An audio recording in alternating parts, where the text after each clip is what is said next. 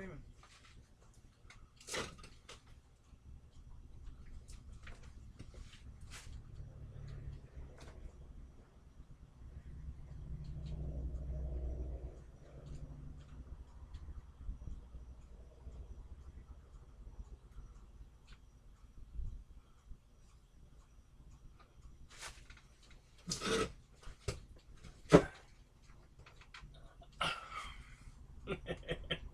Well, this is probably not going to work so well. Maybe I could turn this around.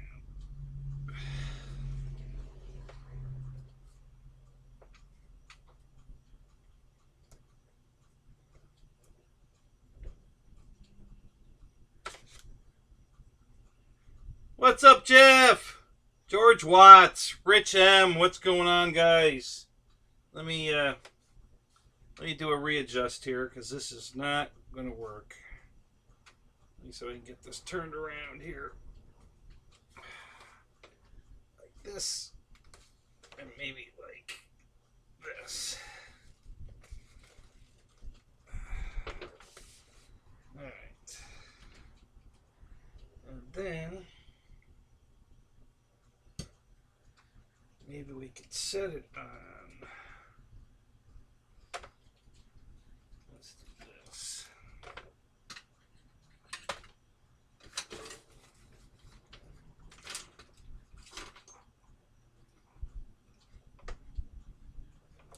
And hang on, guys. I'm adjusting, and I can't read the chat at the moment. Will this sit down? It will if I set it on something. Let me set it on something. Oh no, we're getting not enough material to stream a smooth stream message already. Oh yay. Alright, let me do this. This will work. I'll just set it on that. Okay. That still doesn't work. I can't see the damn chat. I'll just have to look around it. Let me move over to here a little bit. We'll go this route. Maybe we can see it then. Close enough. Alright. So who did I miss? What's here? Michael Reitza, what's up? Randy, Rando, Yoho, what's up? William, Shadow Ops, Joseph, Pilot Jerry, hey, what's up? Wild Bill. Alright, so, hi PA. Eric's saying hi to the airplane. Oh, yeah, you don't want to hurt the airplane's feelings, so. Looks like a Husky. No, almost. This is the FMS CUB, the PA-19. I've had it for quite a while. I actually bought it. It got here while, well, Flying Time, Tim, was here. This showed up. I've been flying the crap out of it. And I thought I'd share it with you tonight. So, Skyblazer, JCB. Who else? Who else is here? I think I said hi, William.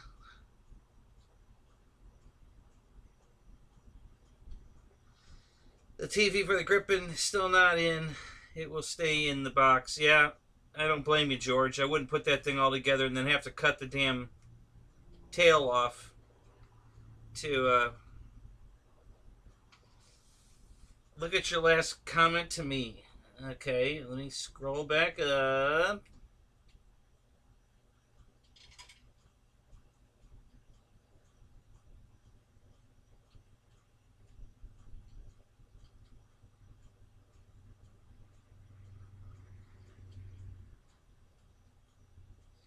Oh, between this and the EC 1500, you're going to have more fun with the EC 1500. And I am not knocking this plane at all. This plane's awesome. But the EC 1500 with dropping parachutes out of it and how good it flies and everything else. It's twin engine. It's got a longer flight time than this on the same battery. Yeah, between the two of them. And it was on sale. $100 off. So, yeah, that was the right call, buddy. We made. You can buy this. This is. Listen, guys. This is $249 with floats. Plug and play. Comes with a gyro. It's an interesting gyro. First time I've ever seen a plane from FMS come with a gyro. It has quick remove wings, guys. So they they just pop off like this. Okay, I don't have the screws in it. There's 3 screws per side. One that holds the strut, and 2 on the wings. But it just comes off like this. And there's this plug right here. Okay, and you know it just plugs into the wing right here. So all the lights and the flaps and the ailerons and all that just plugs in. As soon as you put the wing on, it just plugs in. So it's awesome. I mean, it's as much as I really like the Husky, this plug-in wing deal, boy, it was definitely that's what swayed me to go this way instead of the Husky. I can't tell you how much I love these plug-in wings. When you get to the field, you don't have to fart around with, trying to put this thing together. It just, that's it. And there goes my soda. And there goes the airplane. Oh, what a good night that's been. Alrighty. Okay. So, alright. Well, that's making a mess.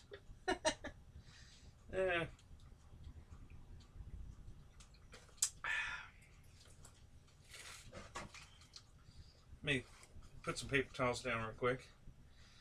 See if I can clean up this. I almost saved it. Came real close to saving it.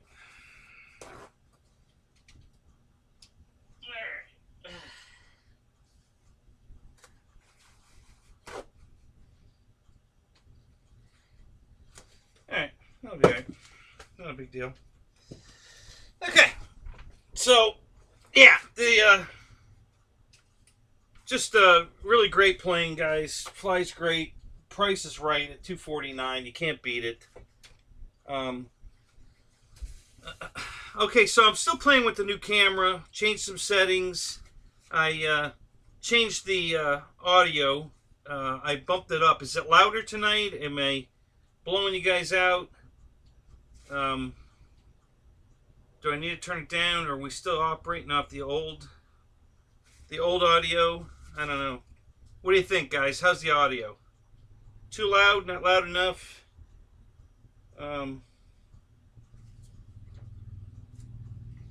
Maybe I could do... If I could get it up that high, that would... Alright, maybe we'll just do this.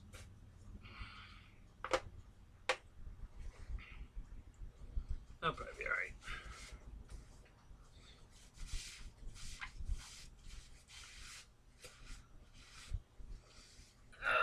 Tara, what's up, buddy? Jackson RC, what's up, man? How you doing? Let's see who else is here. TNRC's here.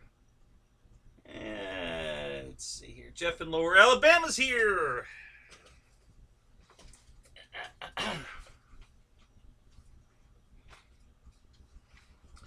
Yeah, I almost had that saved.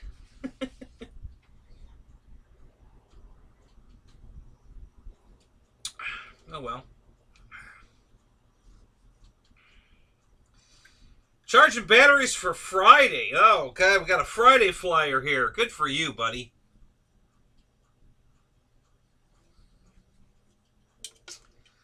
I got a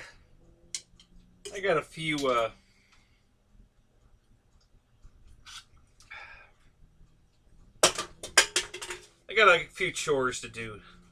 Dennis Farley, what's up? Yep, Dennis, me too, man. Can't wait. Very excited. Can't wait till you get here. Looking really forward to meeting all you guys that are coming down. It's going to be fun. So yeah, guys, I really love this airplane. It's very fun to fly. It looks great. It flies great.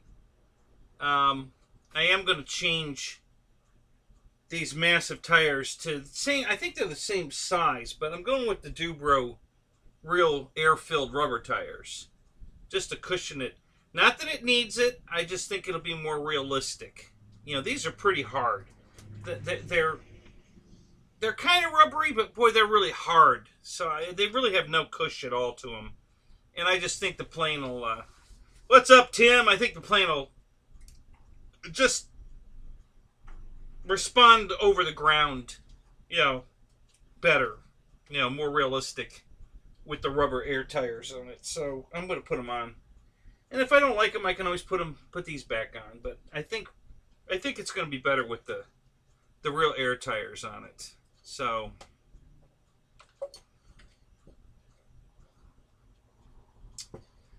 but Eric, getting back to you, absolutely you made the right choice, because that was on sale, $100 off. And this thing is always $249. Actually, I paid $228 for it through a different source. And you know, so this plane is so reasonably priced for everything you get. You know, this suspension landing gear, the lights, flaps, the gyro that you can turn on and off, and when it's on, it couples the rudder and the aileron automatically and puts it in flight stabilization, basically safe mode. You know, at auto levels, and then when you make a turn with the ailerons, it couples the rudder automatically, and then when you switch it off, it still has AS3X, for lack of a better word, but there no safe. The safe's off, the coupling's off. It's aileron, rudder, and it's just really cool. It's a cool airplane. It's a lot of fun to fly. I was playing. I went through 3 battery packs. It did nothing but takeoff and landings. And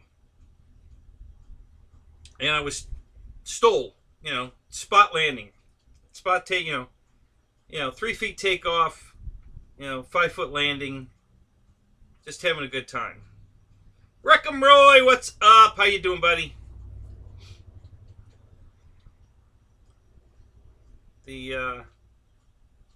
So how many we got in here? We got 24 in here, 11 likes. Don't forget to hit that like button, guys, like I always do. Until one of you remind me, I always forget. So thank you guys for reminding in everybody else's chat, because I never remember to do it. I don't know why I can't remember to do that. Alan, what's up? We just talked a little while ago. How you doing, buddy?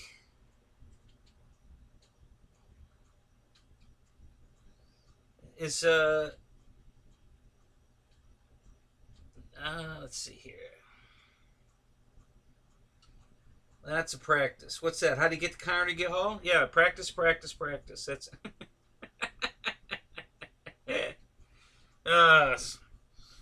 so anyway.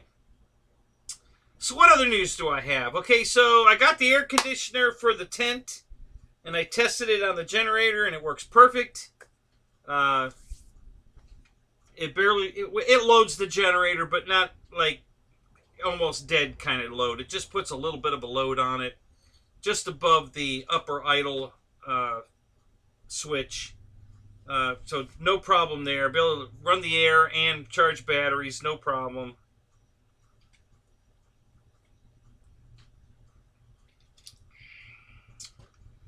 Admiral receivers are lemon receivers, and you know, I guess they're okay. I've flown a bunch of planes out of the field that belong to other people. They seem to work fine. Pretty easy to set up. You know, the gyro and everything in it. You know, pretty easy to set up. Pretty easy to change it if it's going the wrong direction. You know, it's a good unit. They're pretty good.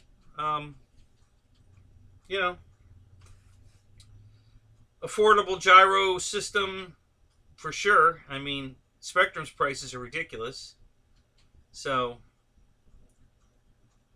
George, what I went with is I bought a Toshiba unit, and it's 8,000 BTU, 12,000 BTU. I don't know what the numbers mean. I mean, I know what the BTU number means, but I don't know what the difference is between the 8 and the 12. Under what conditions? I don't know what exactly that means. all I know is the generator runs it just fine. It blows nice and cold, and it's going to have no problem air conditioning the tent. So if we have a hot weekend down there, we're going to have some very comfortable tent area to sit out of the sun and in the cool air.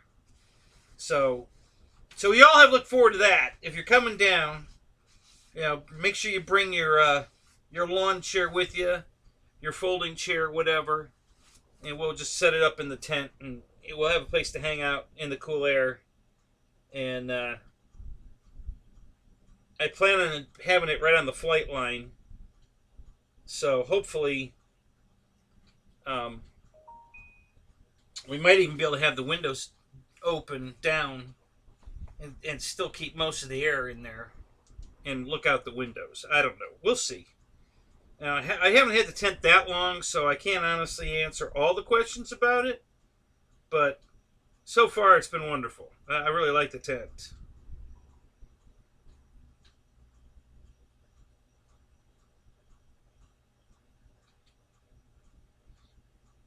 All right, well, share.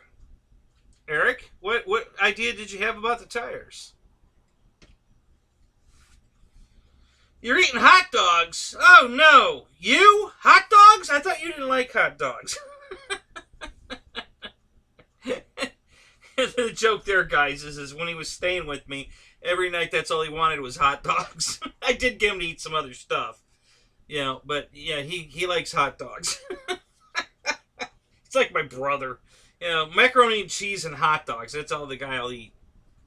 He's graduated from that a little bit, but he's still kind of particular. I'll eat anything. Doesn't matter to me. If food's food. So anyway, yeah. So the air conditioner came. Minor damage. No big cosmetic damage. It works fine. I haven't decided if I'm going to bother to make a claim on it or not. Probably not.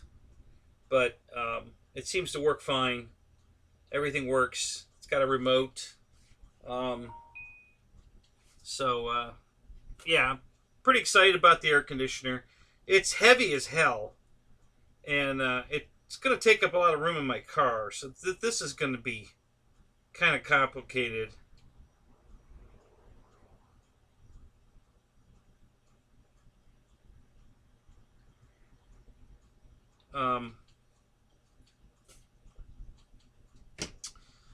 I might end up renting a U-Haul for the weekend, just to be able to bring more planes and the air conditioner and everything else. The air conditioner is going to take up some room in the car. I think I can work it out where it really isn't going to diminish how many planes I bring, but it'll diminish maybe which planes I bring. So we'll see. I'm going to do some testing here, probably Sunday, because I get my new RV8 Sunday. And I got the night version, and I highly recommend you guys coming down. If you've got a night version airplane, bring it, because I have a feeling we're going to be doing a lot of night flying. I kind of know some of this crew, and I know how they think, so there'll probably be a lot of night flying going on. My RV8's a night flyer. I have a couple other night flyers here too that I'll probably be bringing. So yeah, we'll have some end of the evening fun going on for sure, for probably many hours, I'm guessing. And then I don't think anybody's going to get any sleep.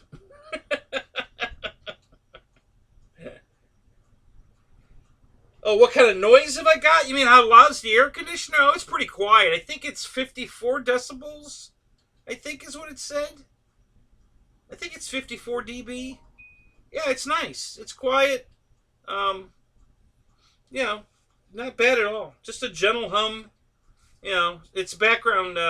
It's white noise. And if you guys listen, if you guys are having trouble sleeping, I have some interesting. Oh, Dana's here. Hey, Dana. Go to YouTube, fire up. There's a whole shitload of videos out there. Black screen, which it literally turns the screen off on my TV. It doesn't just go to black and it's got that, you know, backlit glow going on. It shuts the screen off, so there's no light coming out of the TV.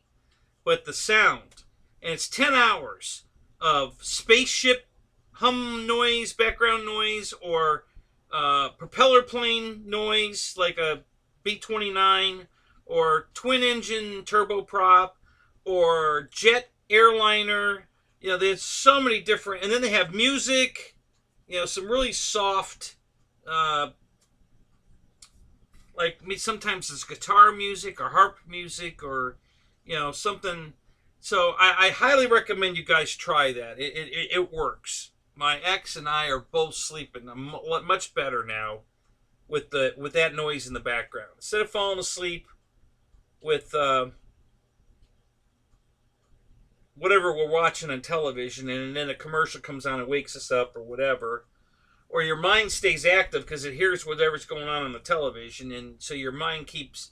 Now we're dreaming because we actually, with the white noise going on, it puts us to sleep, and our brains rests because we're not listening to what's going on the television, and then we dream, and we're getting much better sleep. So if you haven't tried it, try it. Don't give up the first night. Try all the different sounds. The prop noise, the jet noise, rain. There's rain and thunderstorm noise. Fireplace noise, if you want to do the fireplace thing. Most of them have a black screen available. If you click on that, on my TV, it actually shuts the screen off. It goes to dim to black, you know, where it's backlit black, and then it just shuts off. The screen goes away, and you just hear the sound, and it's pretty good.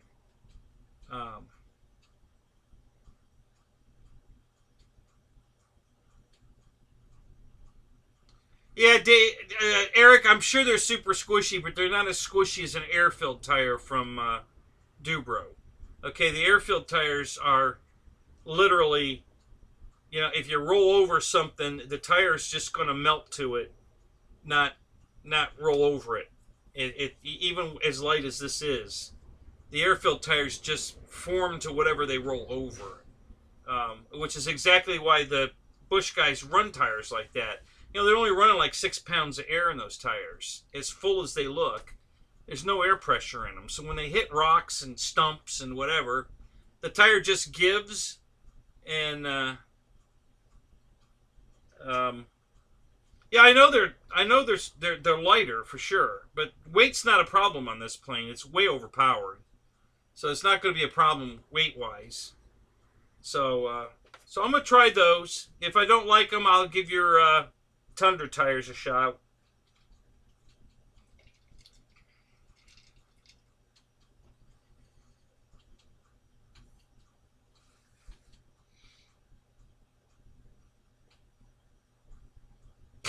Dana. Fluffy planes?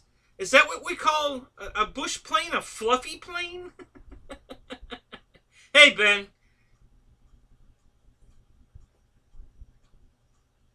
Oh, you got the Cherokee coming. Cool. Hey, did you check out the push rods and everything on the Albatross? What'd you find? Anything? I sent a message to my guy, but I haven't heard back from him.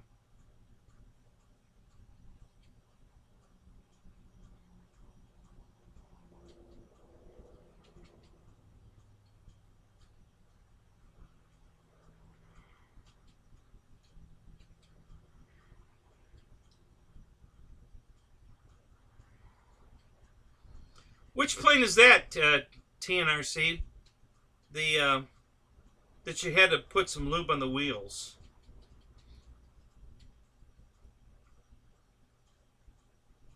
Not going to night fly, Jeff? Okay. You might change your mind. maybe one of us will hand you a radio and say, here, try it. I think you'll like it.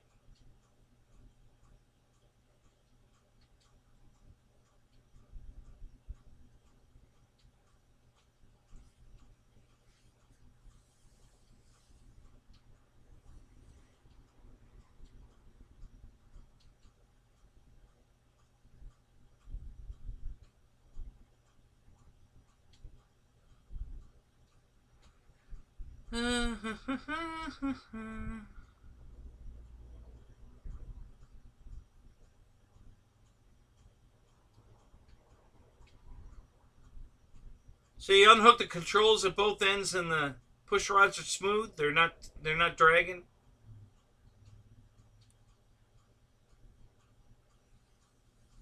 There you go, the Night Timber X. Yeah, that's. I might be bringing one of those myself. I just converted one to that, so I'll probably be bringing that myself.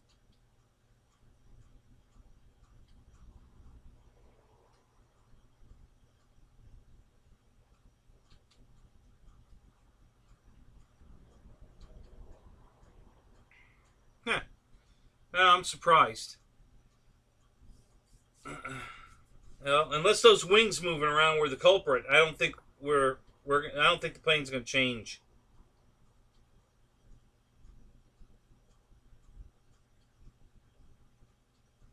Nope, no extra cost, Dana. That comes with floats. $249 or less, depending on where you buy it. Comes with the floats, no extra cost. Comes with a gyro. It's got lights, flaps. Yeah, just an suspension, landing gear, pretty heavy duty. Yeah, it's just a great airplane, guys. It really is. This is a really nice airplane. I know Air Marshal's looking for something like this. They were talking about it in the stream the other night, and I'm very happy with this plane. I like it. Brian Chambers, what's up? Good to see you, man.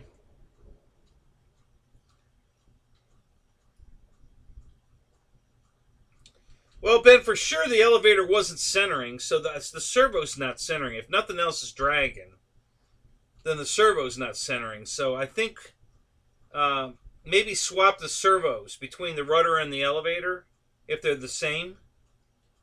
Maybe just swap them out and see what happens, because it's definitely, the elevator was definitely not centering exactly. So instead of coming back out without making any changes, let's change a few things and see if it makes any difference. So if those servos are the same, swap them, and we'll try it again and see. And then if that don't work, honestly, I don't even think a gyro is going to work. The way this plane behaves, I don't think a gyro is going to fix it either. It just isn't behaving right. I mean, a gyro would definitely help, for sure, but it's not going to cure the problem unless you're going to fly it around safe. And I don't think you're going to do that. So yeah, I don't think. But yeah, at least try that. Let's try swapping the rudder and the elevator, or elevator and an aileron, whatever servo you can swap it, and we'll try that.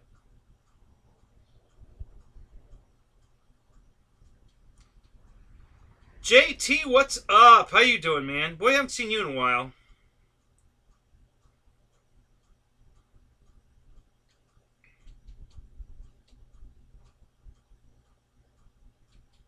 Yeah, Dennis, the floats are.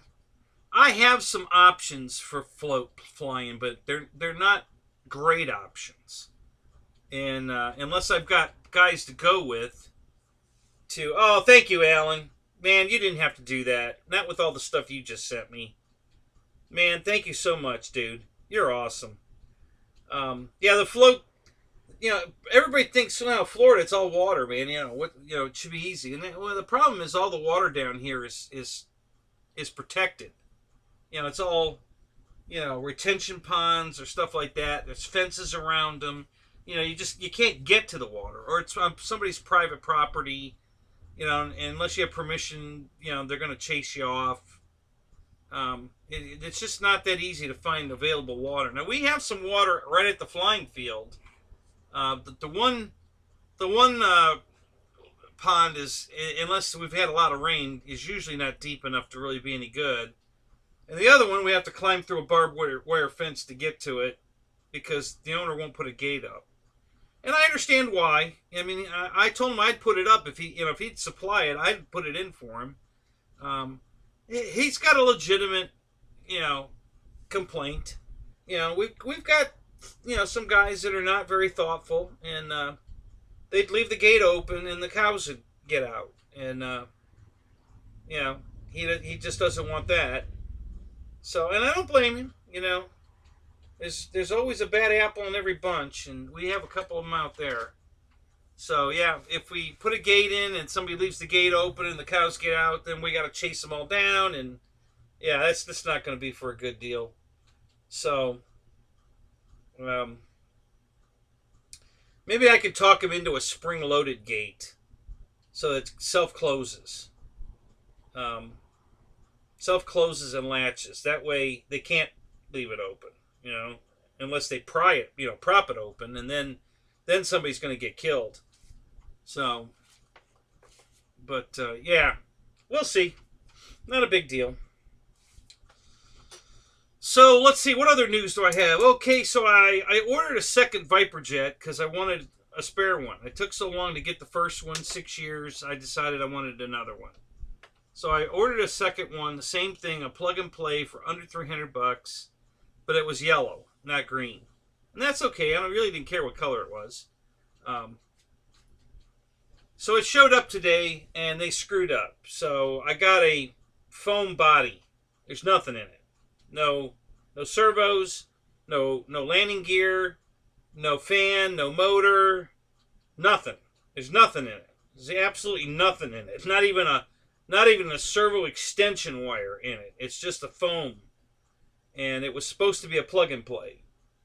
So now I got to contact Banggood tomorrow and find out how they want to do this. I hope they'll just send me all the bits. I'll put them in. I don't want to send it back.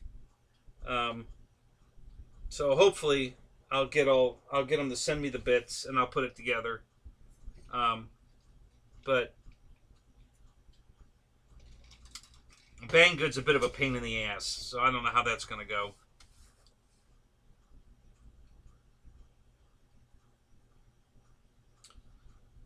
My woman is plug and play. Yeah, she is. Absolutely.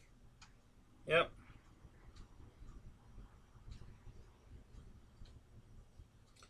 Right now, Dana, the best price I've found on the plane has been at Banggood. Yeah, and it keeps changing week to week.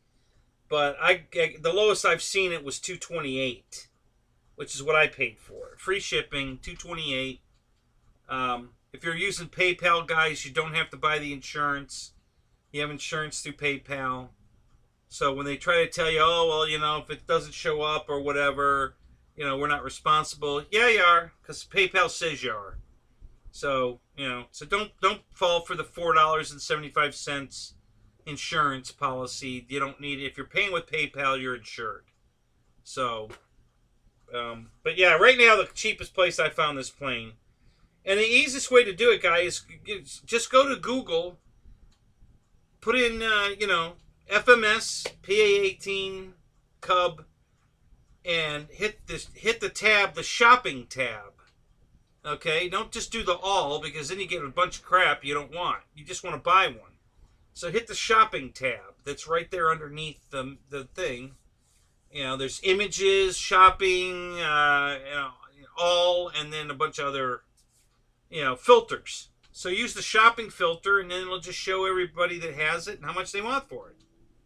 And, yeah, $228 is the cheapest I've found it at Banggood. And then, on top of that, I think I got that honey app I told you guys about. I think there was a coupon for honey as well. I think I got an extra $15 off of it from that, I think. So,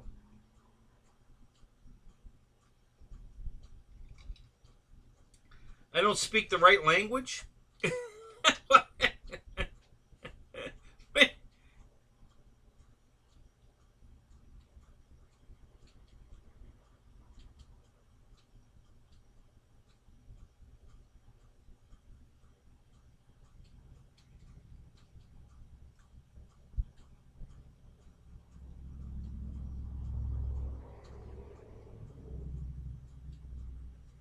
Yeah, well, we've got, there's a gator in our water. And I've been flying, the girl I did the plumbing for in Orlando, or Kissimmee, she lives on water, and I used to take my plane over there all the time and fly it. And there's a gator in that pond too, and he don't give a crap. I mean, he was watching the airplane, but I'd taxi it over to him, and he'd just go under the water or swim away. He didn't give a crap. You know, he knew it wasn't lunch, so he didn't try to bite it or anything. You know, this doesn't look like food to him. You know, gators are only interested in something they can eat. So this doesn't look like something to eat, so he wasn't interested. And the gator we have in our pond's the same way. He's not interested. So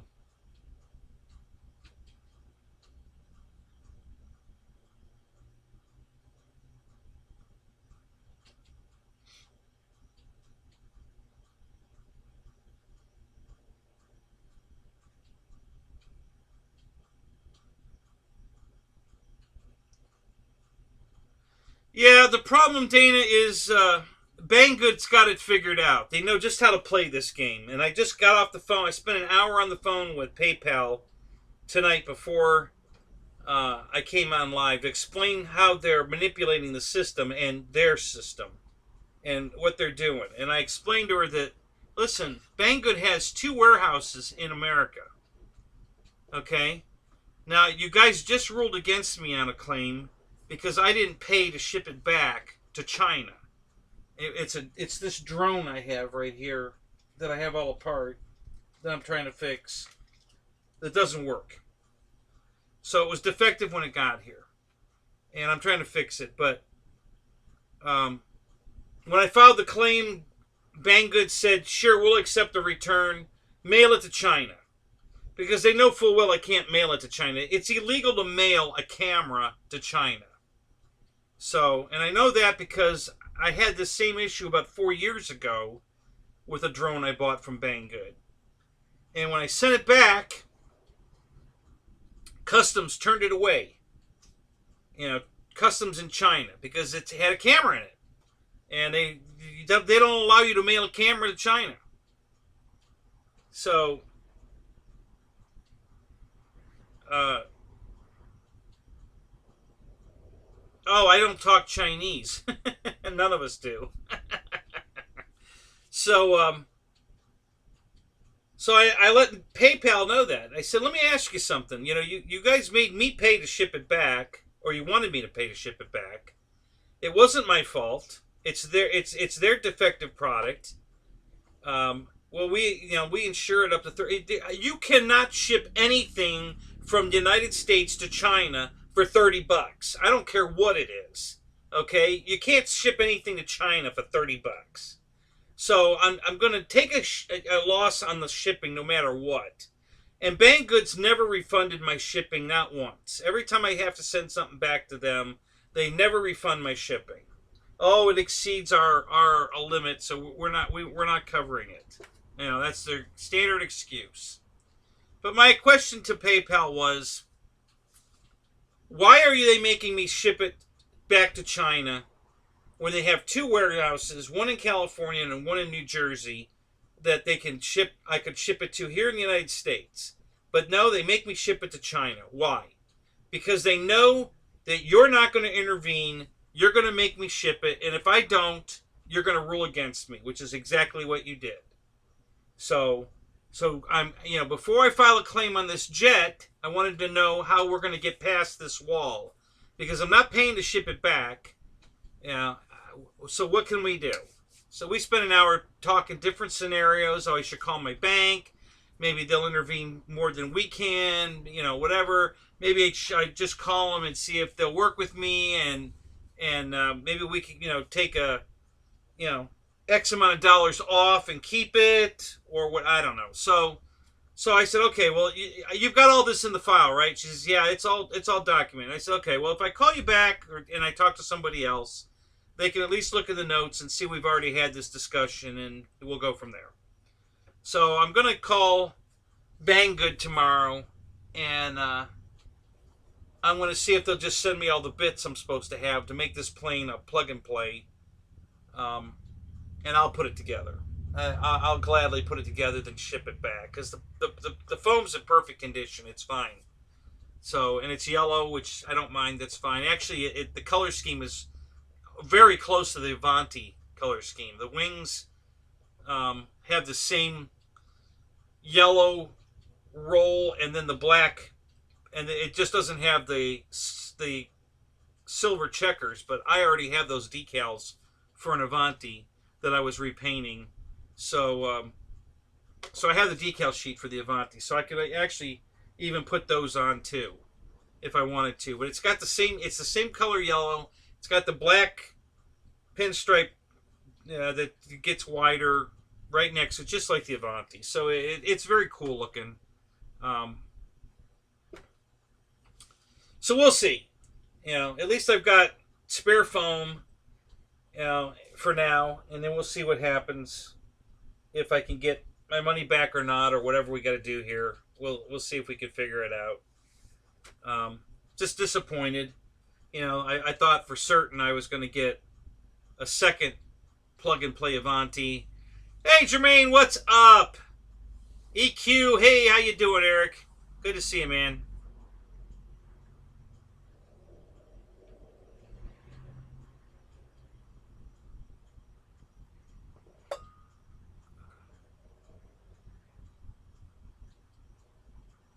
Who are we talking about? Who haven't you heard of, George? Let me back up here. Oh, AliExpress? Yeah, horrible. Horrible place to go buy anything from. Horrible. It's kind of like a UK eBay, kind of. Or Amazon. But it's poorly run. The sellers on there don't have any responsibilities whatsoever. I bought my ASW28 glider from AliExpress, and it was so much foam damage in the box because they shipped it. They didn't put it in an outer box. They just left it in the regular display box.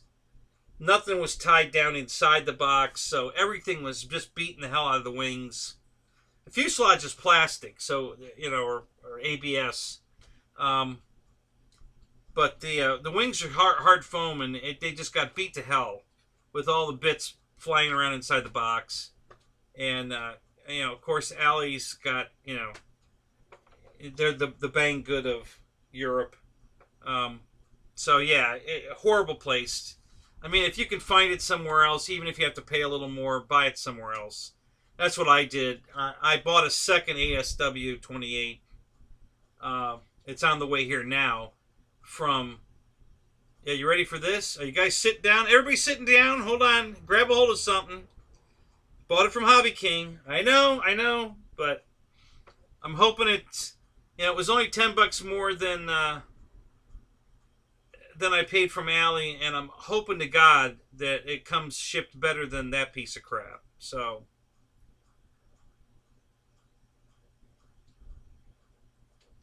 So, Tracy, you got a ASW17, huh?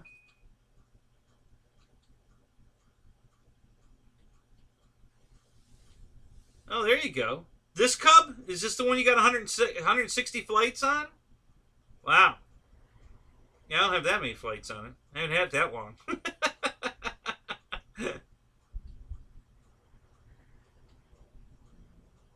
So,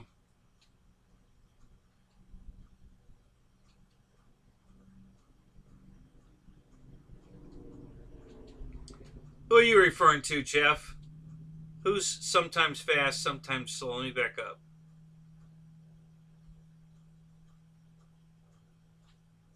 Oh, lemons themselves? Okay. Yeah, I've never bought a lemon receiver. Like I said, I've flown a bunch of them in other people's planes, but I've never bought one.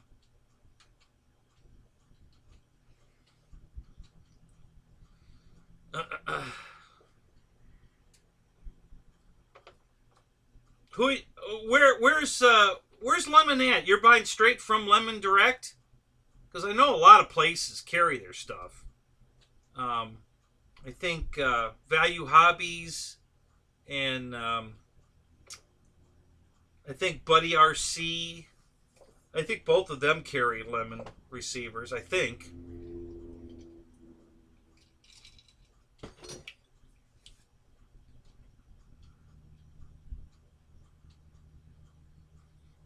right from the Lemon website. Huh.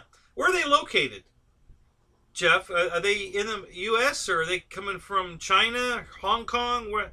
Where's that stuff coming from?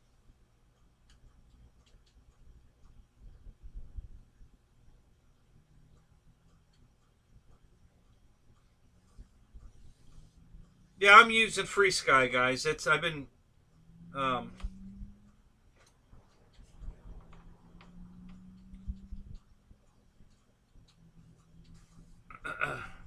it was the best bang for the buck at the time. Now, now that Jumper and Radio Master are on board, those are the best radios money can buy right now. Even for you Spectrum guys, because the Jumper and the Radio Master radio already have the Spectrum protocol in them. So you can still buy that transmitter and keep flying your Spectrum without adding any money to the plate at all. You know, these radios are $150, 16 channels. They've got the Hella gimbals. I mean, it just, you know, you just can't buy a better radio for that kind of money. It's crazy. You know, it's absolutely crazy. And they're just in a big fight with... Listen, I'm tilting the wing like this so I can see the chat window on the TV over here. This plane's too big. It barely fits on my table, and it's kind of in the way of my TV. So I can see the bottom of the screen, but if something scrolls up too fast, I got to tilt the wing a little bit so I can see what I missed.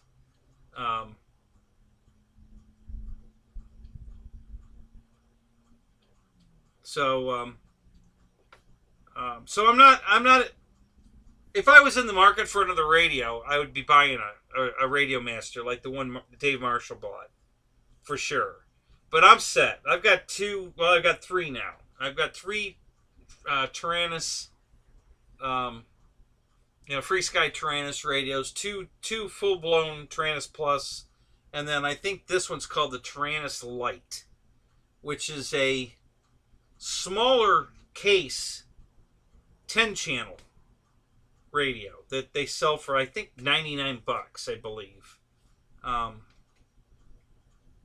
Probably to compete with the little Jumper radio. And this one, this particular light, the little one, it has the new Axis instead of the Accent protocol. So if I'm forced to buy new receivers under the new protocol, I have a radio that will fly them. So that's pretty cool. Yeah, that's not a bad idea, Dennis. I guess I can always put it back on for demo purposes. But yeah, let's just take the damn wing off. God, it's nice to have somebody in here with brains. How come none of you other guys thought of that? How come I didn't think of that? Yeah, let's just take the damn wing off. There you go. Now I can see it. Look at that. Perfect. Yeah. Wow. Genius. Thank you, Dennis.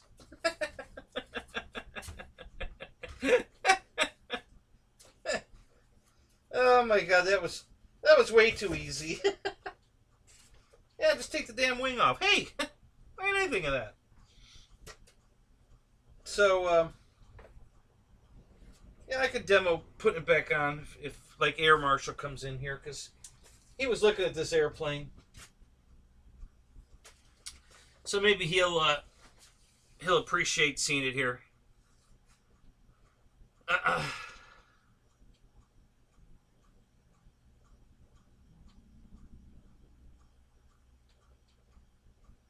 Yeah, I knew that, Eric. I thought you already had it. You haven't gotten it yet?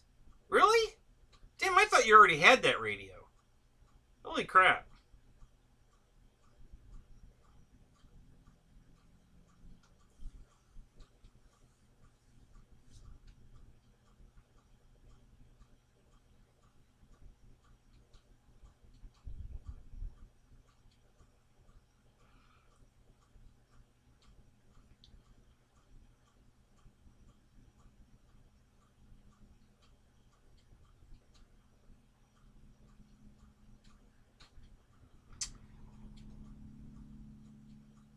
What did you buy, Dana? Did you buy a an F-35? Is that what you bought?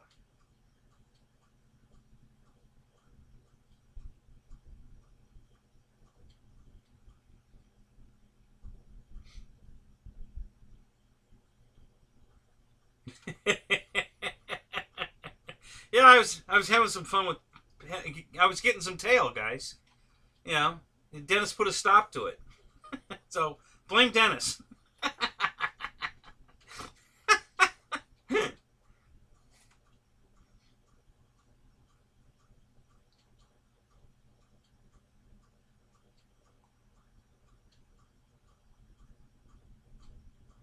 Oh, you bought a Radio Master. Gotcha. Yeah, you're gonna love that radio, man. That thing's awesome.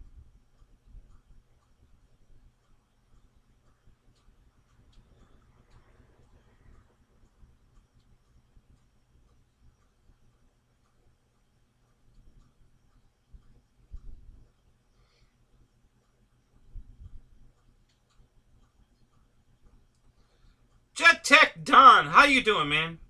Welcome to the show. How'd you hear about us?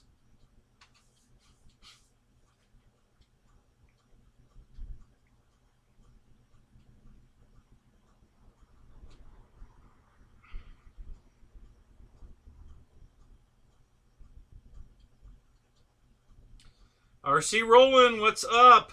Good to see you, buddy.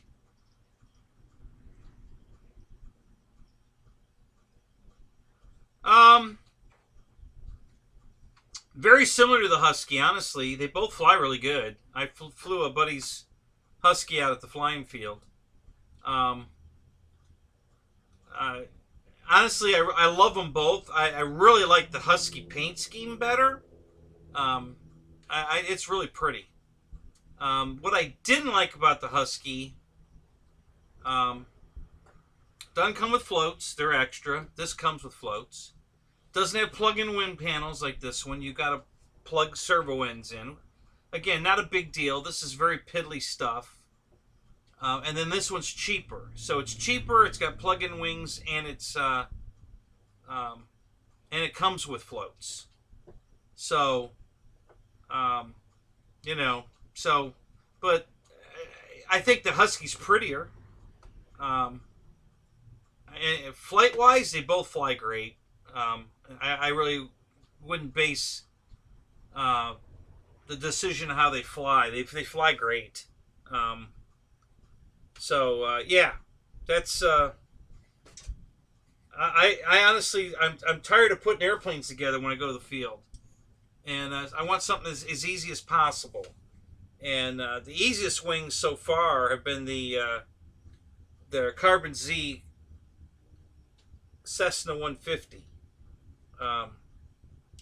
That's the simplest airplane to put together at the field. But this is a close second. The wings plug right on, you know, but you do have 6 little screws you have to put in.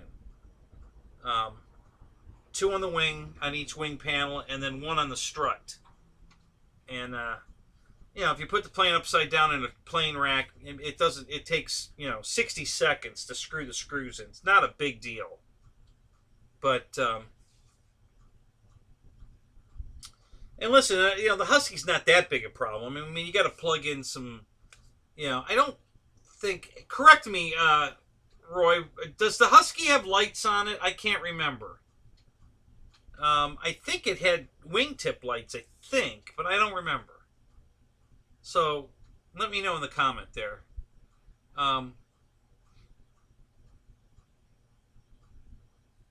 So yeah, it was a real close call which one I wanted to go with. Honestly, if I hadn't have found this on sale for the 228 with floats, I might have swung the other way. It was that close. I mean, you can't go wrong with either one. Oh, the Husky has lights. Okay. I thought it did, but then I would, you know, so that's just another wire connector you got to connect. I really love these plug-in, you know, one plug-in light wings, you know, where the light, the aileron, the flap, retract if it's a low wing, retract plane. It's all on one plug, and you just plug it in, and you're done. I really like that feature. It makes it, when you have to take the wings off the transport, it makes it so much nicer.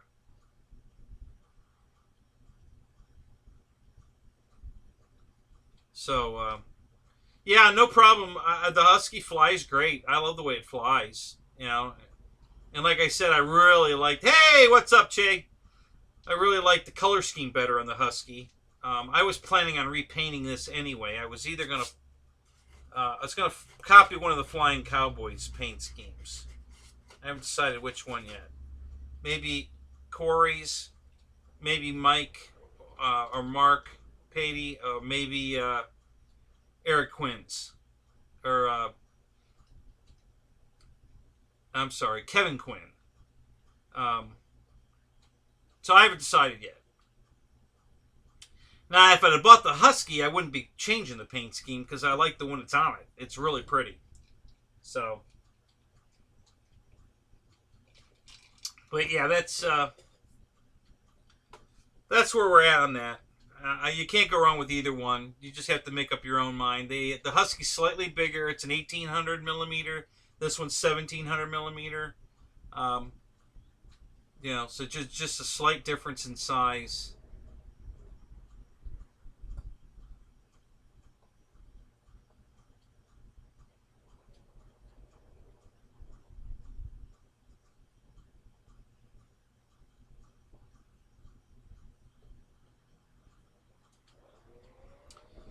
Good advice, Dana.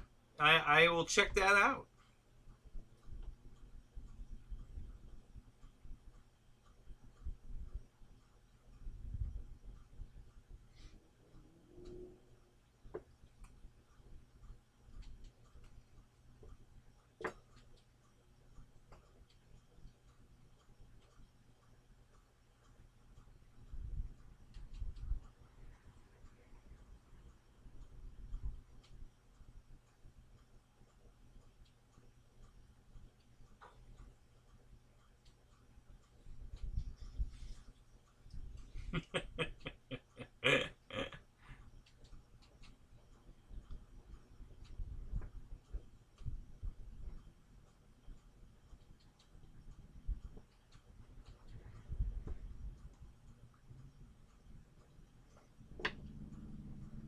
The wingtips are different on the Husky. Are they? Do they have cuffs on the end? Is that what's different on the wingtips? I can't remember. It's been a while since I flew the guy's Husky.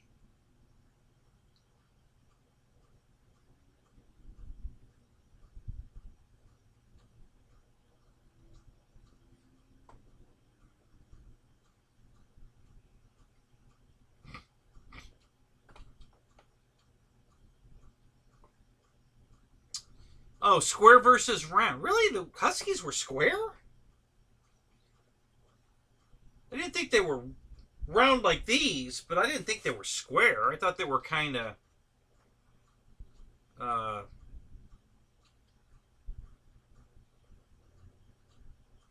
don't know. I don't know how to explain it, but yeah.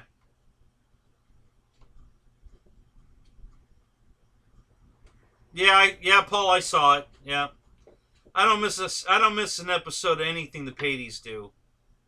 You know, that's on my high alert watch list. Yeah. Yeah, so he started up Scrappy. Holy crap. So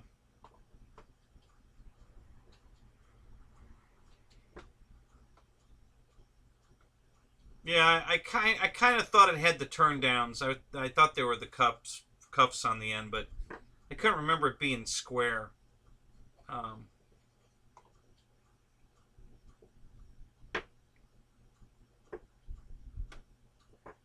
Yeah, the Husky's a great airplane, guys, especially when they put it on sale.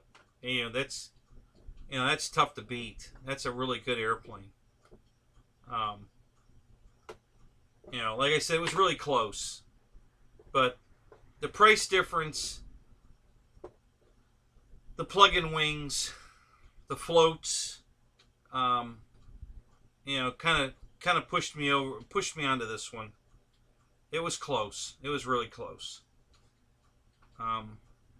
You know, at the time, I had my heart set on painting this Corey Robbins color scheme. So I just thought, well, this one will be easy. I could just pull this decal off the fuselage, and then I can just paint it. And so we'll see. But yeah, I'm not sorry about it. I like it. But yeah, if you guys like the Husky, man, I can't. You know, I can't turn you away from it. It's a great airplane. I'd buy it for sure. You know, between the two of them, you know, it's a toss-up. Whichever way you want to go, you can't go wrong. They're both great airplanes.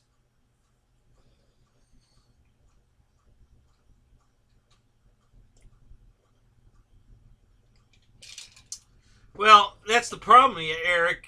Even on sale, this is still the better buy because it's still cheaper than the Husky, even when the Husky's on sale, and it comes with floats. So, but, you know, it's close enough that it, you know, at that point, I wouldn't say the money's the issue. You know, it's, you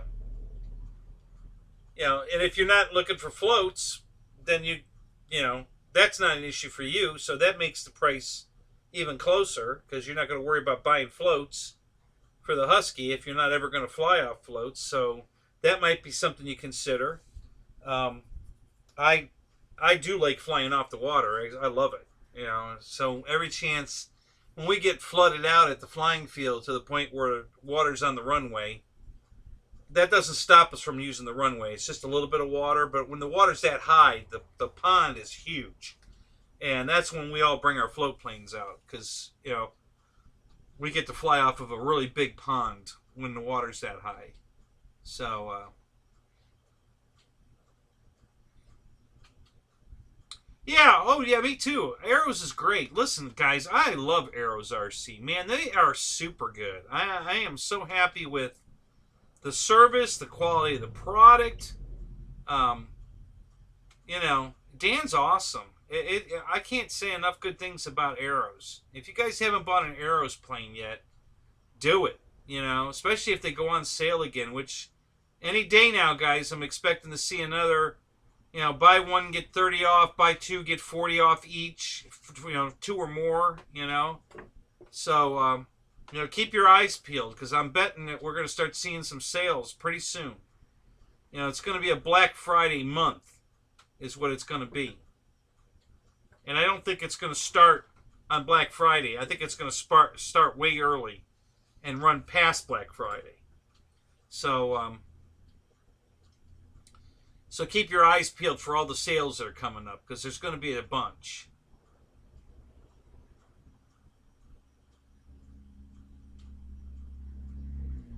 Yep. I knew the Kingfisher came with floats. That's a cool plane too. I like that one.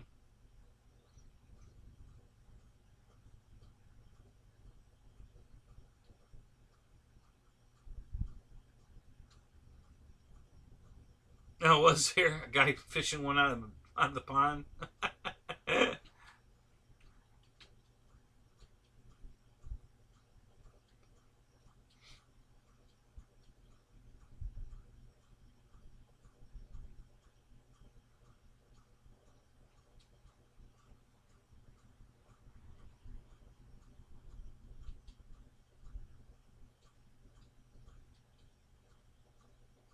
Yeah, that part I figured out. I didn't think he had a fishing rod out there. You know, I had to take my clothes off one day to get mine out of the water. It was, yeah, it flipped upside down. I couldn't get it back. It was, see, the problem on the pond I don't like, the one that's easy access, it's got grass growing up through it. So, you know, when you're talking about a foam airplane, you know, a blade of grass growing through the water is enough to stop its progress. So it gets hung up in the water and then you're screwed. So,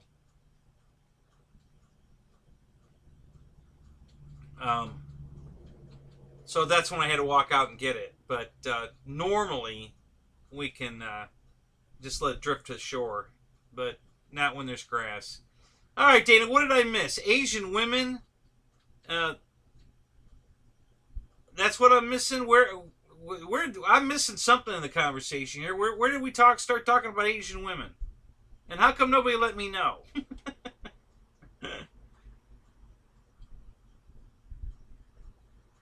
I definitely want to be in any kind of chat that includes Asian women.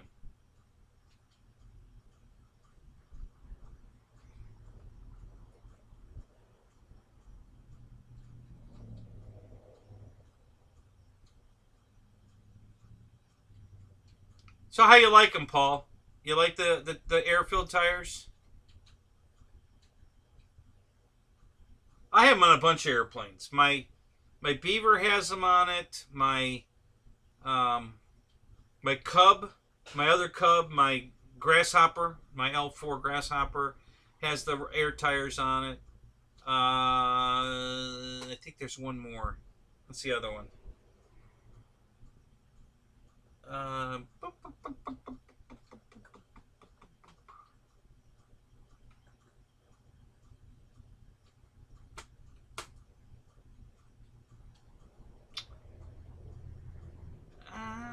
I was going to say my Timber, but I don't think that one does.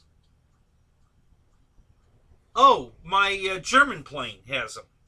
That German observation, the Do 27 German plane. That's got the air-filled tires on it as well. So yeah, so I have 3 so far, and then I have a set of for the 4th. I'm going to put I bought a set of air tires to put on this, and they'll be on here. Actually, I like this plane so much at that price, I bought 2 of them. So one of them's going to be on floats permanently, and one's going to be on the wheels. So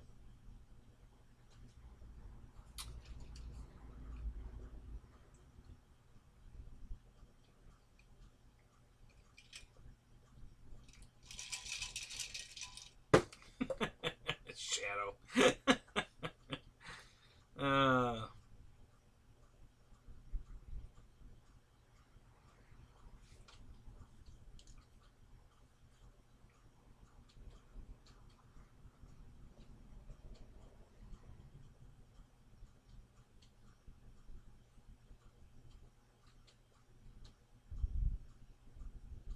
Yeah, our water's too shallow and too small to bother with a boat. You know, the water's only a little above the knee. So, you know, I don't have to get naked. My underwear doesn't get wet. Just take my pants, shoes, and socks off and walk out there and get it. Not a big deal. Not going to worry about it. We're not going to drag a boat out there for that. You know, not necessary. I'd probably get wetter trying to get in and out of the boat than just walking out there and getting it. So, yeah, not a big deal. Now, the other lake or pond, yeah, you know, I wouldn't walk out in that one. It's big. I don't think you could walk in that one. I bet it's deep enough that you'd be swimming. So yeah, I wouldn't try it on that one. We'd have to have a boat for that one. But you know, it's funny too because the owner Bo, he's got one of those paddle boats that's laying in the field, nowhere near the water. I don't know if it floats or not, but I bet we could repair it, make it work. So I'm going to ask him about that this weekend. I'm going to talk to him about that paddle boat. Maybe I can bring it home and fix it. That'd be pretty cool.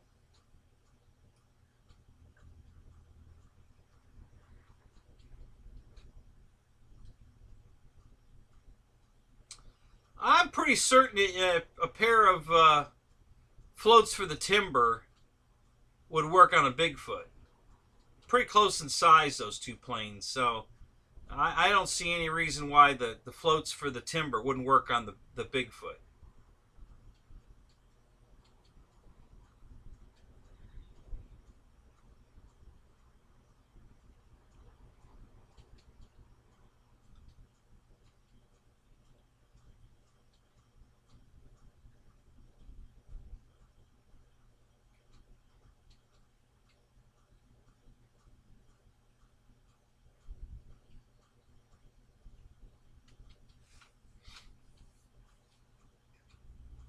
Yeah, the gators are a non-issue.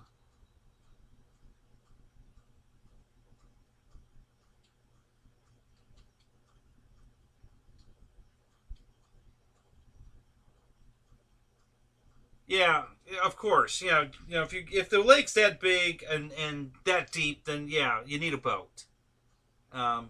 Fortunately, the water we're flying in is very shallow and it's not very big.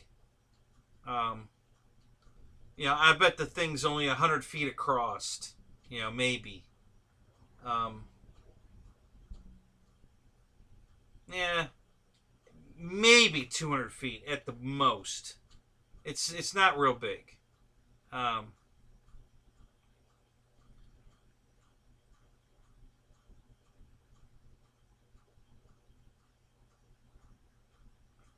yeah, no, the tree is dying. It's a lot of it's dead. The whole top of the tree is dead. So there's a big brown canopy at the top now where all the leaves have died. They're all falling off. Then there's an area that's green, but right where I park, there's a big limb going off just in front of where my car is when I park there, and now I back up, so I don't pull in as far as I used to. I stay behind that dead limb. There's a big dead limb that overhangs my car. That's dead.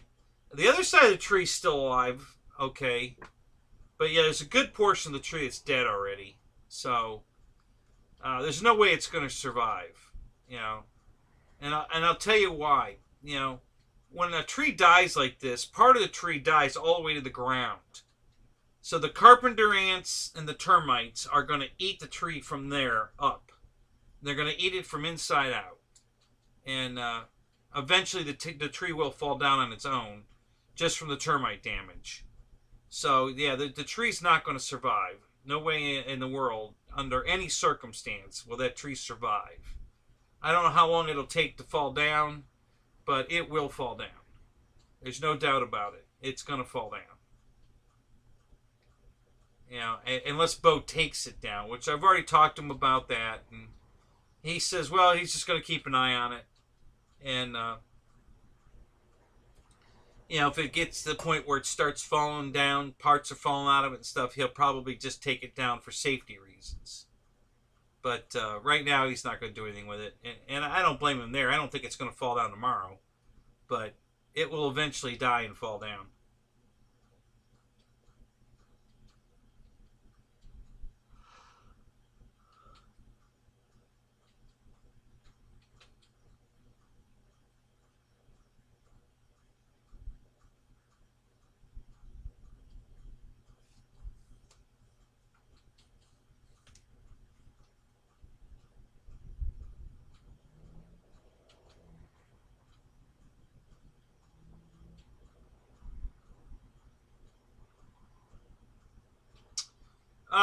I don't know, Tracy. I don't use that that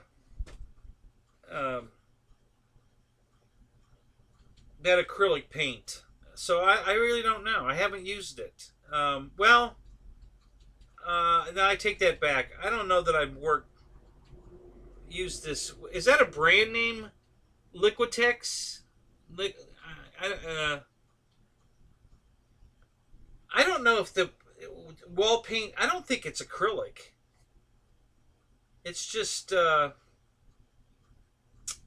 shit. What do they call indoor house paint? I don't think it's acrylic. It's something else. I can't think of the name of it.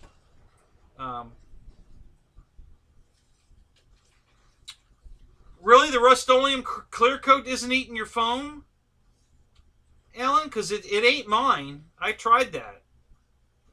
It definitely didn't like it.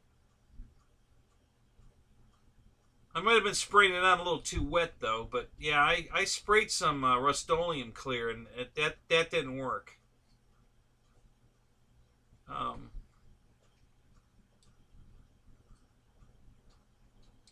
What do you say, Fred Barron? Good to see you, man. So what I've been using is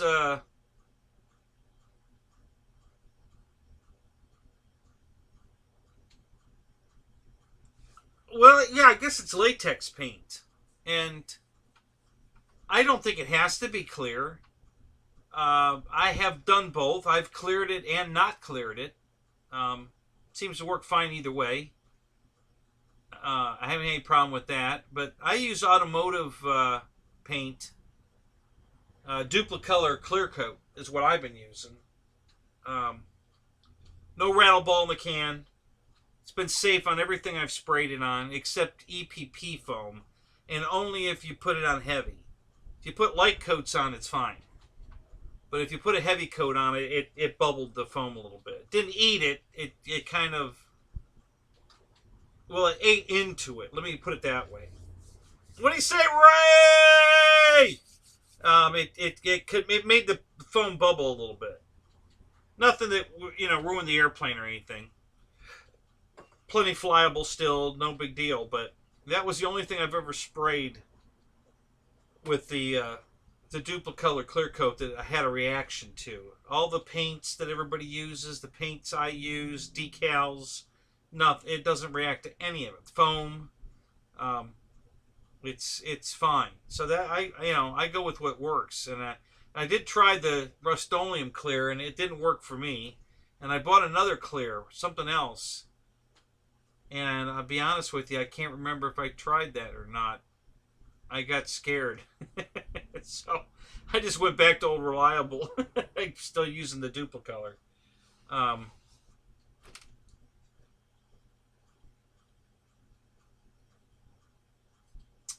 well, that's because the PT-17's already got paint on it, Alan. So yeah, that it probably will work on that. Yeah, and that's a good point. So good. I'm glad you brought that up. Yeah, if you're spraying over existing paint, guys, most of them will work if you don't put them on too heavy and it doesn't eat into the paint that's already there. It won't attack the foam because that layer of color is protecting the foam. So yeah, you can use different clears like that over existing paint. I'm talking about bare foam.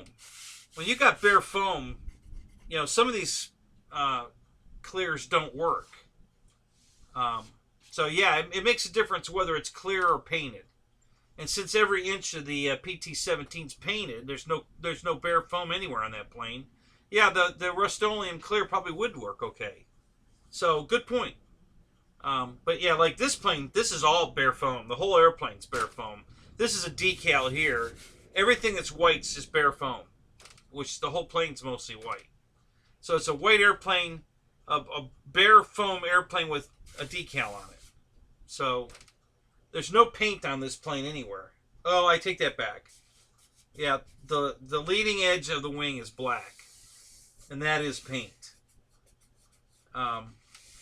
So yeah, the black leading edge is painted. Everything else is a decal. So min wax then paint. Yeah, that might work too. I would assume. I have never used the min wax yet. I know a lot of people have had great success with it. So that's always an option too. You know, I know the min wax works. A lot of people have used that.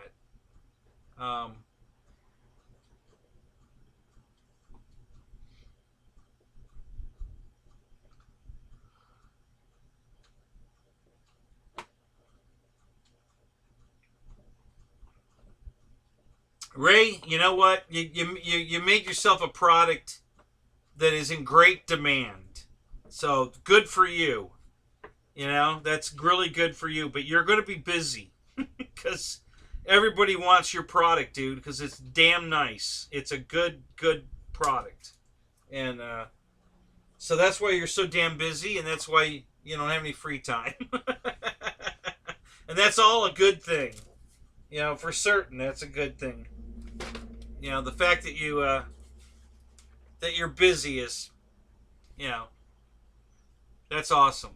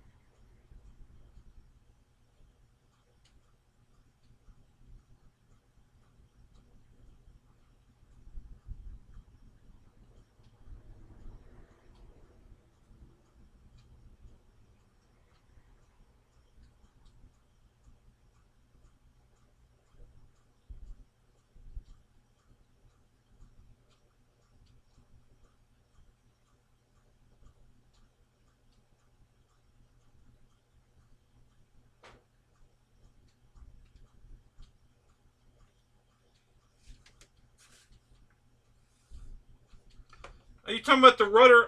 I backed up. Michael, are you talking about the rudder here? The foam tears easy? Is that what you're saying?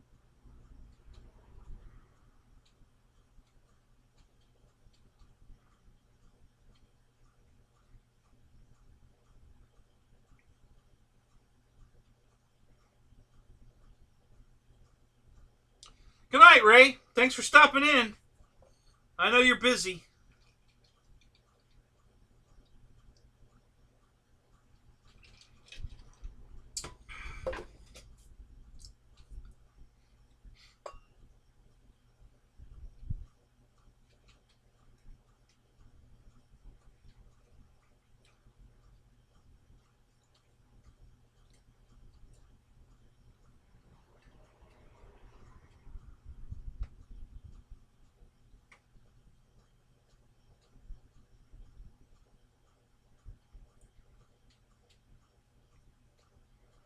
No, what I do in this situation, Michael, is I wait till I tear it off, and then I'll rehinge it with Dubro hinges. I did that with my T28. The bottom hinge was torn, and I had to. The only way I could fix it was I wanted to put 3 new hinges in it. So I was flying the plane one day in a super heavy wind, and on a perfect approach landing, a gust of wind grabbed the plane and flipped it, and it did a cartwheel and knocked the rudder off. And I said, perfect! Now I can put my new hinges in. So I did, and it's fine now. So yeah, I just, when I'm working on a foam hinge, I usually just take an X-Acto knife and I trim off all the little jaggedy pieces, and then take some sandpaper and smooth it flat, and then I just cut, holes and put Dubro hinges in it. So I've had to do that in many airplanes. Sometimes I can even fix one. Like on an elevator, if it's long enough, and the outer part of it is, the hinge that's bad, a lot of times I can manipulate the thing enough to get a new hinge in it without tearing it the rest of the way, tearing the rest of the foam. So I can leave the rest of the foam hinge and then as a matter of fact, I think my Visionaire, I think I fixed the elevator on that very same way. I think the outer edge on one of the elevators is a Dubro hinge, and the rest of it's still foam.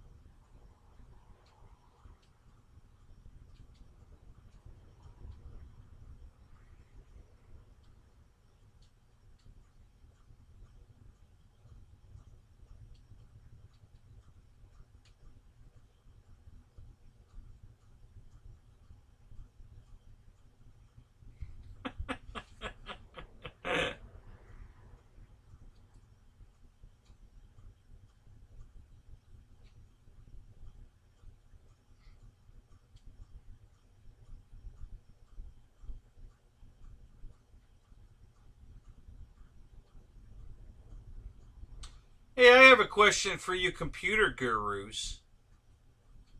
I had something running on I went into my task windows before I opened the stream tonight, and there was something running called Microsoft Telemetry. Anybody know what the hell that is? What the hell is Microsoft Telemetry? Because boy, it was hammering my hard drive, my CPU, and I think I've looked before. I didn't notice that before, but that was something new, I think. But it was just eating everything up to run this telemetry. I don't know what the hell that was. So if any of you guys know what the hell Microsoft Telemetry is, let me know.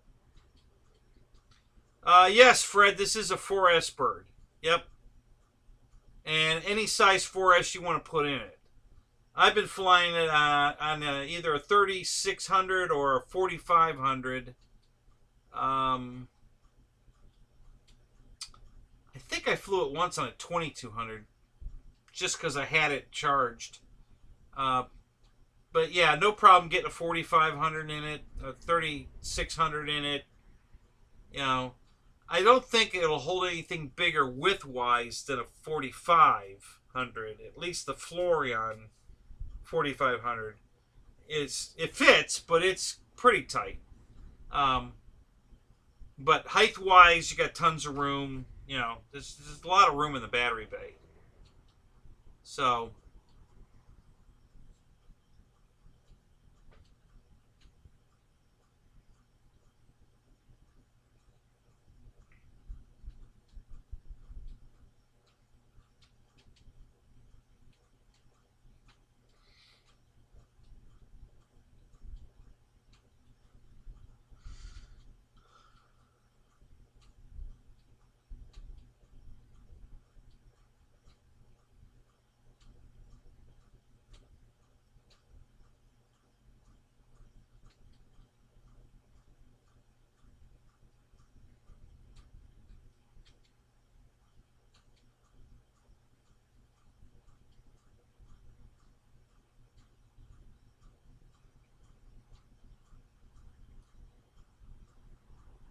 Well, Jeff, and thank you for that. I'm not running Windows 10. This is 8.1, and I've never updated it, and I have updates turned off so they can't update. So I don't, and I don't know why it's on my computer. I don't ever remember seeing it there before, but my stream's working awful good tonight with that crap not running. And I made some adjustments on the camera setting. How's the camera look tonight, guys? This is the new camera. I changed the white balance. I turned all the auto stuff off. So I've got everything set to certain conditions, for lack of a better word. So the kind of pictures I got it set for sport, fluorescent lighting. What else? I don't know. I made a bunch of changes in the camera settings, and then I turned the microphone on the high setting. So I don't know if it's louder tonight or not. So some feedback on the camera would be great, guys, because I'm still playing with it. So this is what the new camera looks like, and I'll flip back to the old camera.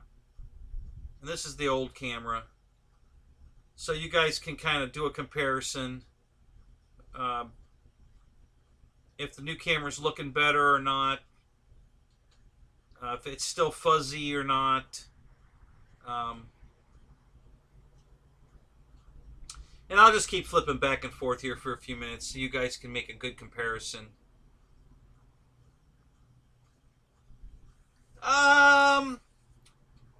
Alan, if you're trying to do a Harrier, yeah, it'll eat a battery for sure.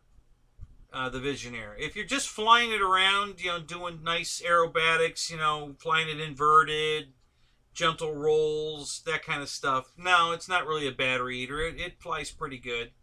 I get 6 or 7 minutes out of it. If you're going to try to hover it, yeah, it's going to eat battery for sure. Yeah, it doesn't have the most efficient motor in it for certain. But, yeah, it flies really good. 2200, I get like 6 or 7 minutes. And I push the battery all the way to the back to get the CG spot on. I mean, you can fly, if you fly it, once it's trimmed, it flies right side up, upside down without your hands off. It'll just fly across the airfield with no hands, right side up or upside down. So and then with an 1800 in it, you kind of split the difference between all the way back and all the way forward, like right in the middle. And it really likes that battery, for weight wise. You know, that's the battery it really performs with. You know, for hovering, vertical, all that. Of course, you know, flight time's going to go down, but you're going to get some super performance out of it for the short flight. So, yeah, it's a good airplane. It's not a QQ. I have a QQ also, and it's not as good as that, but it's pretty damn good. It's a good airplane. At first, I didn't like it.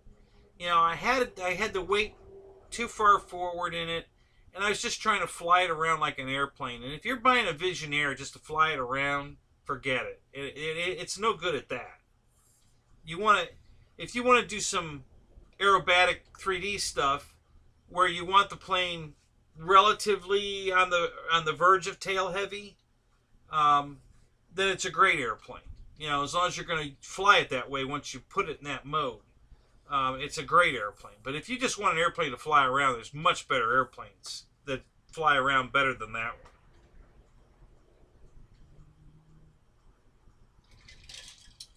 It took me a while to warm up to it. At the beginning, I wasn't very happy with it. It just didn't fly very well. FARMERMAN, what is up? Good to see you, buddy.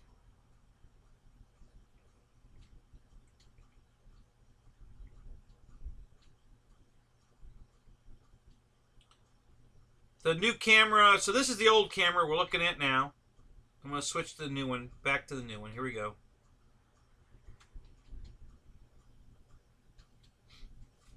So, and again, I'm still playing with the settings, trying to get... I can tell you the color's better on this camera, for sure.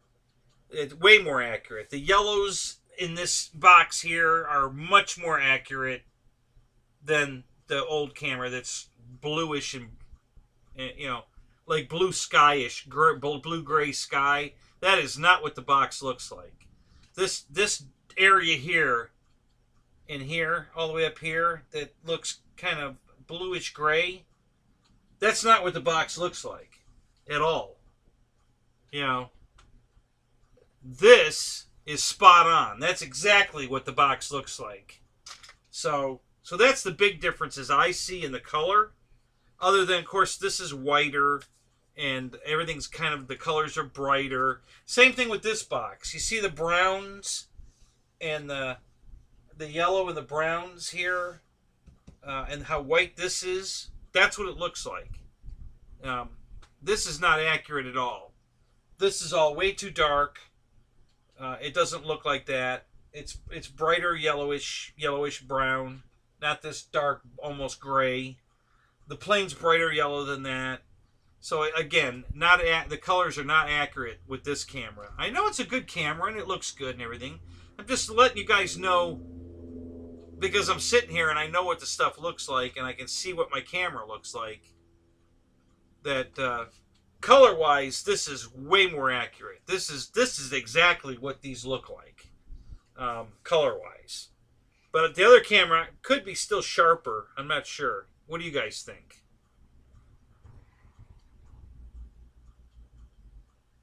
New camera's too bright for you. Okay. All right. I can tone that down. Thank you, Tracy. That's cool. Yeah. That's more the white balance and the I can definitely tone the brightness down. So that's fine. I was trying to get that I didn't want it to get like shadowy, dark looking. You know, so I was trying to keep it bright. But yeah, I can tone that down. So, Alan says the new camera's better. Okay, cool.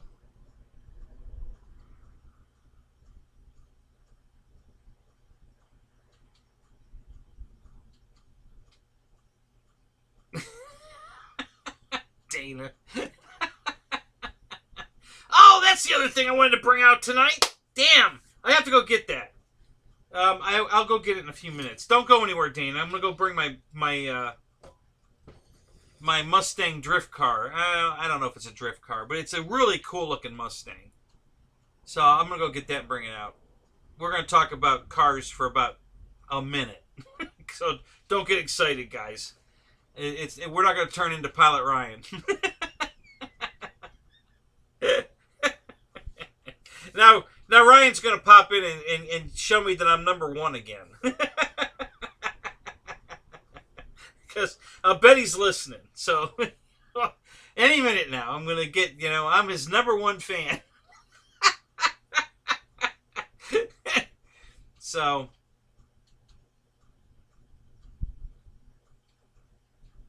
oh, FARMERMAN's had a hard day. Dude, you do work hard. I got to tell you, man. Oh, that's some news. I didn't, guys, I got some more news. Y'all ready for this? Oh, God, I'm praying. Everybody say a prayer for me. I had a job interview at UPS today, and as long as I pass the background check, which should not be a problem, I'm certain I'll pass it, I got a job at UPS. It's just temporary. It's full-time from now till, I think, January, because of the Christmas holiday and all that crap. I have to drive my own car. I get $21 an hour plus 55 cents a mile to deliver packages out of my own car. So I'm on their insurance while I'm on the clock, and of course I'm on my own insurance when I'm off the clock. So yeah, thank you, Dennis. So I'm pretty excited about that. I will make sure to tell them I need the weekend of the 21st off when I report for work. I'll have that weekend off for sure. That Friday, Saturday, Sunday for sure. But yeah, I'm hoping this opens a door for a permanent position there. The HR girl told me that she was really excited to meet me because I'm a rehire. I a few years ago, I don't know, 4 or 5 years ago, I got hired to UPS, but I never reported to work because they were training our trainer. So the guy that were supposed to train us had to be trained by his trainer, and his trainer was in training. So by the time they got to us, it was 3 months. And I had to take a job. I was going to be under a bridge. So I had to take a job. So I took the job, and then they called me, 2 months later, and I said, listen, guys, I'm sorry. I really want to work for you guys, and I would love to come work for you right now. But, I took a full-time position at a company that's not seasonal. This is a permanent job. So I can't quit this to do a seasonal job for another month, for 2 months, and then be out of work again. I'm sorry, but call me next year because I definitely want to work for you guys. And they were real apologetic, and they said no problem and everything. And so the girl today told me, yesterday. My interview was yesterday. She said, "Oh yeah, your file has a great review in it and everything." And I was so excited when I saw it pop up, and I'm like, yeah. So yeah, that was cool. So so I'm in as long as that packs the background check, which should not be a problem. So we'll see how that goes. So that's some big news. And of course, if I get the full-time position there, I think we all know what color scheme's going on my AL37. Just saying. All I'd have to do is show up at work with airplanes in my car. Well, I wouldn't be able to show up at work with airplanes in my car. Well, yeah, I could. Because if I get a permanent position, I won't be using my own vehicle anymore. I'll be driving the brown truck. So, yeah, if I have a DHL yellow AL37 in the back of my car, I don't think that's going to go over real big. that might piss somebody off. So yeah, I better have a UPS AL37 in the back of my car. Thank you, George. I hope so too. I really want. It's close by to home. It's a good place to work. Great benefits, great pay. Yeah, I'm really hoping this turns into a permanent position for me, because then we don't have to move closer to Disney, so I can go back to driving the bus. Um, yeah, this is going to be awesome. You know, and believe me, I would love to go back to Disney and drive the bus. Don't get me wrong. I had a great time. It was a lot of fun. But even at $15 an hour, the pay's not that great. UPS is going to always pay way more than that, especially if I become a driver. Permanent driver. They pay very well. So,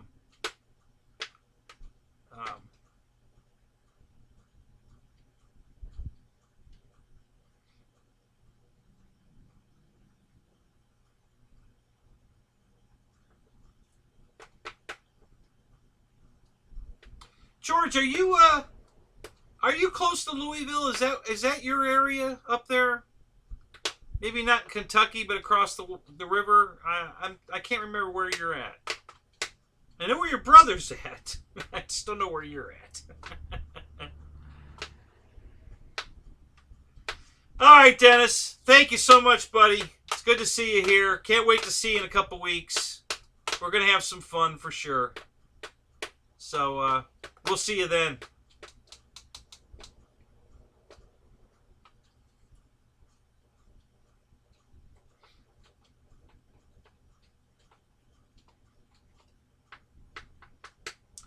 So you live in Louisville, Kentucky, George?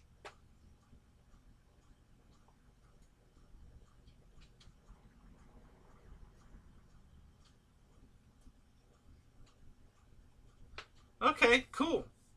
So that flying field across the river is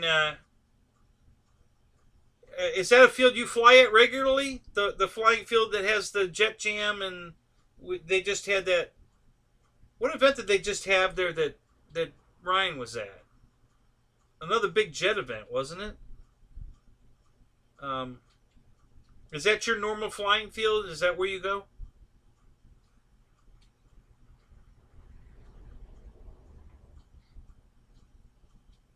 See, Flying Time, Tim, he lives right there too. He's right there. I mean, you guys have neighbors, literally.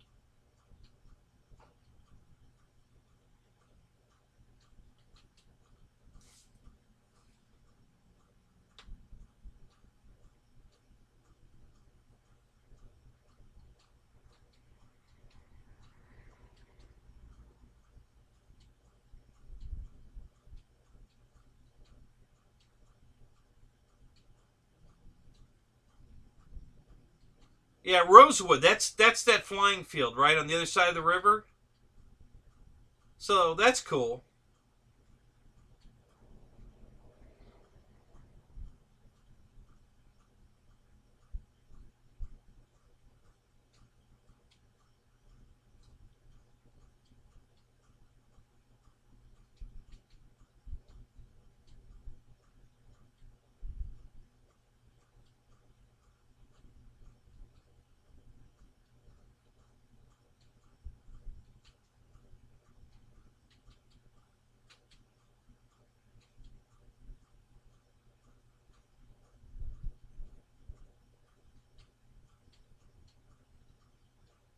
Yeah, Fred, I'll be able to deliver my own planes. And if I get this job, I'll be ordering a lot of planes. So yeah, that's so if you guys weren't here earlier, I'll tell you again. So I ordered a Flex Innovations RV8. If you haven't seen it, it's gigantic. It's the same size as the Carbon ZT28. It's a big bird, and I ordered the night version, so it's a night flyer. The whole plane glows, incredible glowing airplane. So I ordered it Sunday. It'll be at the field Sunday. We have a pretty good deal there. There's a guy that works at Flex that flies at our field, and he offers a service. If I buy the plane through him, I don't have to pay sales tax, and I don't have to pay shipping. Okay, so the bird's $560 when you buy the night version. It's $499, I think. Yeah, it's $499 if you don't buy the night version, but still has lights on it. You know, it's got nav lights and a landing light. But if you buy the night version, you get the nav lights, landing lights, and then the whole airplane glows from inside. And I definitely wanted the night version because I like to fly at night.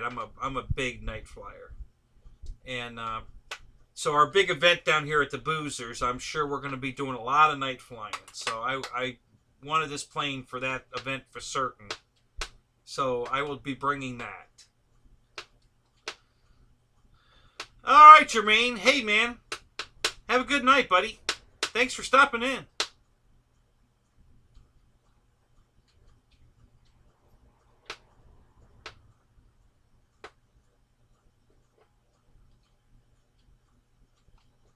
Tara, you're out of here too, buddy? All right, dude.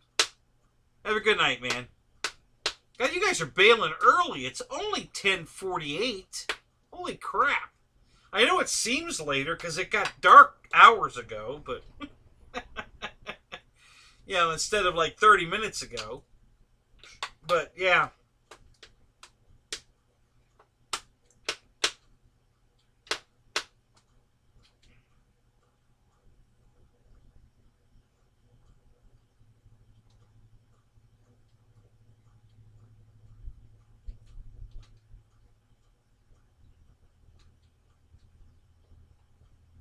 Yeah, so the guy that works for Flex, he was a national champion, you know, 3D champion for years, many years ago. And, yeah, he's setting it up with all that in it. It's going to have Crow and all the bells and whistles. He'll have all that preset for me. That's the other thing, too, is when he brings it out to the field, he builds it and then test flies it for you as well. So, yeah, it's, you know, besides him getting it to me, you know, bringing it to me, not having to pay sales tax or shipping, he's going to put it together. He sets up all the fancy stuff when he does it, and then he test flies it for you. I probably won't have him test fly it. I don't need him to test fly it for me, but yeah. So it's a great. You know, it's hard not to buy a Flex Innovations plane when you have that kind of service available to you. So.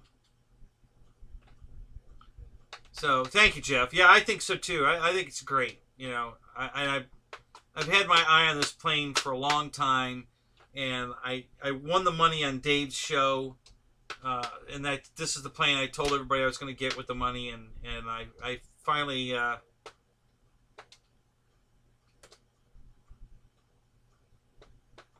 His name is Luis Esperanzo. Hang on a second. I'll tell you his last name. Oh, you know what? Well, hang on a minute. I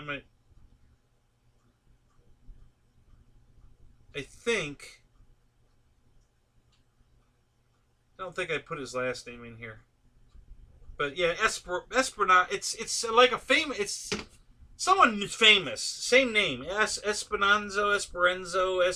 Something like that.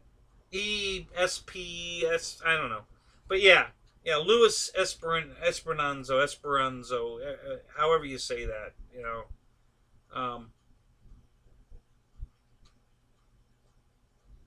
No, it's not Seth. No. Yeah, Lewis is. He's an excellent pilot. Guy can fly. Jesus, he can fly. But he's not one of. He's not part of the demo team like Seth is. You know, when they go out at a show and they have 3 or 4 guys out there flying. He's not one of those guys. At least I haven't seen him.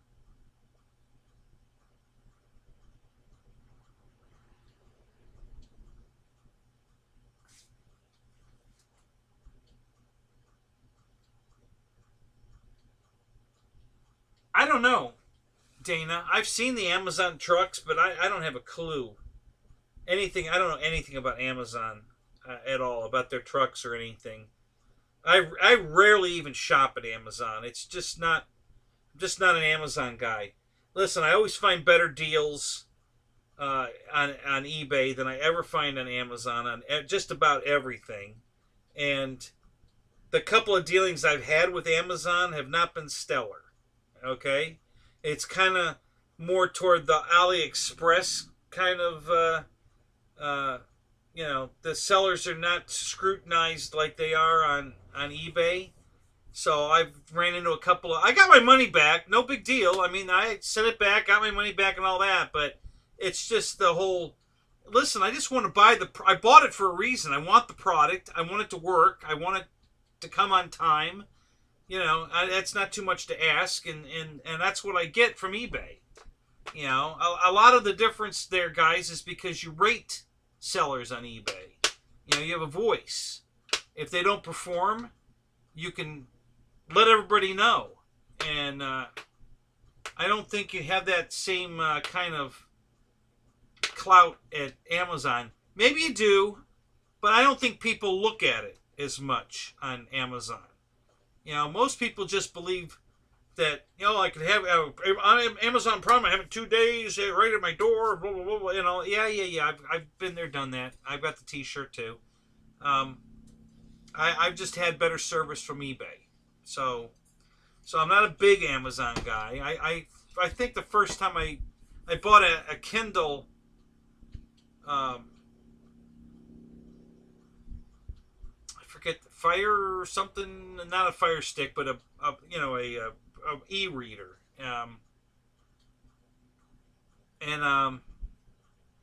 That's how I got signed up at Amazon, because I bought the Kindle. And after that, I've made a couple of purchases on Amazon, but it just hasn't been that stellar for me. I haven't found anything yet on Amazon that I can't get it cheaper on eBay. Maybe not faster, but cheaper.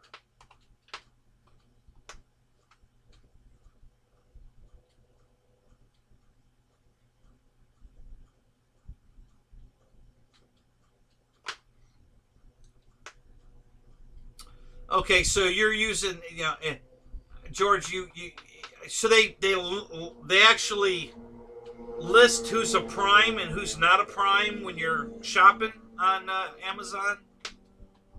So I really don't know how it works that well, because like I said, I don't shop there that often. I go there time to time, see if I can find a better deal on anything, but I always find the cheaper deal on eBay. And I only buy from members on eBay that have a 99 rating or higher. Anything lower than 99, I'll go read the comments. And if they've got a pattern of, late shipping, or... Listen, if people are bitching about the product, that's out of their hands. They just sell it. They don't make it. They don't test it. They get it. They resell it. So, if the product's bad... it's not their fault. How do they handle the product after the fact? Do they take care of it? Do they tell you to go pound salt? Do you send them messages and they don't respond? Those are the kind of messages I look for on eBay.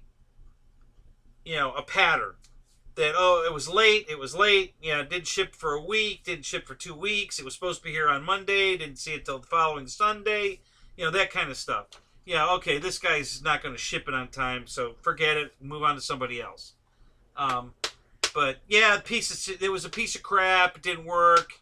But he refunded my money. Okay, well, all right. He refunded your money. That's all he can do. He don't make the product. So that's what I look for. So.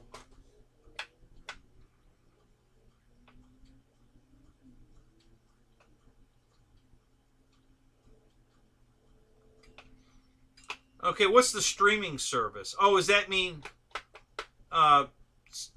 TV programming kind of streaming? Is that what you're talking about?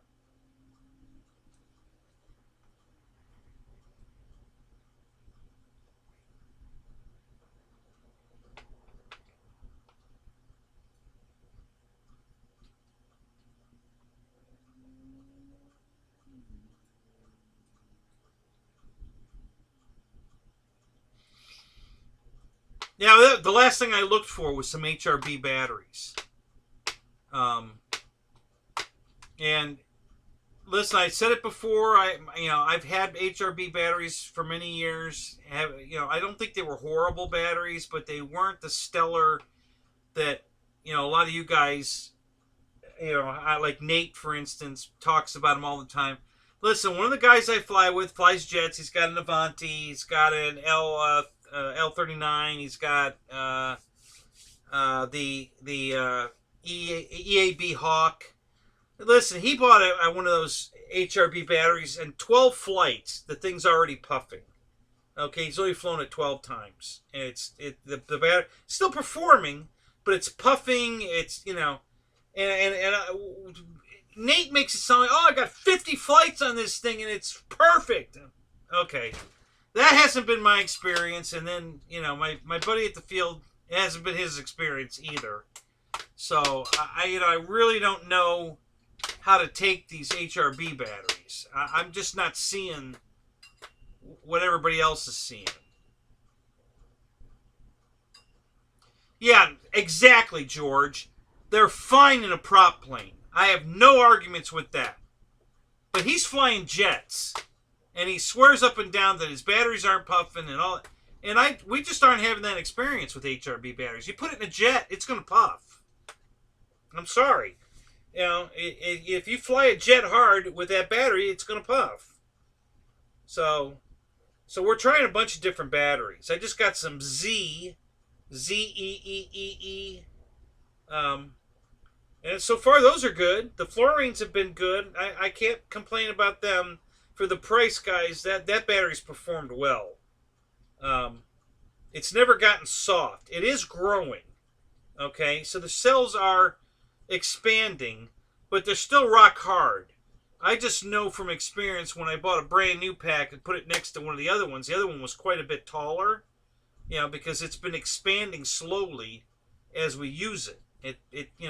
So essentially it's puffing, but it doesn't feel or look like it's puffing. You don't even notice it until you put a brand new battery next to it, and then it's like, oh wow, look at that. It's bigger, So how you doing, Christy? Good to see you. So you're another one of my camera guru opinions. So I changed some settings on the camera. A bunch. The color balance, the white balance, the sport mode. I changed the volume on the audio. So this is the new camera. Here's the old camera for comparison. Right there. I'm going to keep flipping it back and forth. Let me know what you think. I want to get everybody's opinion on the camera. So that's the new camera again. That's the old camera.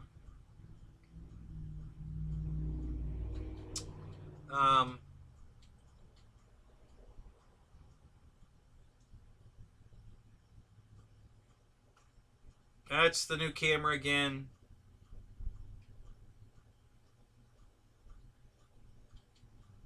Okay. No, I'm not going anywhere, Christy. I'll be here all night. And everybody knows that's true.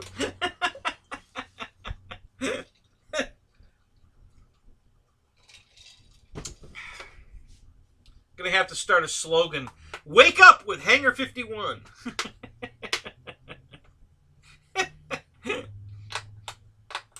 Get your morning coffee and join Hangar 51.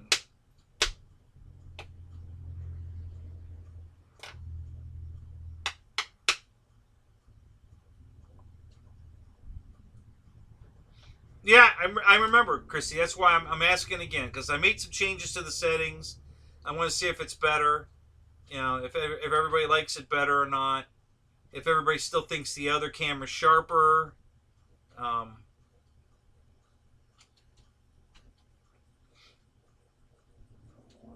So this is a real camcorder, by the way, guys. This particular one is a regular, Instacam camera, movie camera. It's got the flip out door. It's got the boom mic on top. It's, you got it in your hand this way, and it's not a camera that you can also take video with, which is what I've been using for videos. So this is a real camcorder now, and it's very similar to the one I bought and sent back, because the one I bought and sent back, there was a terrible lag. Okay, so I'd lift my hand here, and I'd watch, and then I'd see my hand go up. Like, it was like a 4-second delay. And the guy that reviewed the two cameras, this one and the other one, had the exact same experience when he was reviewing it. And so I bought the other one because it wasn't the exact same one he had.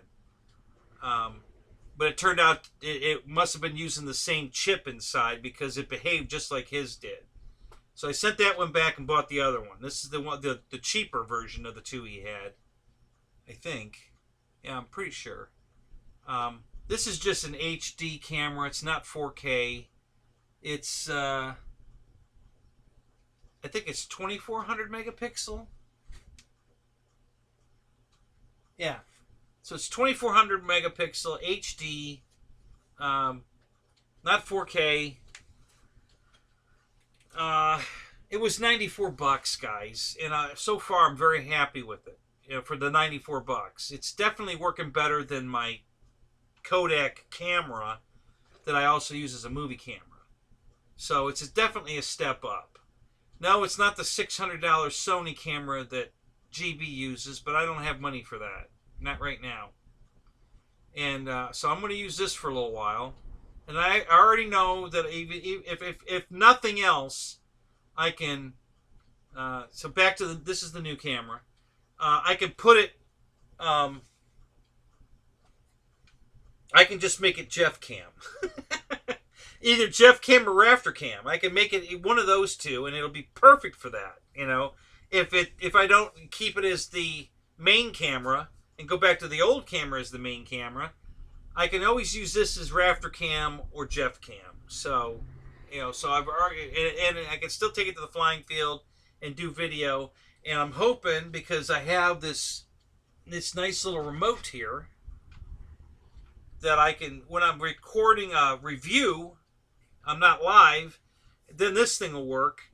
And if I want to zoom in on what I'm showing you on the plane I'm building or whatever, I can zoom in. So I can make it look like Jeff is actually doing something. I could zoom in. So that was the big that was the main reason for the new camera. Those are the real things I wanted, and this is definitely going to perform most of that okay for now. And it was only $94, so I'm very happy so far with this purchase. I don't think the other one was $169, and I didn't like it at all.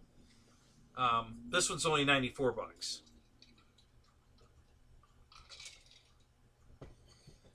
So.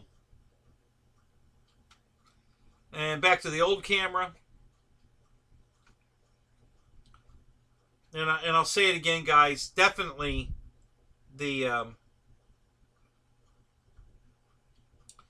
color is much better on the new camera than the old camera. This has got a lot of blue tint to it.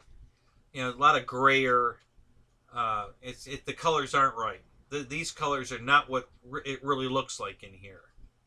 And this is exactly what it looks like in here. These colors on these boxes is exactly the way the box looks. So this color is spot on. And if it's too bright, I can tone that down. I can definitely tone down the brightness if it's too bright. But at least it doesn't have that blue. You know, and I'll bet you something I didn't even think of. The other camera still has the protective lens on it. The protective film. I wonder if that's where the blue's coming from. I'm gonna go pull that off. Hang on a second. I'm gonna walk over there and pull that film off and see if that makes a difference. I just thought of that just now.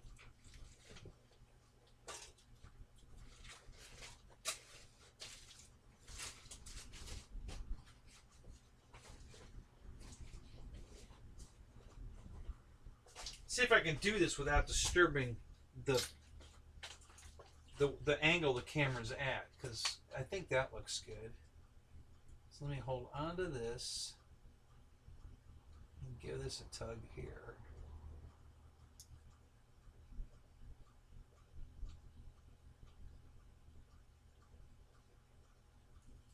Okay.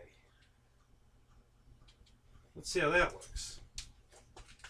It doesn't look like it has any bluing on it, but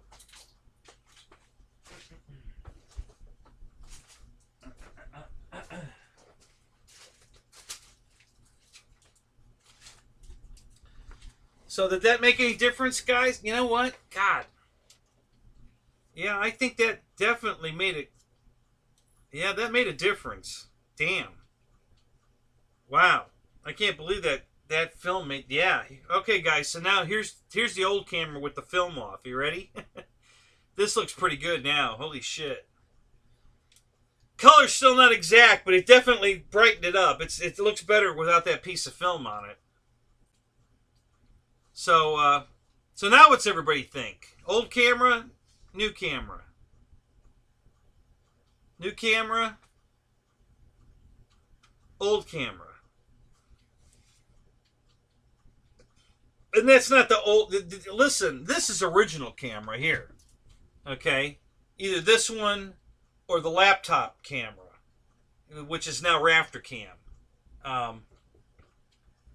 So those were the cameras I started the show with a year ago. Okay? The new camera is only a few months old. The new old. And, yeah, now that I took that off, the old camera looks pretty damn good, don't it? Holy crap.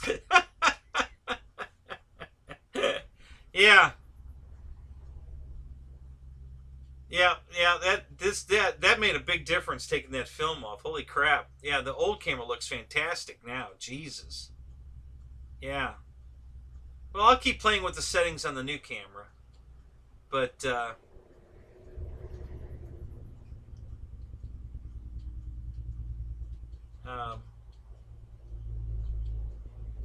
yeah, bam. Yeah, George. Yeah, Fred, for sure.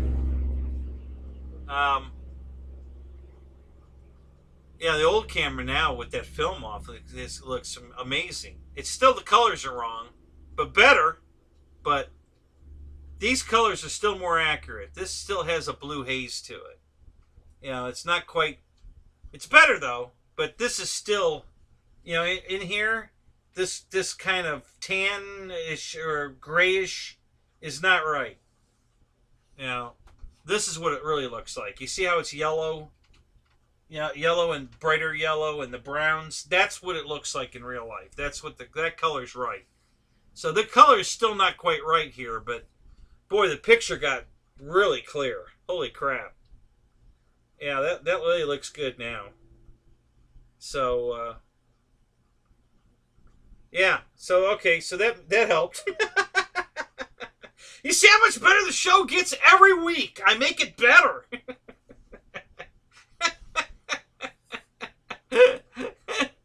Oh, that's funny. Tracy, I look you up? What does that mean? Who are you talking to?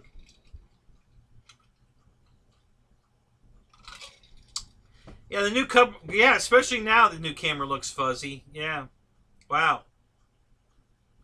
Yeah, so my copy of a Logitech, because I couldn't get a Logitech, they just don't have them.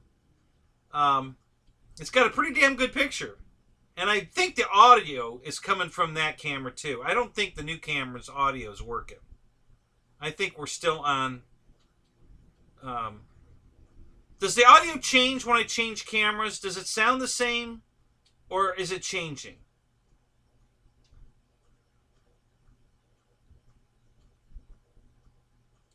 Oh, Paul, absolutely. Sony no baloney. I absolutely agree with that. But I can't get a good Sony camera for $94. You know, the best one I found was a used Sony old one that was over $300, and it was used. And I just don't have that kind of money right now to spend on a camera. I'm definitely making it better on a budget for sure. You know.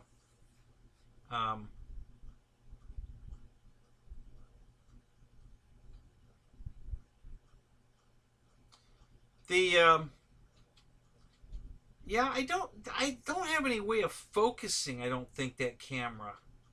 I don't. I'll have to look. I mean, then the lens doesn't move, so maybe it's just the sensor's not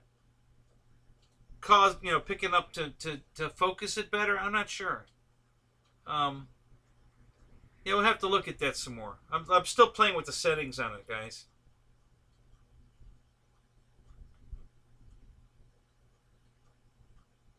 Okay, so I have a feeling,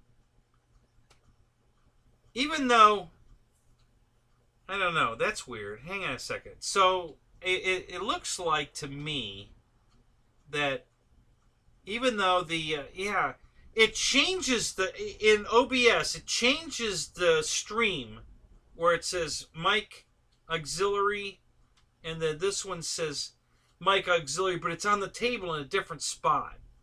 So I don't know. Let me check something here while we're farting with the camera. Let me look at something.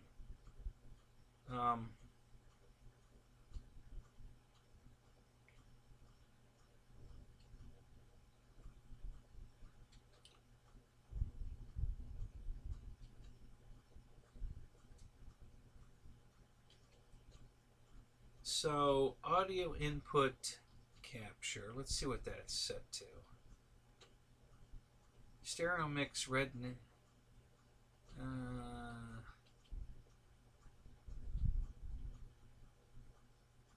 Microphone 2 general webcam. Let's see if this works.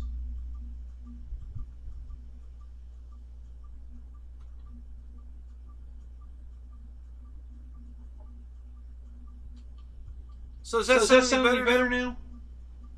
Any difference? Still the same sound, or does it sound different? What's up, Ryan? Good to see you, man. Or is it still the same?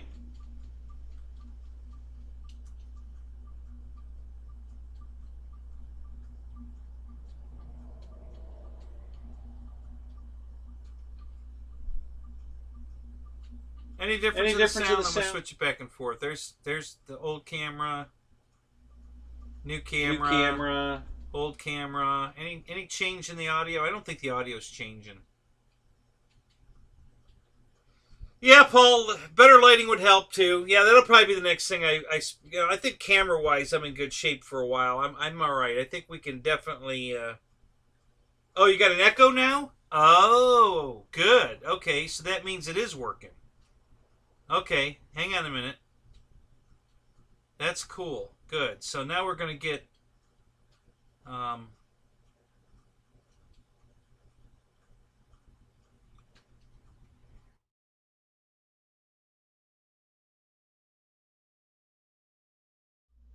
Okay, so no echo now, right?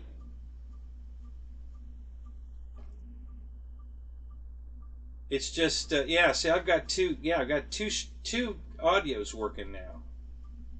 Okay, so this is one audio. How's this sound? The same as it was or different? Mickey, what's up? Good to see you, man.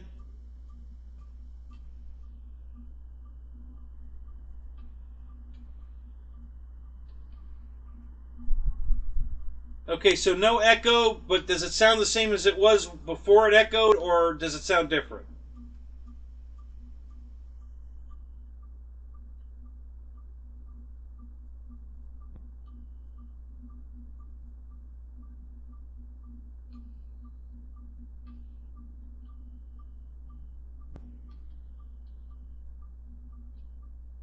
Oh, no echo, but the audio is delayed. Oh, okay. All right. All right, hang on a minute. Let me do this.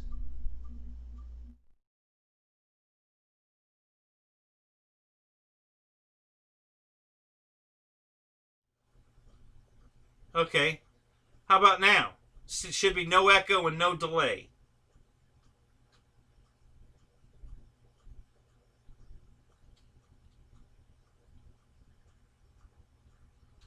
Can I put a filter on the new camera? No, Dana, I can actually, I can just tone it down.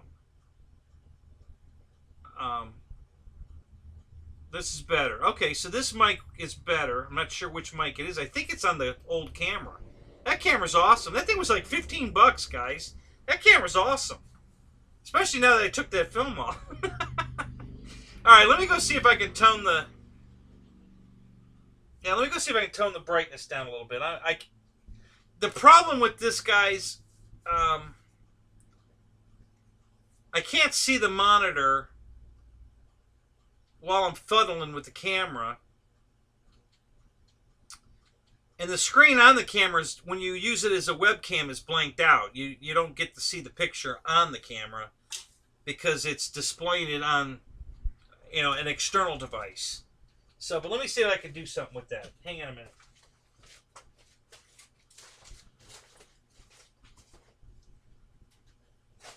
I might be able to see it from... I might be able to peek around the laptop here. Oh, Jeff, don't you dare fall over. Alright, so let's try this. I think this is going to work.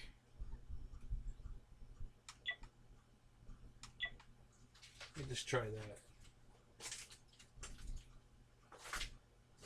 And again, this, you know, I found out that when you use it as a webcam versus a video recorder, the everything works different. It does certain things when it's a camera that it doesn't do when it's a webcam.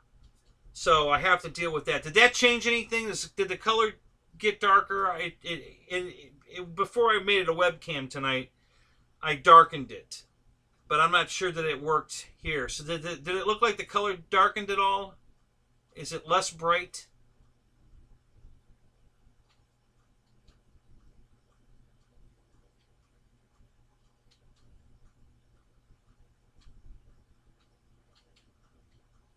Thank you, Jeff. Yeah, I try to make it as entertaining as I can. You know, but you guys are the real show. I mean, it's the guys that are in here. You guys are what make this show great. It's not me. I'm just the master of ceremonies, I guess. But you guys are what make the show great. You guys are hilarious. So, so what do you think, guys? Did that darken it? Is it better? I took it down 2 clicks. So I don't know if that is less bright. Is it less washed out? This is the old camera again, which, boy, after taking that plastic off, damn. That really looks good. And then back to the new camera.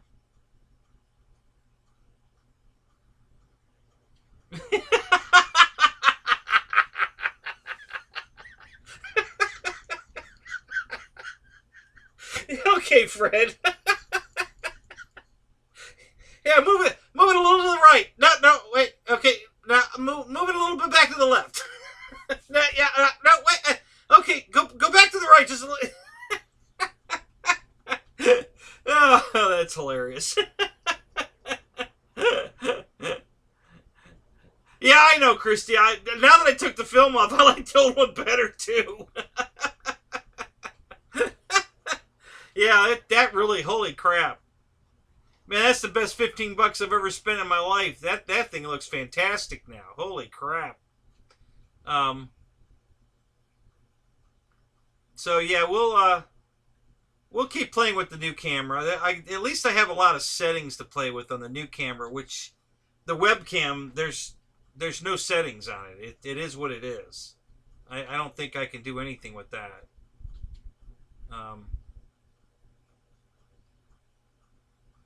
Only, yeah, exactly. This thing is huge.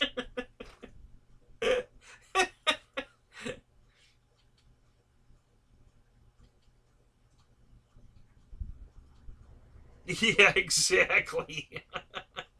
Is that a fact, Paul? They don't want to make UMX airplanes anymore? I mean, they just came out with that damn Learjet.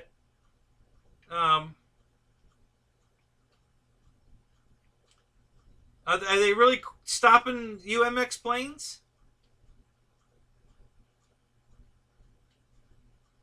And Christy, don't be sorry. You know, listen, I want your honest opinion. That's why I'm asking. You don't have anything to be sorry about. You're not going to hurt my feelings.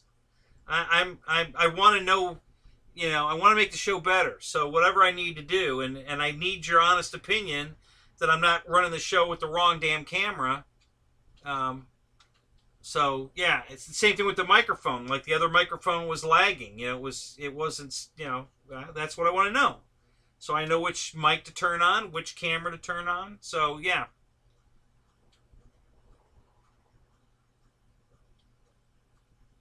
So yeah, I agree, guys. The old camera really, man, it looks really good now. Damn.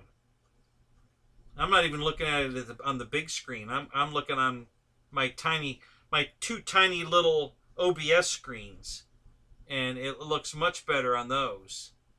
So yeah, I can't wait to rewatch the show on my big television and see what this looks like. Cause wow, I think that's gonna look really good.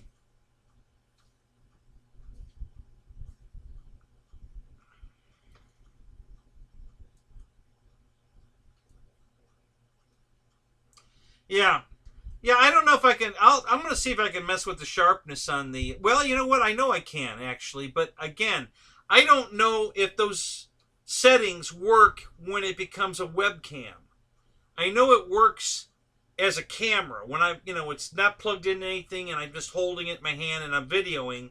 I can change the sharpness and the color balance and the brightness and all that. I have those controls, but I don't think they work when it becomes a webcam.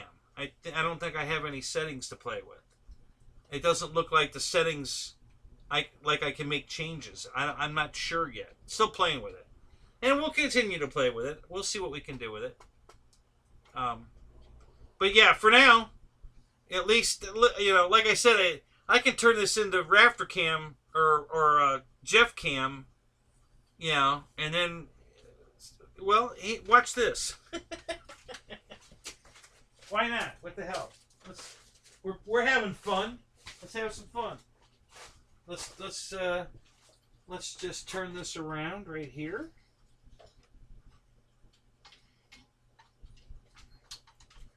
And see what we can do with this. This ought to be pretty exciting.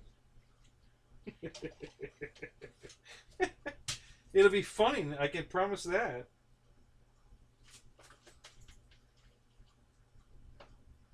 It's probably too close. I don't know that I can back it up any. Let me try this. Go back it up a little bit more.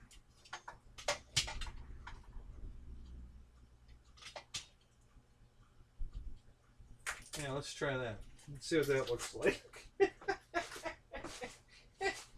Oh my god. Alright, so let me see what does that look like now. Oh, yeah. Okay, guys, here's Jeff Cam now.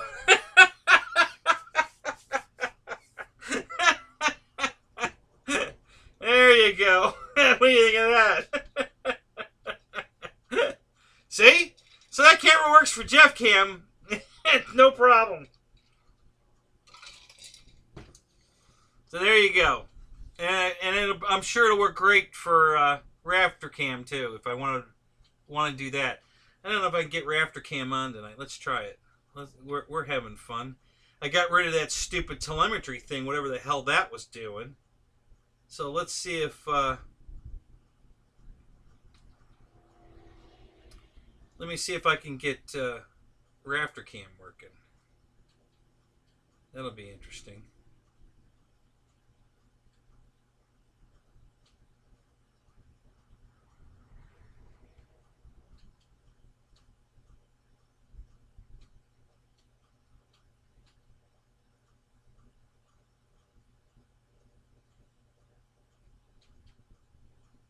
Alright, let's try...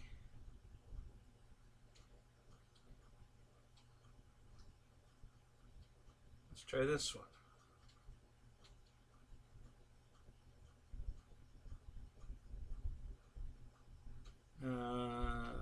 Deactivate. Activate. No. Still nothing on that.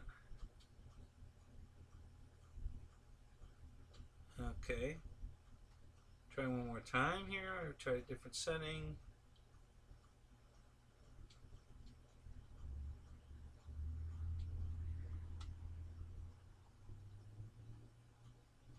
And still nothing. Yeah, I can't get... I haven't figured this out yet.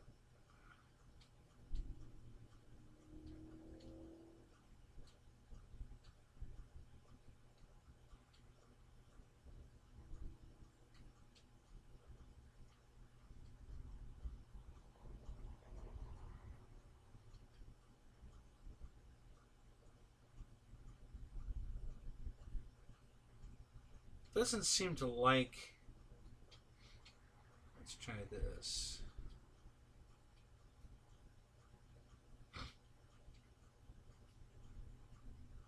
Yeah, doesn't... Yeah, so I can't get Rafter Cam on, but anyway. We'll work on that too. The other night it was working. Haven't figured that out exactly yet either.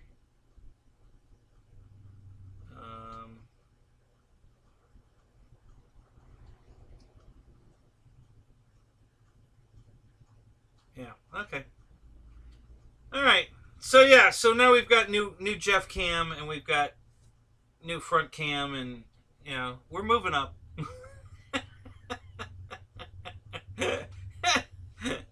So anyway, yeah. That's pretty funny.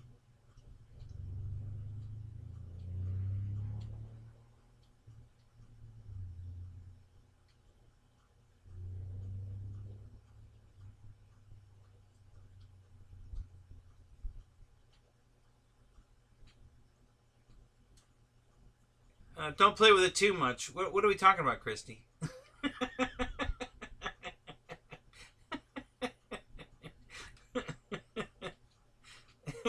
What do you mean by that? Oh my God.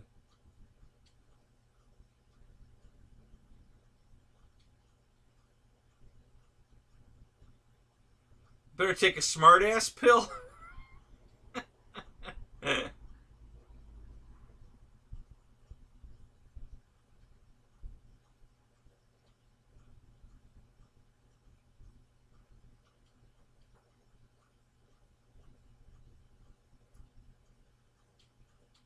Okay. I have 2 videos I'm going to put up with the new camera, Tracy, and I'm talking through the videos. No music. I turned my radio way down so you don't have to listen to my what GB refers to as my obnoxious radio.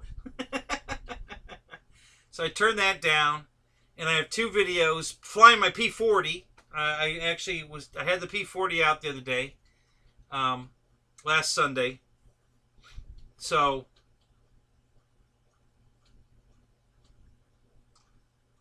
yeah, Dana, I think so too. I think for $15 that was a steal of a deal. I have absolutely no complaints about the quality of that camera for $15. And I know everybody wanted me to get the Logitech, and I wanted to get a Logitech, but nobody had one. You know, they just were not, could not be had anywhere, anyhow. So,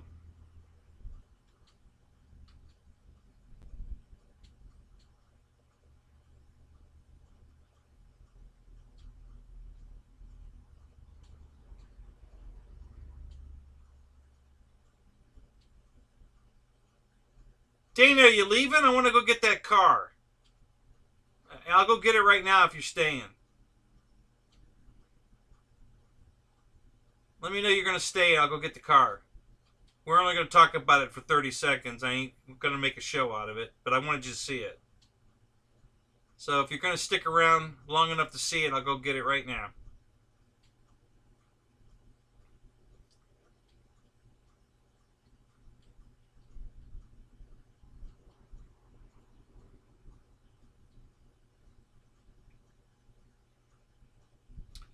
I guess he's going to leave. He'll be back later. We'll still be here. So I'll go get the car later then.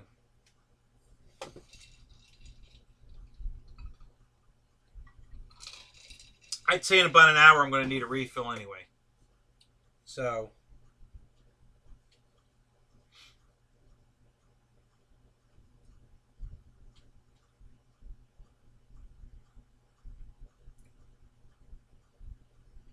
all right, guys. So I had all kinds of great news tonight.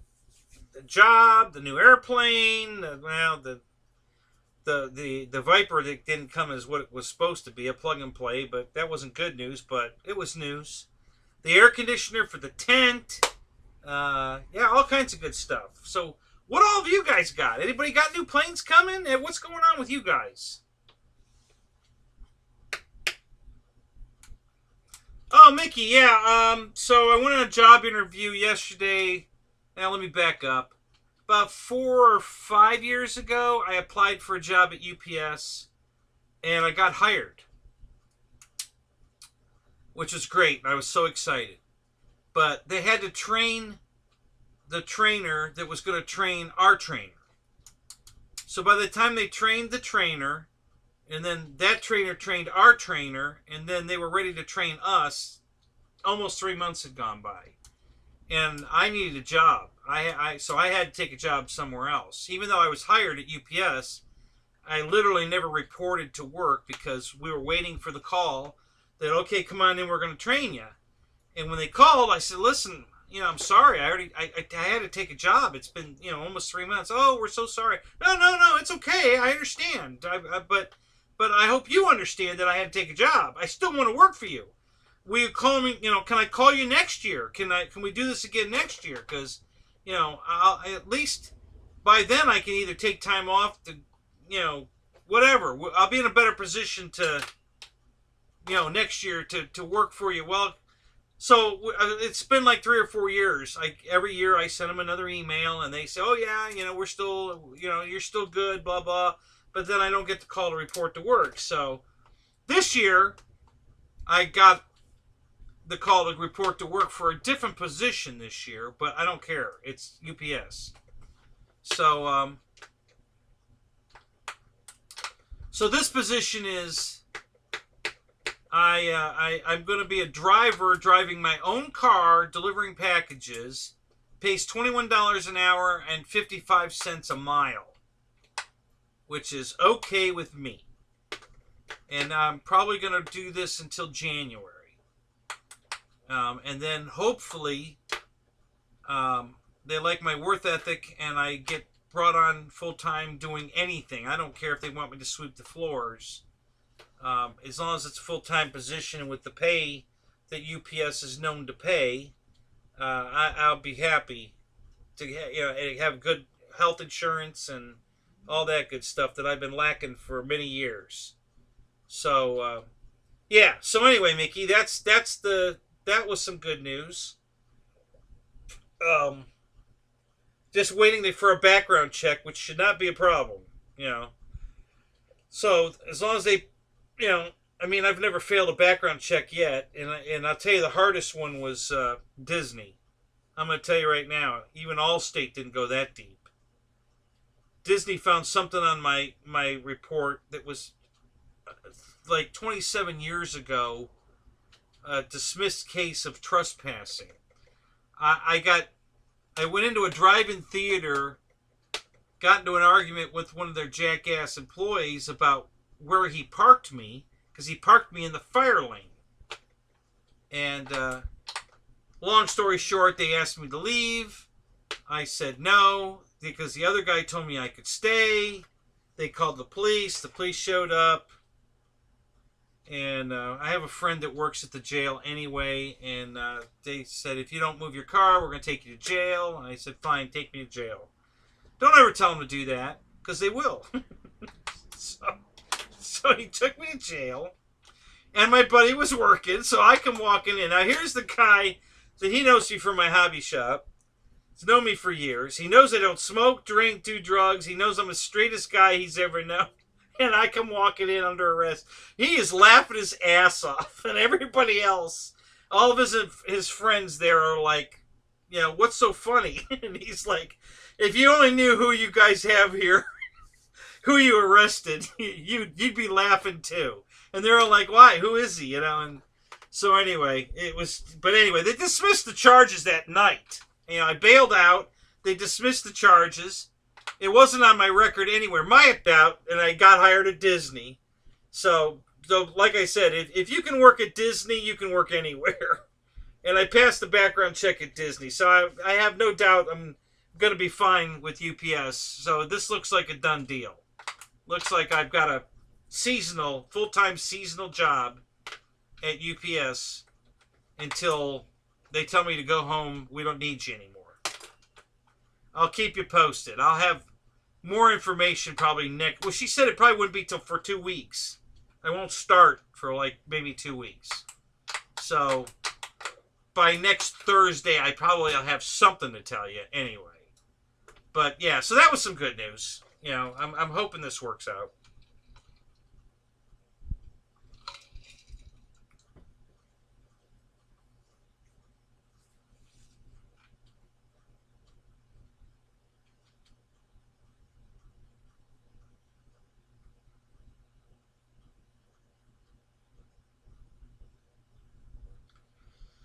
You don't need any kind of card, per se, Mickey. We don't have anything like that here. But they do a very thorough background check. And if you have any kind of, you know, well, felonies or, you know, anything. I mean, if your record's not spotless, you're not going to get a job at Disney. Thank you, Fred. I appreciate that. Thank you. I'm pretty excited. I've been wanting to get a job at UPS because it's close by, great benefits, great pay. It's a great company to work for. I've been really trying to get in there for quite a while. Getting in is the hard part. Hopefully, once I'm in, I can stay in. I'm really hoping that this turns into a full-time position after they don't need me anymore. They bring me in the warehouse. I already have my CDL. Maybe they'll put me right as the driver. I don't know. I have no idea. Mechanic. I don't care. Hell, I'll work at the airport unloading the plane. I don't care. Just give me a job. I want a job. Hell, I'd love to work at the airport unloading the plane. Or flying the plane. Send me to flight school. I'll fly the plane. I don't care. You know, give me this. I want a job. I want to stay here. And I told the girl, the HR person, I said, listen, I'm not looking for a job. I'm looking for a career. I want to stay here. Because she asked me, what are your plans after this? I said, I hope to stay right here. And she got excited about that. Oh, good. I said, oh, yeah, I've been trying to get in here forever. You know, yeah, I want to stay right here.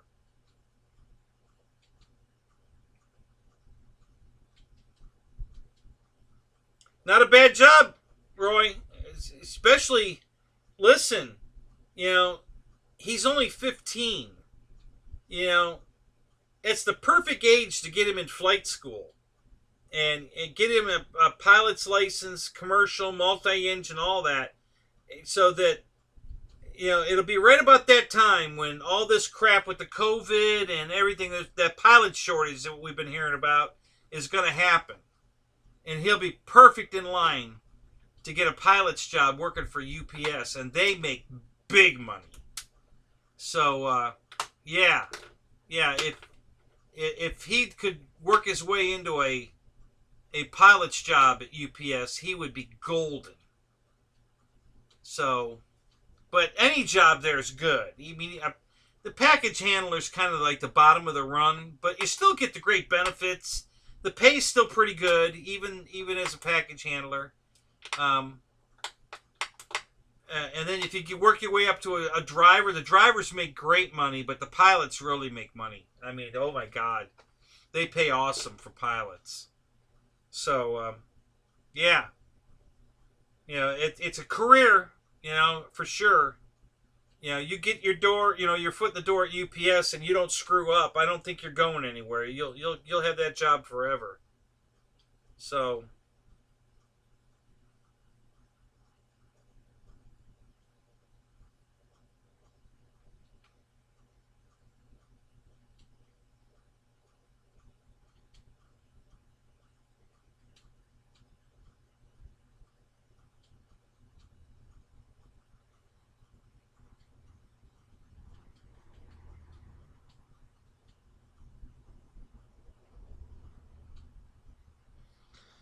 Yeah, David Martin Grath. Yeah, I can tell you 20 ways how to get into Disney without paying for parking.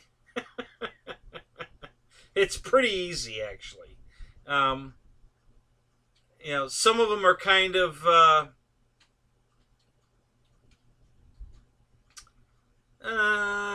sketchy, maybe a little. You can get into employee parking where they like it. For instance, in Orlando, at Magic Kingdom. I'm sorry, not at Magic Kingdom, Animal Kingdom. The employee parking lot is not monitored at all, and you drive right in. There's nobody there to stop and check a pass. Nothing. You can just drive right in, park, and that's it. Nobody's going to give a shit. Nobody's going to know. Nobody's going to know that you're there parked. So that's one way. You can park at Magic Kingdom just by going around and coming in the back way, which are legal roads. There's nothing about it. It's very simple. You go in the back way, you come around, it's like you're exiting out the front, and there's a U-turn before the booth. So you make the U-turn back into Disney before the booth, and then you go right back into parking and go park your car wherever you want to park it and get back in that way. So that's two ways in. Another way in is you just go downtown Disney, which is now called Disney Springs, and you park anywhere you want down there for free. And then you just take the boat, or you could take a bus, or you can take, you could take the boat or the bus. The boat will take you to, either way, you're going to have to go from the boat or the bus to a resort. And then from the resort, you can go to any park you want. So that's another way in. You can park there, and then you take a boat ride or a bus ride to a resort, and then from the resort, you can go to whatever park you want to go to. So, yeah, there's a bunch of ways to get free parking at Disney. But, yeah, having an old Disney pass works, too. Usually they don't even look. You just flash it at them, and they just wave you in. They don't, it's not that big a deal. But, yeah, I've never paid for parking at Disney. I've been going there. Way before I worked there, I was going to Disney, and I've never paid for parking. So, we learned it very early on, all the tricks. Because once we found, I started off parking at Disney Springs, and then once we got inside, I started learning all the different ways to manipulate it to get where you can park for free. And yeah, there's a bunch of different ways to do it. So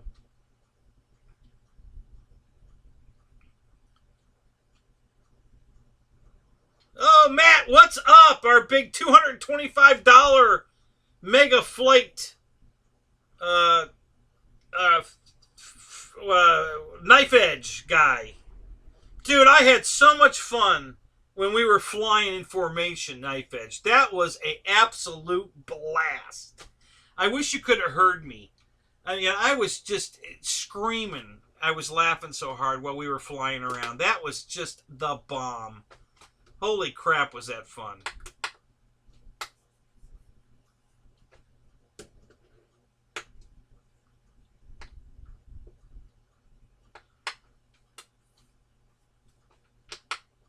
Yuji? We used to race a motor when I was racing the cars, the RC cars, and there was a motor we used called a Yuji. So that brings back fond memories. We were kicking some ass with these crappy Yuji motors.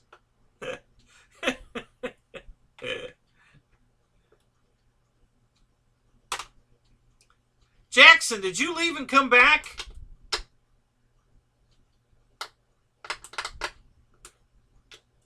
I hadn't seen you in the chat in a while, and now here you are.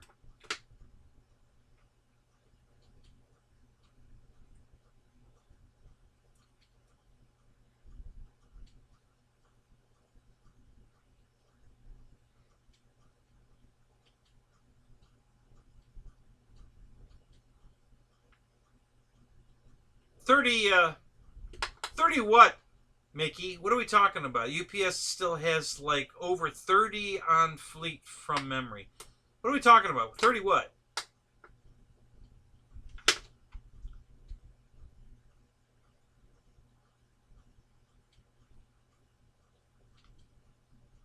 Oh, MD-11s? Really? No kidding.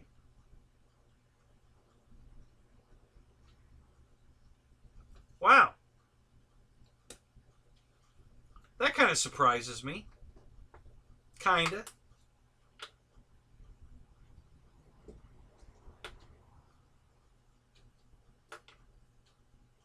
Yeah, I think we only bumped once, Matt, and it didn't even really disturb either one of us.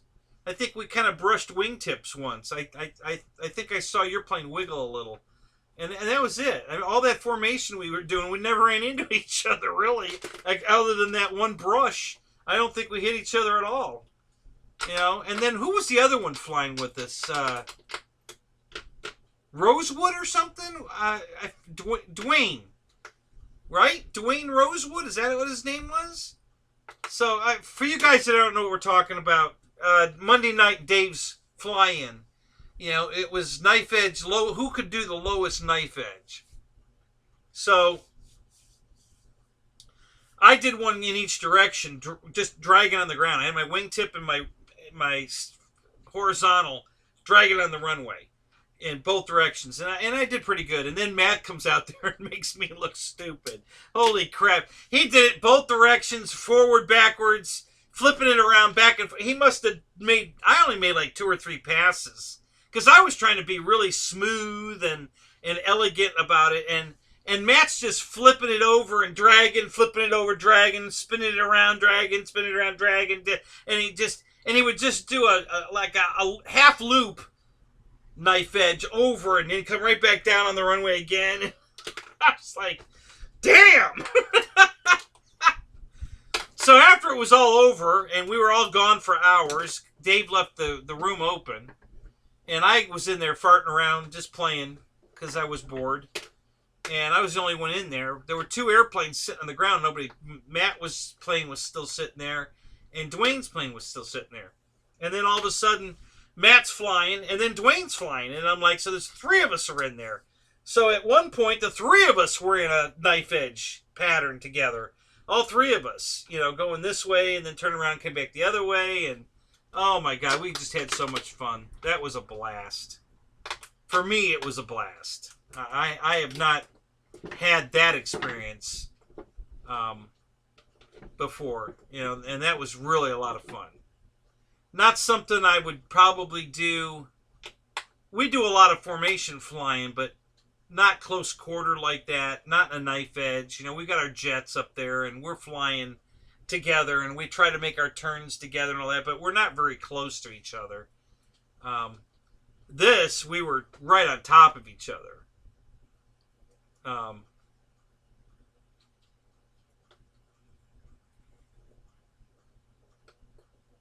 So, you know, we were right all together. Like I said, I think Matt and I brushed our wingtips at one time.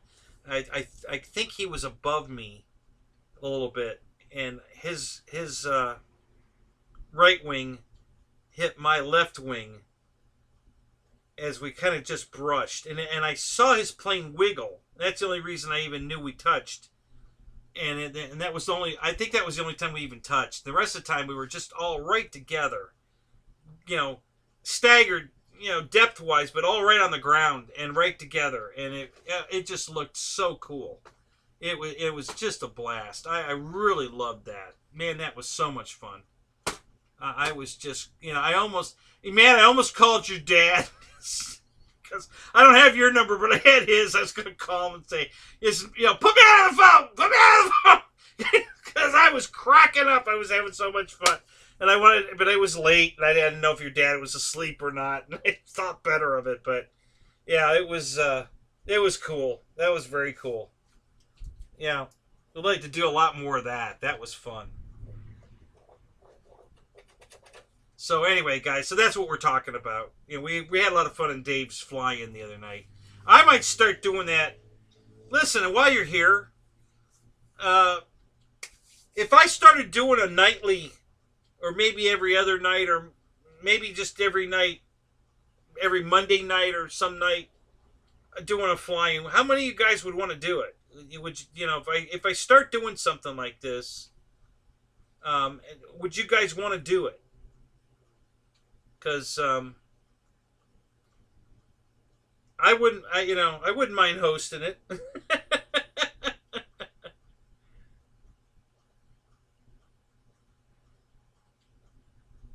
There's a group that flies warbirds on Tuesday during winter. Okay, what time do they fly, Matt? So I've got a yes from JT. All right. Who else is in?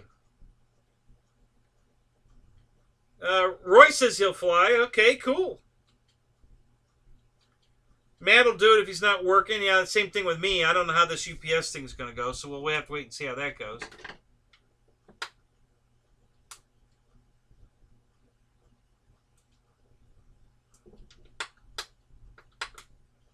Because there's a couple of scenarios I've already been testing that would look like be pretty fun.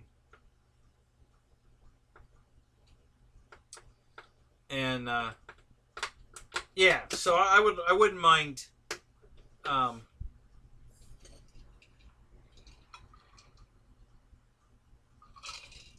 wouldn't mind doing it. How often do you guys want to do it? Every night? Every Monday night? Or one night during the week? Just once a week? Couple nights a week? Monday, Wednesday, Friday? Tuesday, Thursday? Whatever? What do you guys think? How often do you...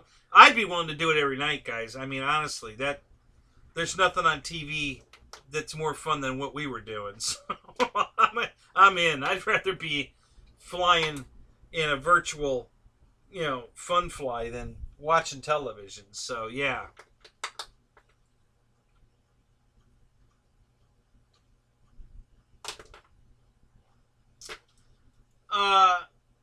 Roy, it's simple. HDMI cord. That's all you need. What kind of computer have you got? I'm using a laptop.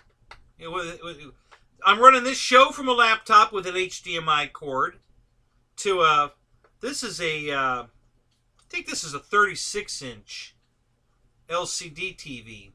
But my big 65-inch TV is, kind of under repair.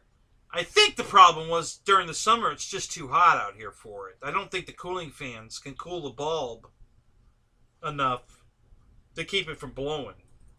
So, but it's getting cool now. I bought a new fan for it. I haven't tested it yet. I keep meaning to do that. Might do it tomorrow. I'm going to be out here in the garage all day tomorrow. I got to make a couple parts for an airplane on my lathe. So,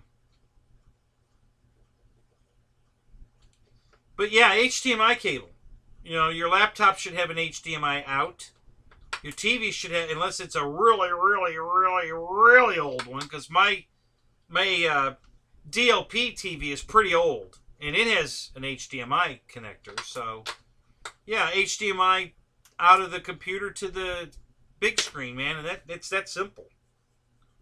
And it'll all you have to do is change the setting on the computer.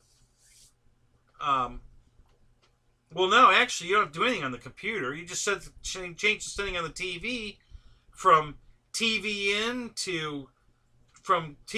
or computer in to HDMI in, and it'll bring it up on the TV. It's pretty easy, and it works great. I have the same setup in my living room. I have a laptop under the TV stand. And it's plugged into the TV. And when I want to watch Cody, or I want to play real Flght, or I want to watch, or if I want to watch YouTube with chat window, I bring it up on, just go, boot up the computer. Which I do, and this is my remote for the television, guys. Right here, same thing. I use the same thing in there. I can go to any YouTube, from here. I can change to, I can boot the computer from here because it's only in hibernation. So you hit the space bar and it boots the computer back up. And then when you hit the full screen button, it looks the same as television. There's absolutely no difference.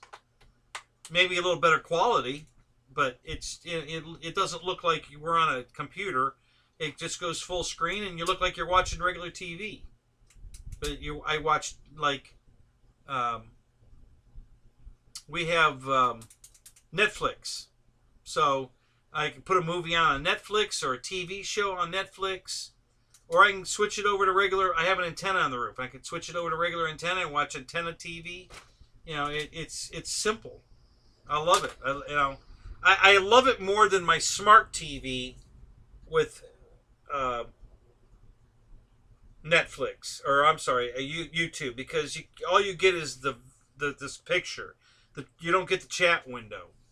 Now there's a way you can get the chat window, but you have to bring it up differently. You can't just hit the Netflix button or the YouTube button. You have to go into a browser screen. Okay, so I guess there's some kind of a dummy browser screen built into the smart TV. You have to go there first, then go to YouTube, then you get the chat window. But it's complicated to do with the remote because, you know, you gotta arrow over, you know, arrow up, press Y, and then arrow down over. Oh, you know, it's complicated. So I'd rather have a real laptop or a real computer with this. And then you just type and boom, you know, it works great. So that's how I do it. And I've been doing it that way for many years. So I have a 70-inch in the living room. And when that TV's working, I have a 65-inch out here. Soon to be a 70-inch out here, because I actually have two 70-inch TVs in the living room now. And one of them is going to come out to the new garage. When the new garage is built, I'll probably have the 65-inch and the 70-inch in the garage. Probably one inside the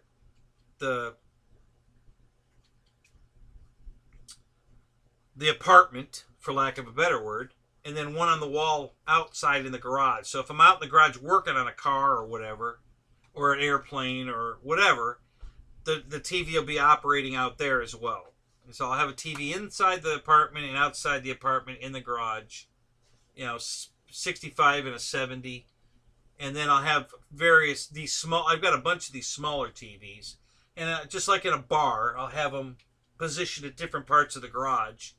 So I'll be able to watch TV wherever I'm sitting, you know, whatever I'm doing out in the garage. I'll be able to watch, you know, live streams or movies or whatever. So it's going to be a nice setup. I think my chat window froze. I haven't seen it move. Let me do a refresh.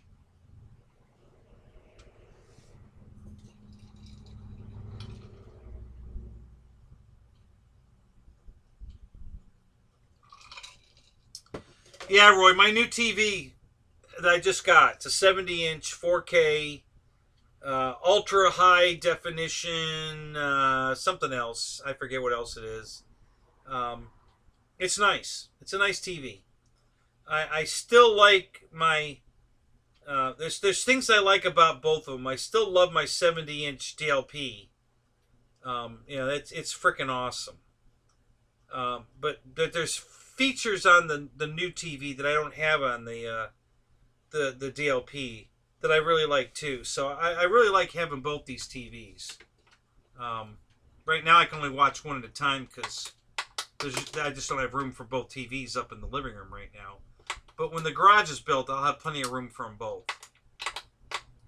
So,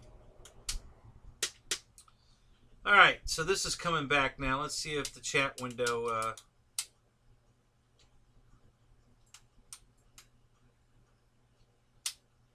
Yeah, now the chat's back. Yeah, I agree, Roy. The 19-inch computer screen sucks. So yeah, I was on the 70-inch when I was flying with Matt in formation. You know, I was doing it on the 70-inch, and boy, that's fun. You know, that giant screen, and oh, I had such a good time. God, that was fun. So so normally I have my 70-inch back there. It's on the workbench next to the lathe. And that's what I watch the chat window and run the show from. The laptop used to sit right there as the camera.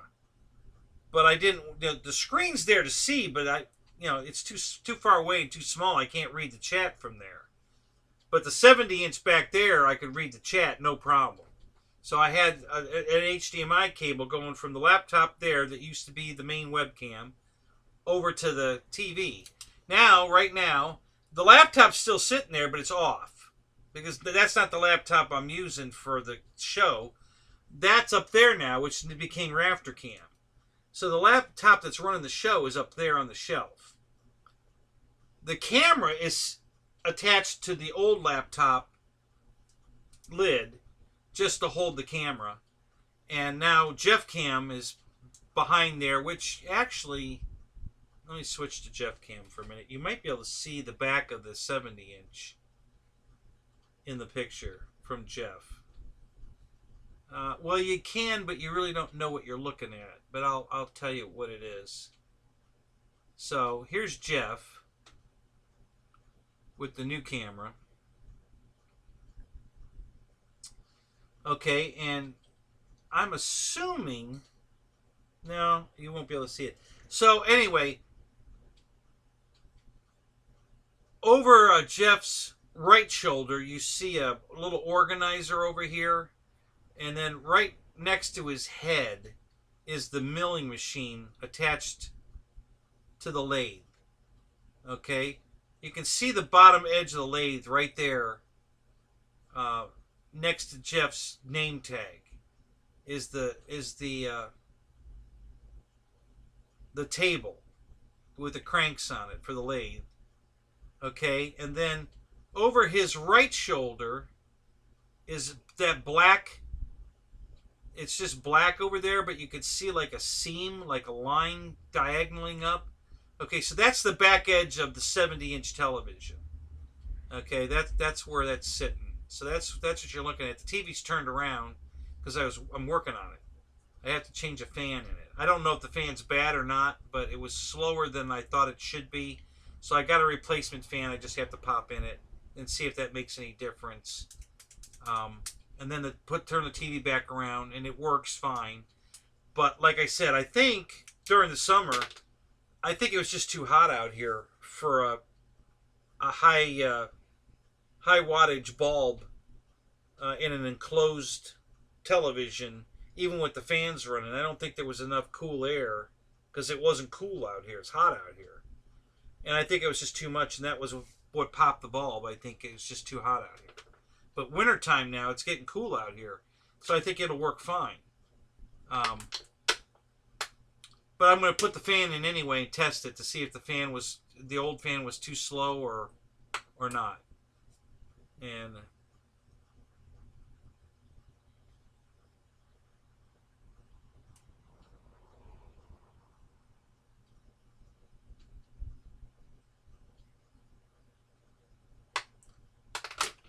So,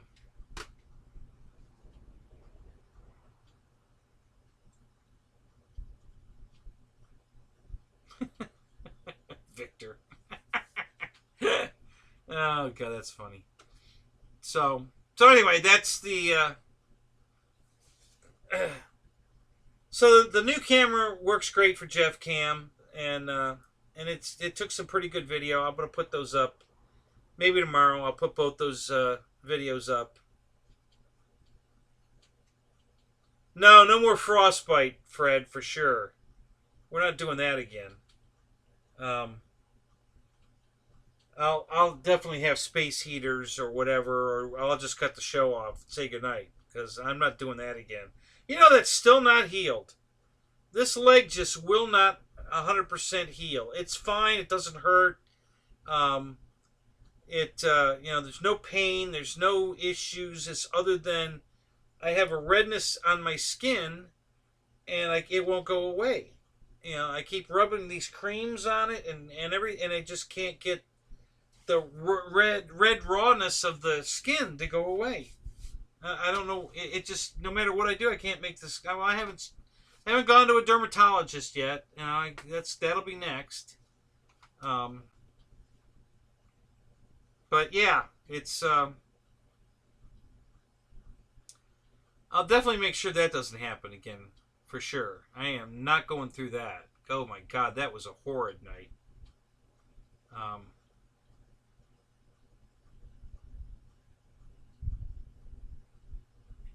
Oh, so yeah, Roy, you can see the milling machine over his shoulder. Yeah. So that's where I got to make rights of some pins for his nose gear, and I'm making a. After I flew the P-40 past weekend, when I was bringing it home, I was putting in the car a pin, a little plastic pin. Again, frickin' LX models. I want to shoot them. There's two little plastic pins. They have no retainers on them at all. Are just pushed into each side of the hinge point where the tail wheel retracts. Okay, and one of them fell out. So now the tail wheel is kind of cocking sideways, goofy. And so I was farting with that, trying to figure out what it was doing. I finally figured out what was wrong, and then I was going to do something to fix it. And then the other pin, that the mechanism that actually pulls the retract up, is a scissors type kind of thing with a pin, the same kind of pin in it, and that one fell out. So now the whole retract is just out of the plane. And I'm like, okay, thanks a lot. So I've got to make a new pin. I'm going to make a pin that goes all the way through the retract. I'm not going to make two little pins that you can't, other than a friction fit, it's the only thing that's holding them in. I'm not doing that. I'm going to make a pin with a head on it. I'm just going to poke a small hole through the side of the fuselage, slide the pin in all the way through both sides of both ears of the retract, out the other side, with a hole drilled in it, and I'm going to take a body clip, like you'd put on an RC car body, and clip it in the hole, and that'll solve it. The pin can't come out. It'll have both sides attached again.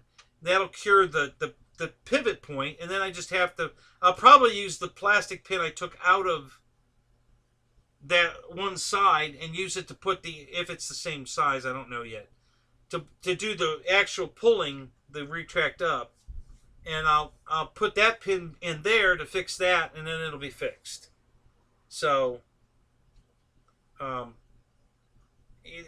don't build this stuff to be serviced at all, LX models. They really don't. Case in point, the main gear in the plane, which you're going to see on the video. I'm going to put them up probably tomorrow. There's this gigantic steel mechanism in the plane to rotate the gear. On a P-40, it rotates just like a Corsair.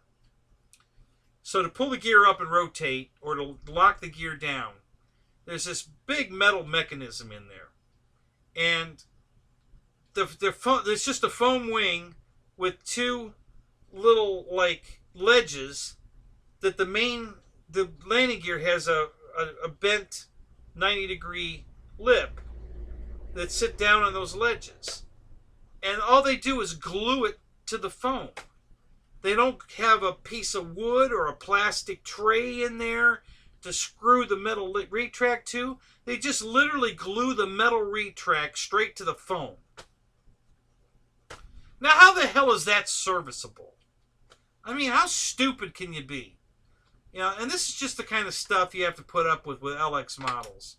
The planes fly great, they look great, but, you gotta be a modeler to work on their shit. Because they just don't, they don't think. They live in the perfect world where airplanes never break. You never have a bad landing. You never have an engine out of broke prop. Nothing ever goes wrong. And the airplane works perfectly the way it was designed by their engineers. And there's a pot of gold in every rainbow. I mean, goddamn, these people are idiots. So it's just, the plane's not serviceable. So that's why I'm going to have to, drill a hole through the side of the fuselage to put my new pin in. Because if I make it long, I can't get it in there. If I make two short ones again, all you can do is friction fit them into it they're going to fall back out. It's a freaking airplane. You know, they're not going to stay in there. So the only way to fix it right is that I'm going to have to drill a hole through one side of the fuselage. It's not going to be a very big hole. About the size, smaller than this pen. You know, it's going to be a smaller hole. And it's a big airplane, so it's going to be a pretty small hole through one side of the fuselage. So I can send the pin in through the fuselage, through both ears of the retract. I'm going to have a hole drilled through the side of the pin. And then I'm going to take a body clip and clip it through the hole. And that'll be it. That'll take care of it. It'll be fixed. But, you know, it's just aggravating. You know, the simplest things, if they were engineered better, could be so easy to fix. But no, you know, they glue everything in. They put it in, screw it in before they glue it in the model or something, so that, yeah, on the assembly line it goes together nice and easy. But can you get it out to work on it? No. No, there's no way. There's no way I could get the...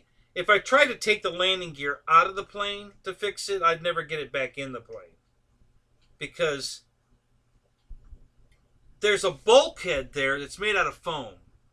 And there's two parts to the tail wheel that's screwed to both sides of the bulkhead. And if I take the screws out, the inside part of the bulkhead is going to fall down in the airplane, and there's no access to get to it, to put it back on that bulkhead. So they must install that before they build the airplane.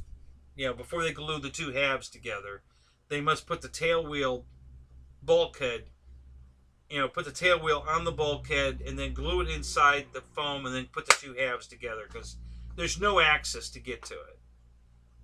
So, just one of those, you know, one of those things you got to deal with when you're working on an LX model, for sure.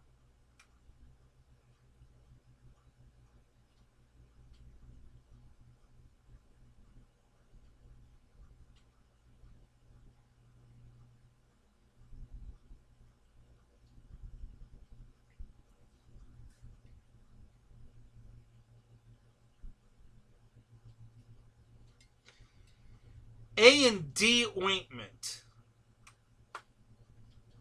Okay, Roy. Where do you get that at?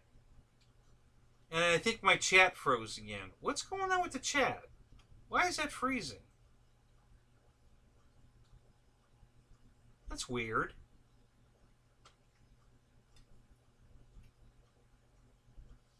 Sometimes the video freezes on me, but the chat never freezes on me. I don't know why that's happening tonight. That's weird.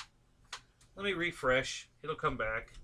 I know you guys can still hear me. I've tested this many times.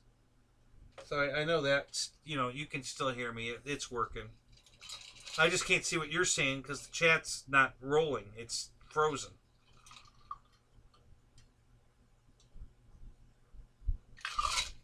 I don't know how long ago you said that, Roy. I'm sure it was more than a minute.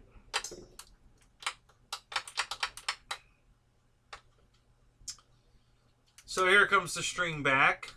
Hello, hello, hello.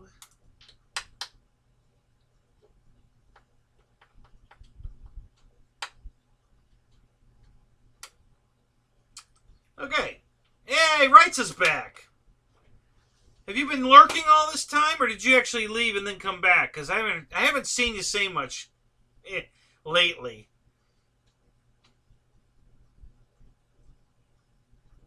Rite Aid?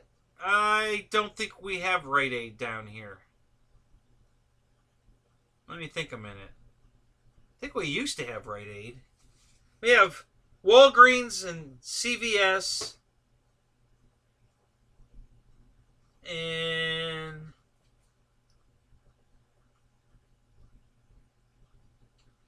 God, what else do we have down here? Oh, is that what's going on? Nobody's talking? That's why. So I wasn't frozen, just nobody's talking.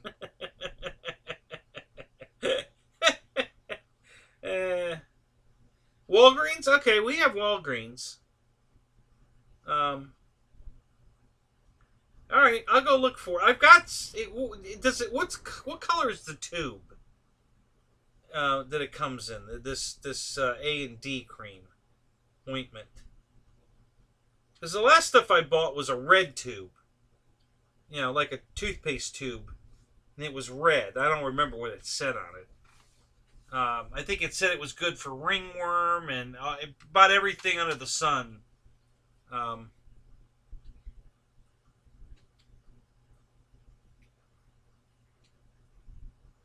Yeah, well, there's a Publix. All right, so I live a quarter of a mile, maybe a half a mile at the most, from the corner here. And on the corner is a Publix and a Walgreens. So I've got two pharmacies. There's a pharmacy in Publix, and there's a pharmacy. The Walgreens is a pharmacy. So I can go to either one of those and look for this A&D cream ointment. So I'll check that out. You know, I'll see if that works.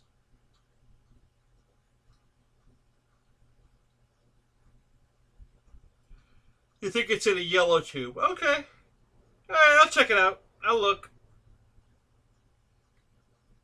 You know, like I said, the leg's fine. It doesn't hurt. There's no aftermath, any problems. It does seem to... The skin seems to be very fragile. So I get, you know, if I bump anything, it bleeds. Because it's red all the time. So the redness hasn't gone away. And now it just, you know, if I bump into anything, it'll tear this. Even like if I hit a stick, for instance, it won't put a hole in my jeans, but it'll put a hole in my leg. You know, so my leg will start bleeding even though the jeans are untouched. I don't know how that works. But, yeah. So just some minor, you know, minor irritants, I'd say, more than anything. It doesn't hurt. It doesn't prevent me from doing anything. It's just the redness and the constant, you know, I hurt myself. Hell, I hurt myself getting out of bed, you know. So, and then I get these little, you know, little injuries that bleed, and then they get, you know, a scab on them, and it seems like I've always got a scab on my leg, right where the frostbite was.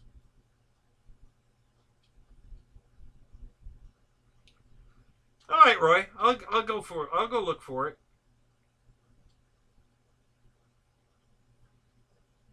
Preparation H.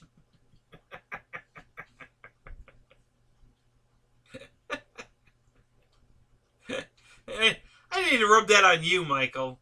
You know, it gets rid of a pain in the ass, right?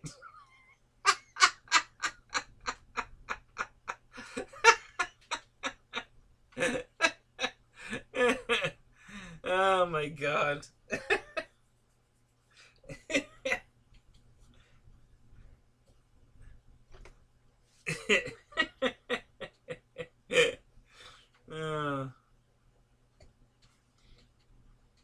Yeah, but I never did before the frostbite. I don't have this problem with the other leg. The other leg never bleeds, but this one's constantly. It's like the skin is super, like tissue paper. You know, it's got no where the redness is. It's got no, you know, no strength of it all. You know, anything I bump into, I'm bleeding. And it's just, you know, it's not a big deal. I'm not going to bleed out or nothing. It's not like that. It's just irritating. You know, it's bleeding, and it stopped the bleeding. Now I got a scab, and, you know, then you're in the shower, the scab washes off, it starts bleeding again, or not, you know. Yeah, it's just an irritant. It's not a problem. It's not preventing me from doing anything. You know, and it doesn't bother me. It doesn't keep me up. You know, it's not a, it's a non-issue issue, basically. So, But yeah, I'll go look for that A&D ointment and see if I can find it. I'll get some and we'll try that. I've tried. I have various different creams in there that I've already tried, and then I think one of them might even be the A&D. I've got a yellow and green tube in there. Not much green, mostly yellow. That's some kind of ointment, and I don't remember what name it is. It might be A&D. I might already have the stuff. But if I don't, I'll get some.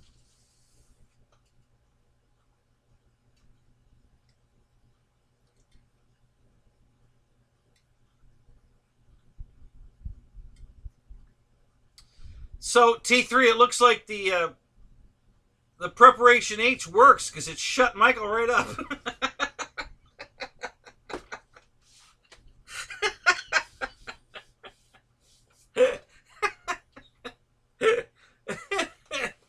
Oh my god, that's funny. Oh god. Wrights is my buddy. I love that guy. Give me back my airplane. Oh, that's hilarious. I gotta tell you guys, you guys make the show. You guys are so much fun. So that's old man syndrome. Oh, thank you, Christy. That makes me feel so much better. Oh, wow, you really have a way with words, man. You just.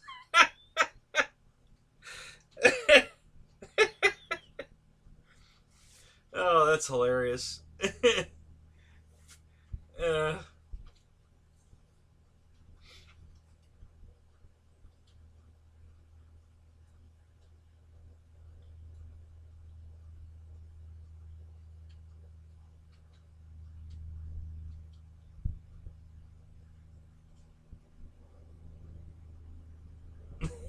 Yeah. Yeah, I think you told me that. Yeah, I think you told me that I looked handsome on the old camera.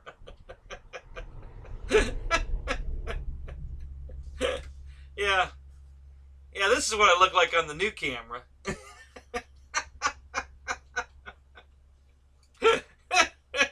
It's really in focus now.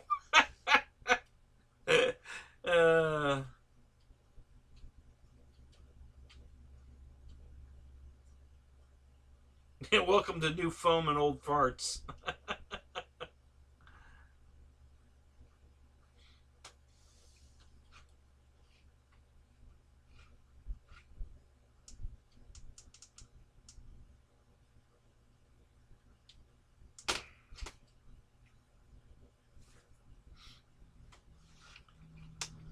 I was hoping Dana would be back in here by now. I'm sure he will be.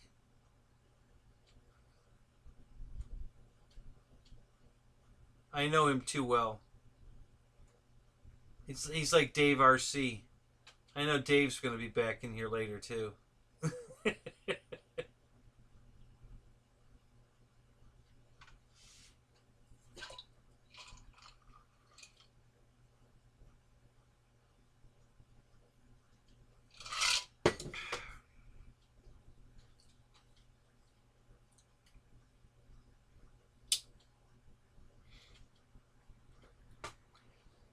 How's your P-47 coming, Michael?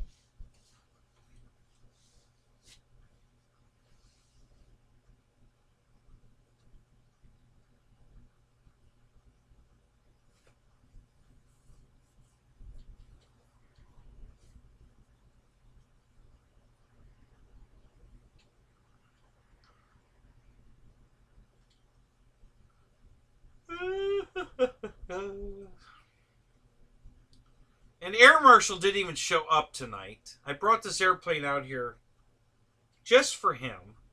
Well, not just for him, but I was going to tell him that. And he doesn't even show up in my show. Shame on him. I'm going to have some words with him.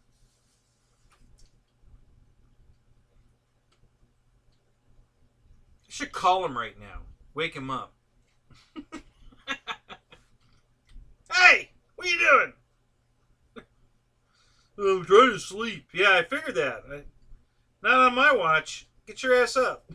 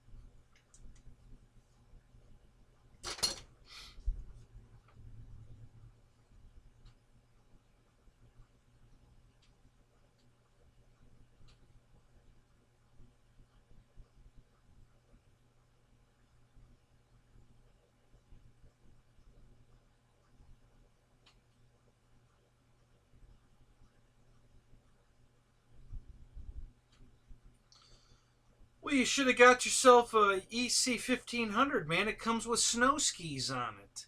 You could fly all winter. No lie, it comes with skis. I almost wish I had a winter just to try those out. And I had totally forgotten it came with skis until I opened the new box, because I bought a second one. And I opened it today? Yesterday.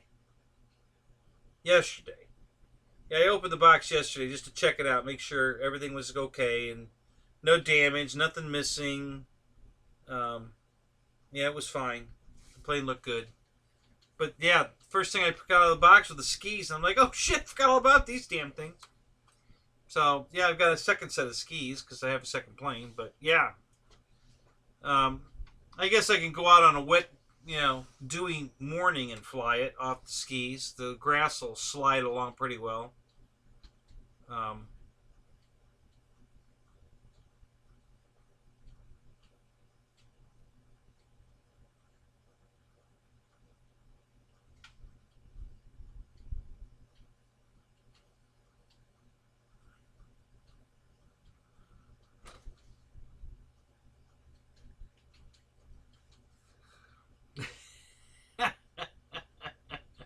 Utterly ridiculous. Oh, Fred. That's funny.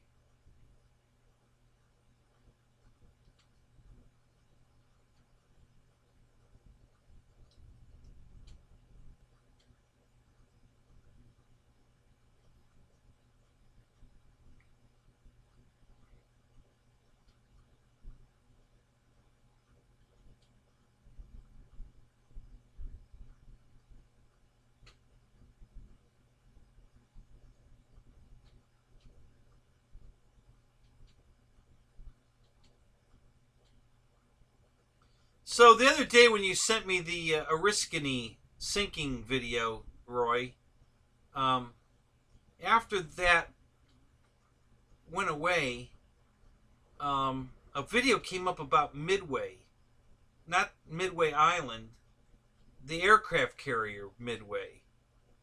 And I haven't watched it yet, but it looked like a new documentary about the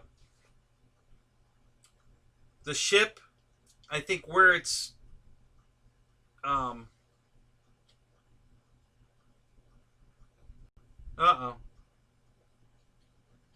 it looks like God, you're not gonna shut off again, are you? Let me check something here. Oh God, don't do it. Please don't do that again, you bitch. Damn it.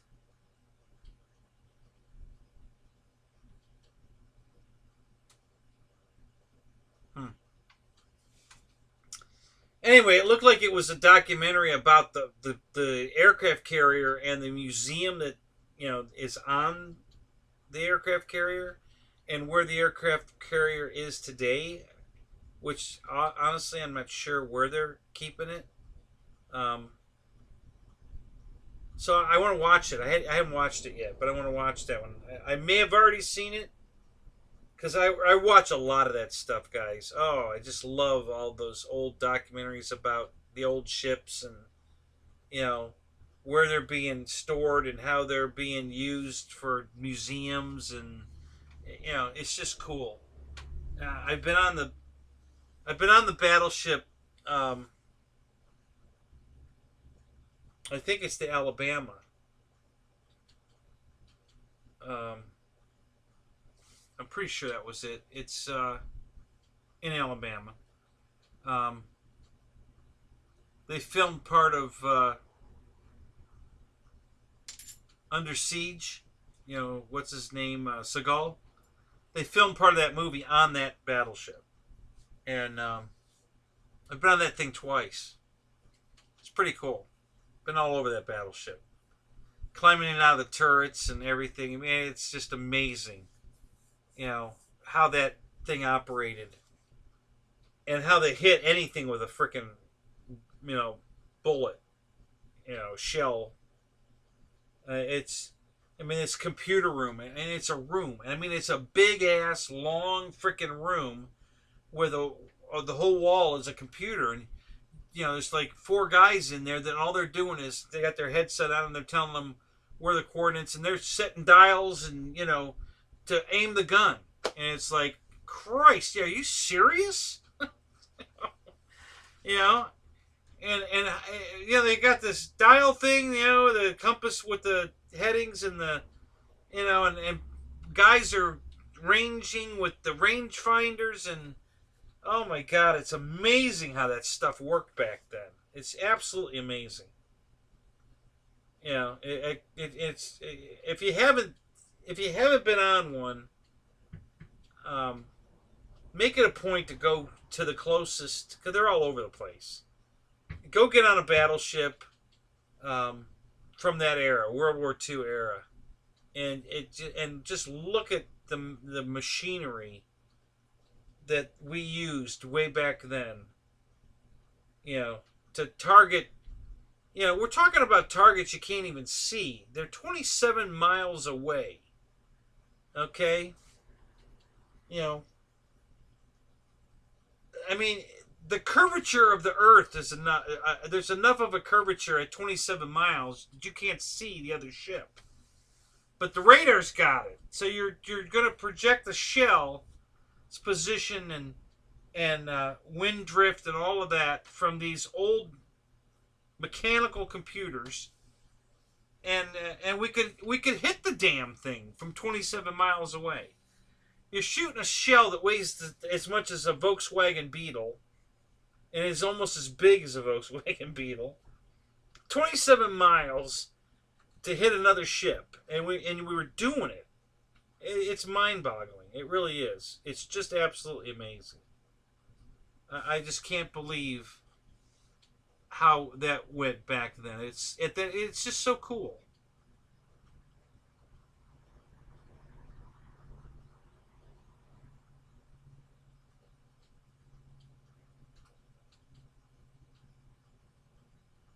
Okay, I finally got this unfrozen.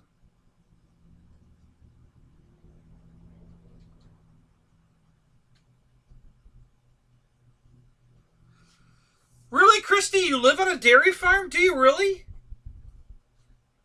Wow, that's cool.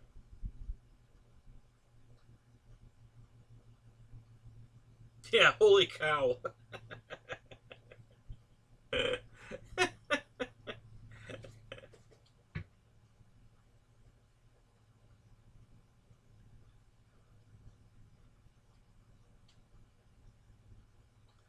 Oh, so was I frozen? Am I back? All better? Okay, good.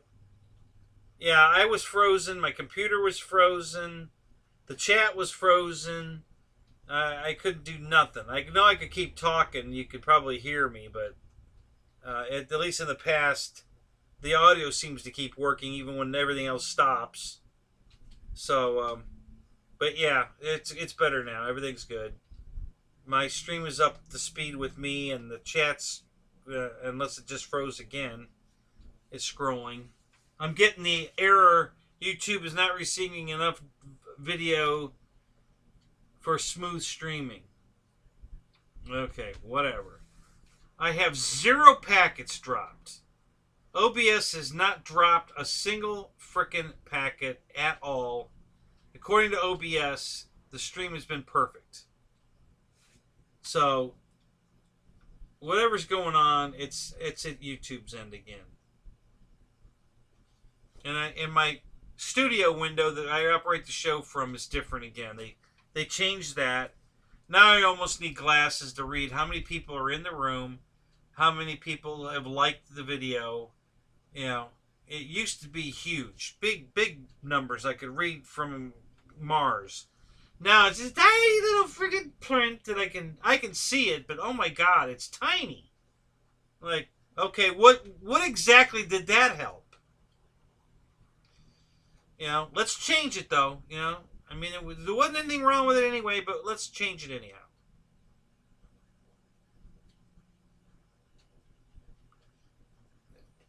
Oh no, that's Michael's job, Christy. Pushing buttons is his job.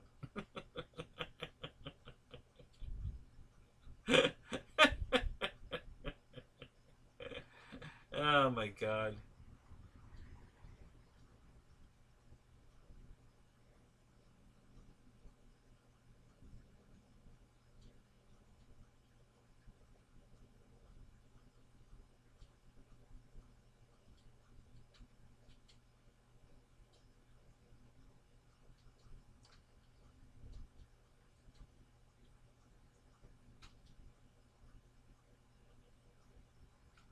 Is there a show I need to know about I'm missing? What is Amichelle? Amichelle's show? And what is that? There's a show going on I don't know about? I want to go. Where's that? When is it?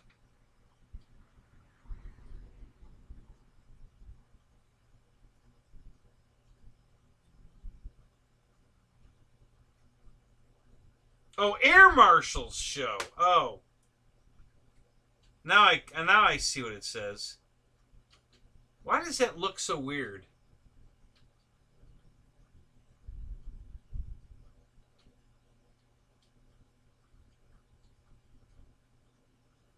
God, that looks weird. Oh well. Maybe I'm just tired. My eyes are getting tired. I don't know. Who cares? I figured it out.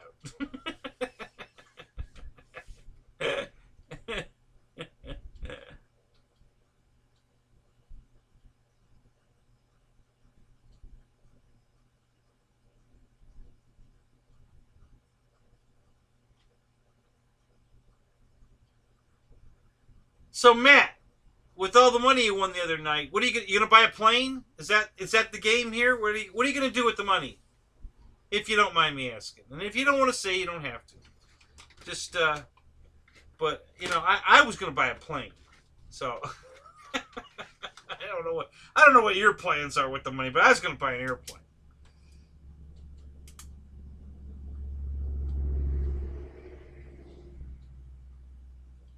Oh, Joseph says I'm paying attention again. What were you doing a minute ago?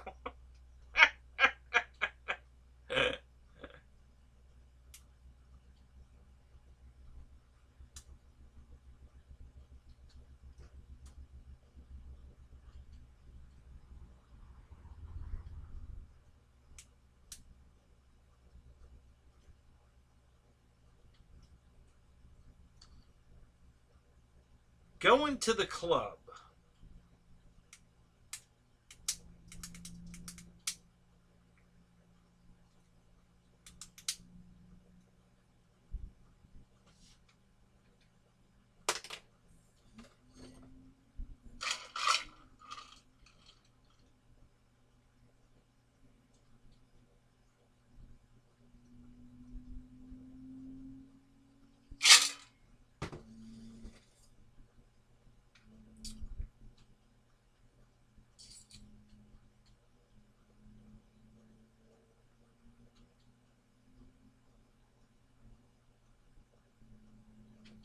okay.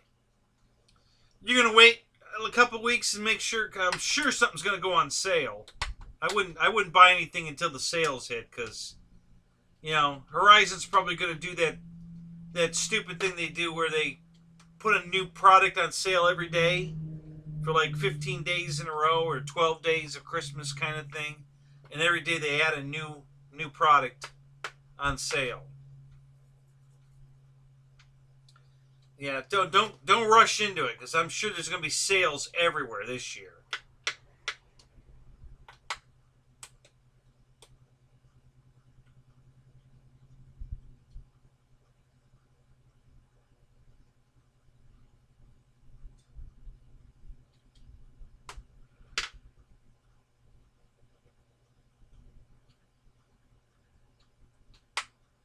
Oh, I'm definitely pushing the button on that one, Michael. That Cessna's awesome. I want that plane. Absolutely. I was going to buy, if they put the 150 on sale again this year, I was going to buy a second one of those. But now I want that HSD 182. So that thing's beautiful.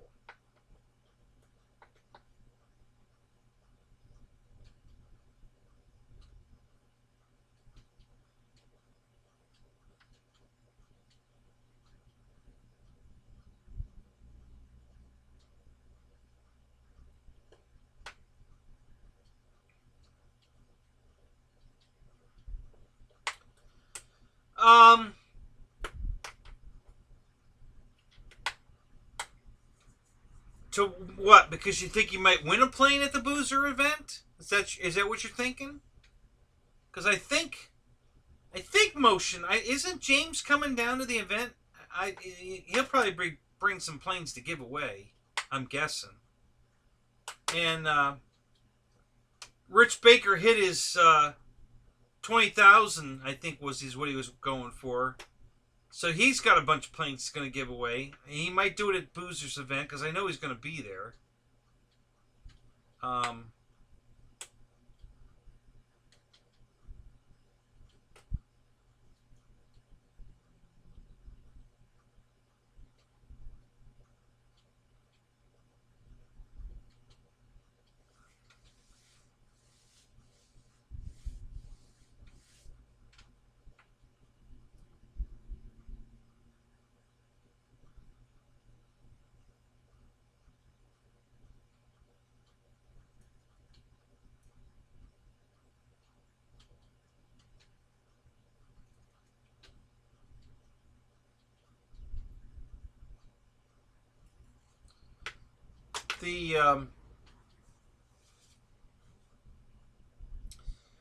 I got to tell you guys, I'm so happy about getting the RV8, because it's got fixed landing gear on it. Yeah, I know you did, Michael. I saw you win.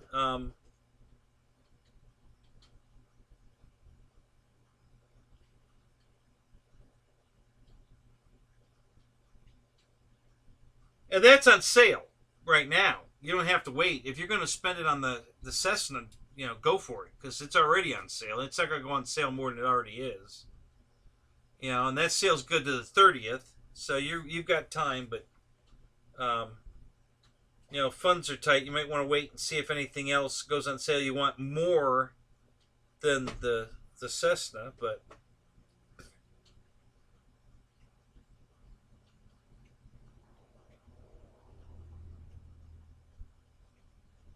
Oh, to show off. Oh, I got you. You're going to keep it a secret until then? Is that the deal? You're going to unveil it at the event? Dave will be there. Marshall's coming. So,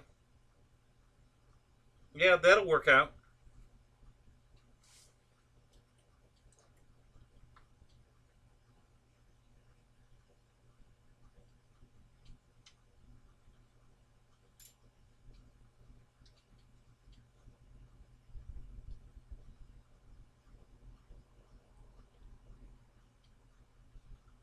Oh, my hangar's more than full.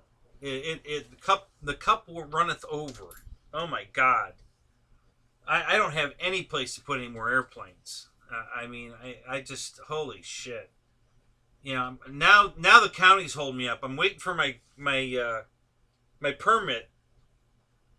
You know, I already paid them, and I'm waiting for them to approve it, and I don't know what we're waiting on. You know, they had it for 3 days. Then they send me a bill for $190 for the permit. So I figured, okay, I paid the $190. Now I'll go pick it up, right? No, they're still reviewing it. Well, what the hell did I pay $190 for if you're still reviewing it? They've been reviewing it for almost 2 weeks now. I was hoping that we'd have that done and I'd have the damn slab poured already. So now I'm still waiting for them to finish with the permit. So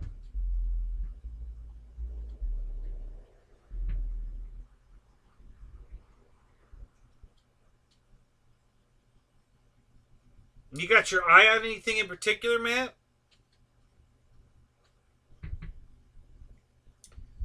Yeah, so anyway, I'm kind of over the...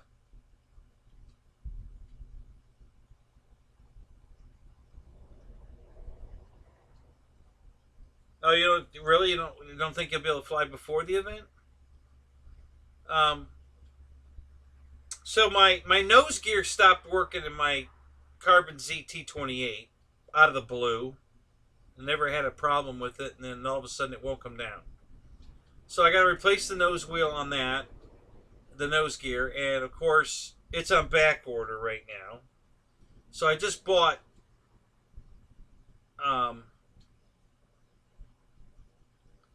well, actually, those are I bought 2 of the nose gears I think are going to fit in my Viper. But they're not going to be here for over a month. They're coming from China. So I've got all these damn airplanes with stupid little piddly shit wrong with them. That is mostly with retractable landing gear.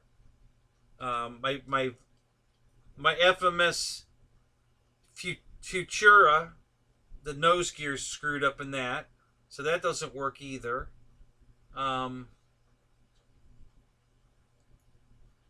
Yeah, I got a lot of landing gear issues right now, and I'm just kind of over it. I don't think I'm buying anything with retracts anymore. I think I'm going to buy a lot of fixed gear planes.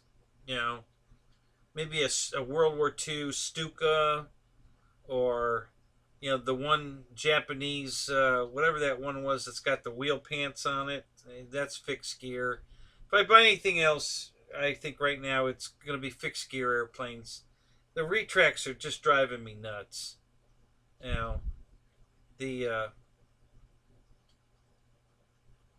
failure rate on this stuff, mostly because I fly off grass, and this stuff just isn't designed to take the beating that grass, you know, puts on it. You know, especially the heavy planes.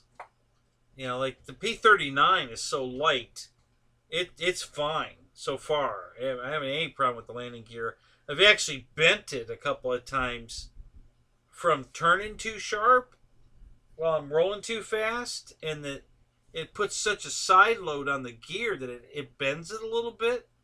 Not that you would notice it until I go to put it in the car and I hit the gear switch to put the gear up, and then the nose gear hits the wall of the pocket, you know, and I'm like, really? So then I got to put it down, and I grab a hold of it, and I bend it back, and then it goes right back up in there. But I've learned that, yeah, I can't turn sharp with that. It's such a long nose gear. It's got a lot of leverage.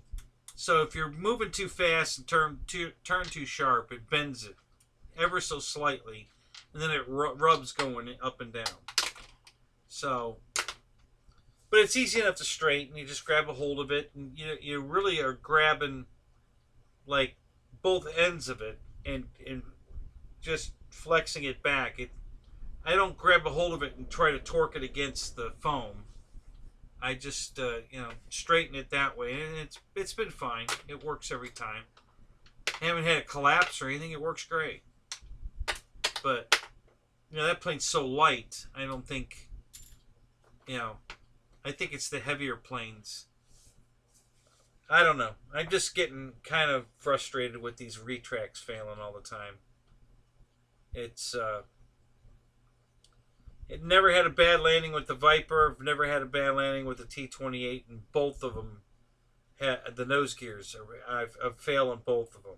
You know, and I can't explain it. Just irritating.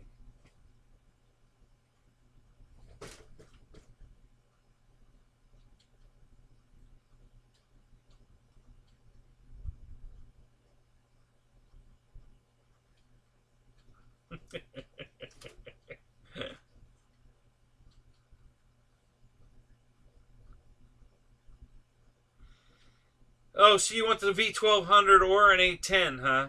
Okay.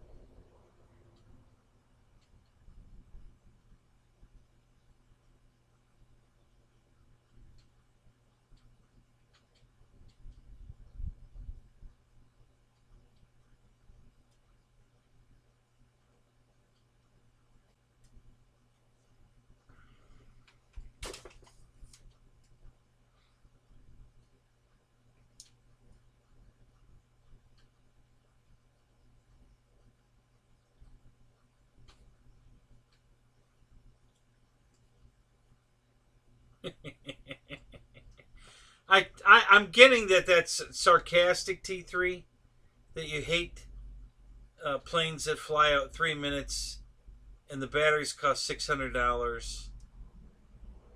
Yeah. Blitzo, what is up, buddy? How you doing, man?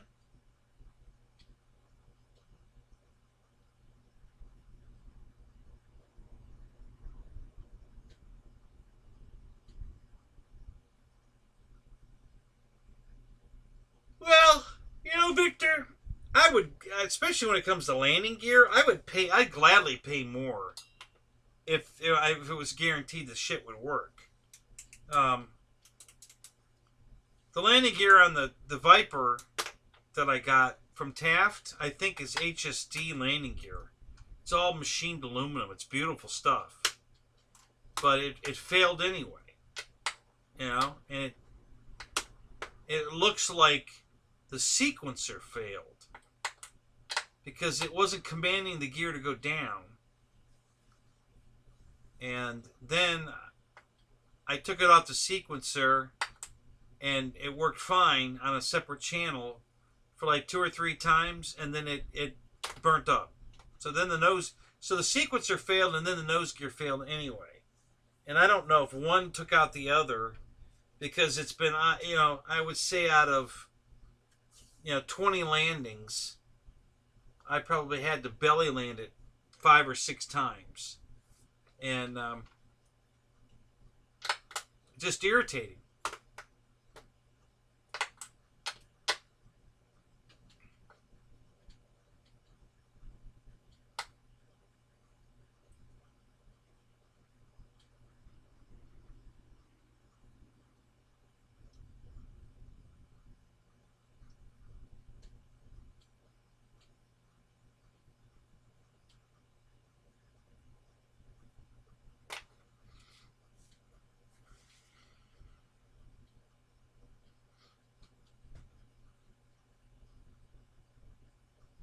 Well, I got to tell you,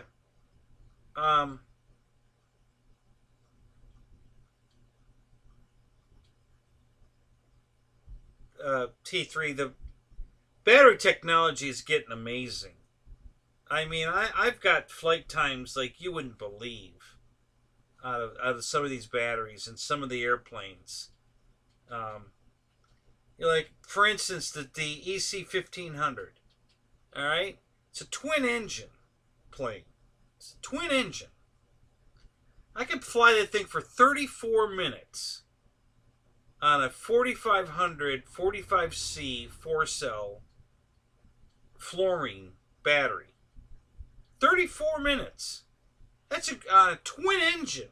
That's nuts. That's just incredible. So,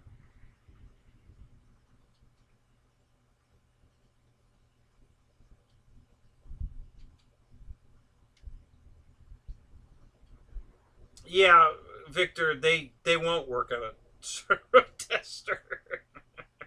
Just ask Dave's RC; he'll tell you. Um,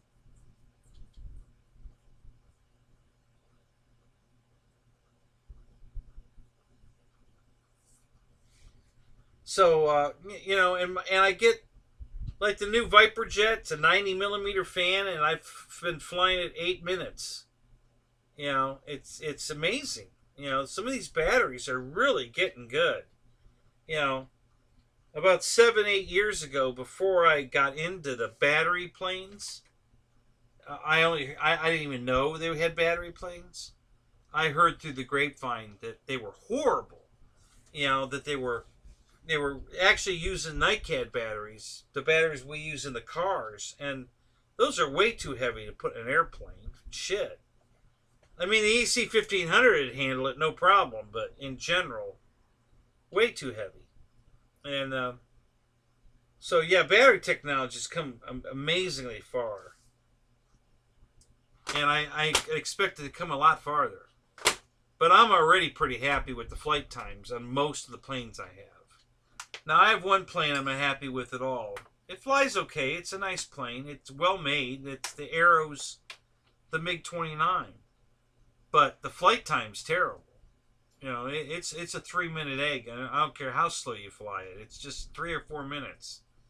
You know, the twin 64 millimeter fans just suck too much juice, and the plane weighs too much with twin engines in it.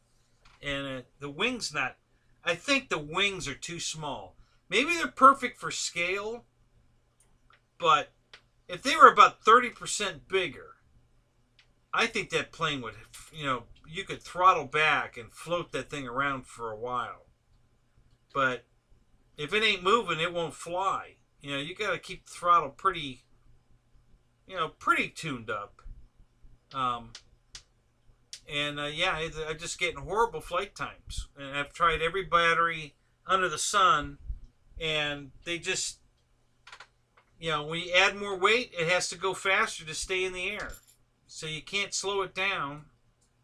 You know, it just, I mean, it flies great. I mean, it lands super great. Love the way it lands. It flares out beautiful. It's a good landing plane. It's a beautiful plane. I love it. But I just don't like the 3-minute flight time. That just doesn't work for me.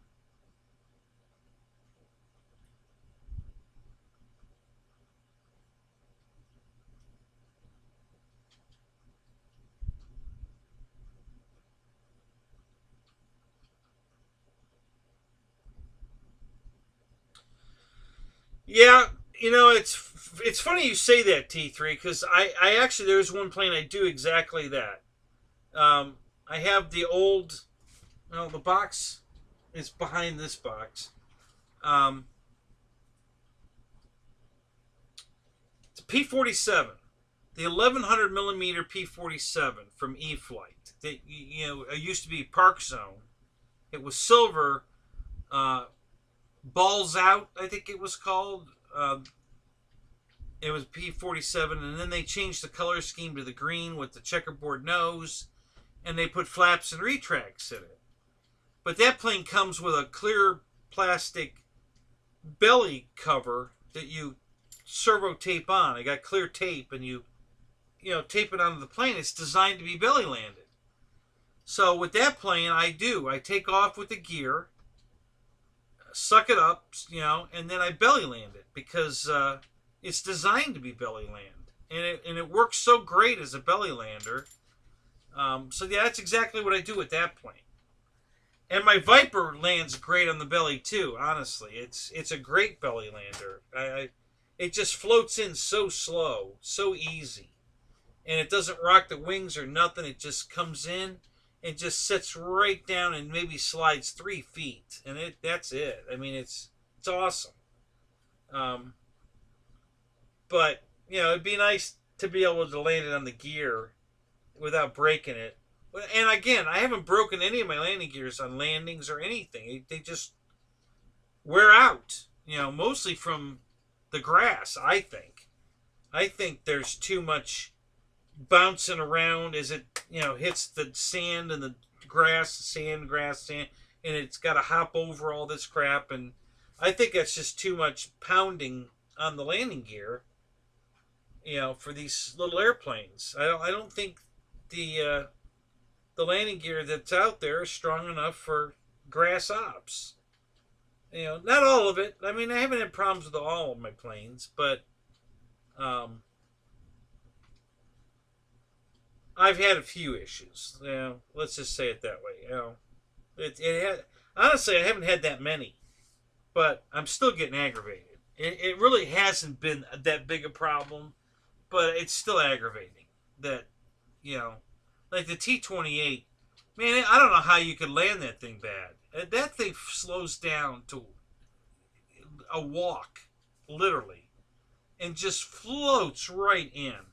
I don't know how you could have a bad landing with that. And yet, this nose gear just decided one day it wasn't going to work anymore. Just like that. Came in to land, didn't even look to see if the gears never failed. 3 years now, 4 years maybe, the gears never not come down, and it didn't come down. So as I'm touching the mains, I see I don't have a nose wheel, and I'm like, oh crap. And it just gently nosed over onto I shut the throttle completely off so the prop would stop, and it just gently laid down on the nose, the plastic nose cowl, and slid about 3 feet. And I walked out and I picked the nose up from the propeller. I hit the gear switch and the gear came right down. And I'm like, okay, where were you a minute ago? And then I flew it one more time and put it away. And then when I went out to fly it again, the nose gear won't come down. It just will not come down. It's jammed up, stuck up. I don't know what's wrong with it. I got to check the wiring. I checked it already, but I'm going to check it again. I just want to make sure it didn't accidentally somehow come unplugged. But yeah, the damn nose gear just stopped working. No hard landings, no reason for it to stop working other than it's wore out. I don't know. But it's irritating for sure. And then the Viper doesn't, it's got maybe 20 flights on it, and the nose gear's already failed. That's not very impressive.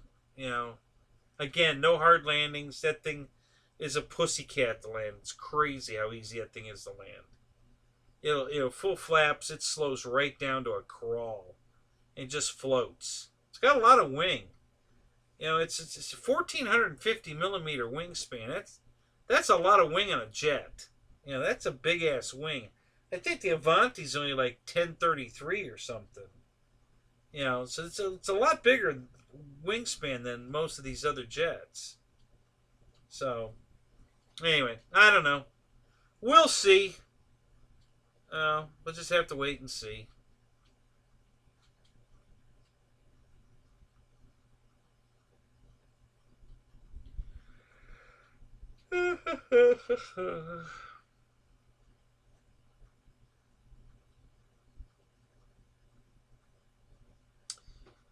Go on eBay, Joseph, and just type that in. Type in 6S, 4S, fluorine, and it'll come up. They're pretty good batteries. I've been really happy with them. They're cheap, even cheaper than the HRBs. And in the jets, we haven't had one puff yet. In the sense of getting soft and round puff, they are growing. Very, very little. Every time we cycle them, they grow a little bit. And you don't even notice it until you buy a brand new battery to, one's getting kind of weak or whatever. You buy a brand new one and you put it on the table next to it. And then the one's like, maybe a quarter of an inch taller than the new one. And you're like, well, damn, it's been growing, the whole time. Still rock hard. No puffiness. Doesn't get hot. Doesn't get overly hot. So yeah, I've been pretty happy with those batteries. They're doing all right. These new Z batteries look pretty promising too. One of the guys at the field has been flying them for a while now, and he really likes them. So I picked up a couple of those, and I'm testing them right now. And so far, plenty of punch. They fly good, not getting hot, not noticing any swelling or anything. So they look good so far. I have a couple other brands I've tried too. The Yumis, they're doing all right too. Actually, another cheap battery that seems to be performing pretty well. Can't complain too much about those. They're doing pretty good. So yeah, it's just the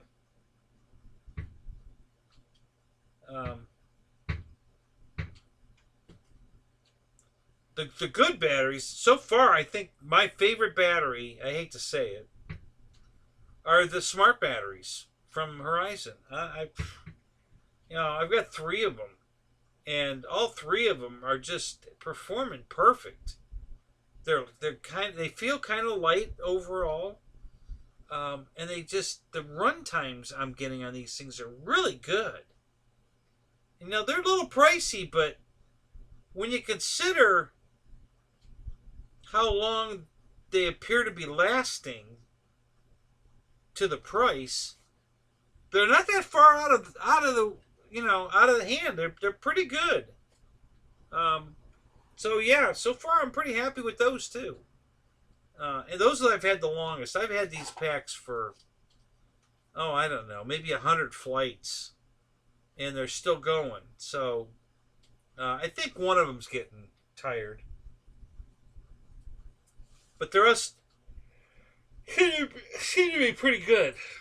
And then I haven't had the other ones long enough. The Yumis, the Z, and this Thornton, I think it's called. That one's kind of iffy. I'm not impressed.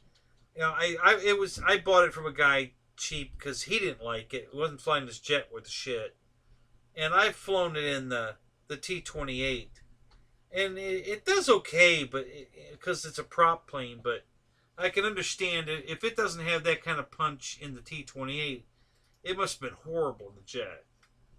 So that battery wasn't anything special. And they've tried a few other brands too that they don't like. I haven't. I'm pretty much just going off of what they do. If they do a battery and they don't like it, then I don't even bother. So. And they've been doing a lot of testing with it, so we'll see.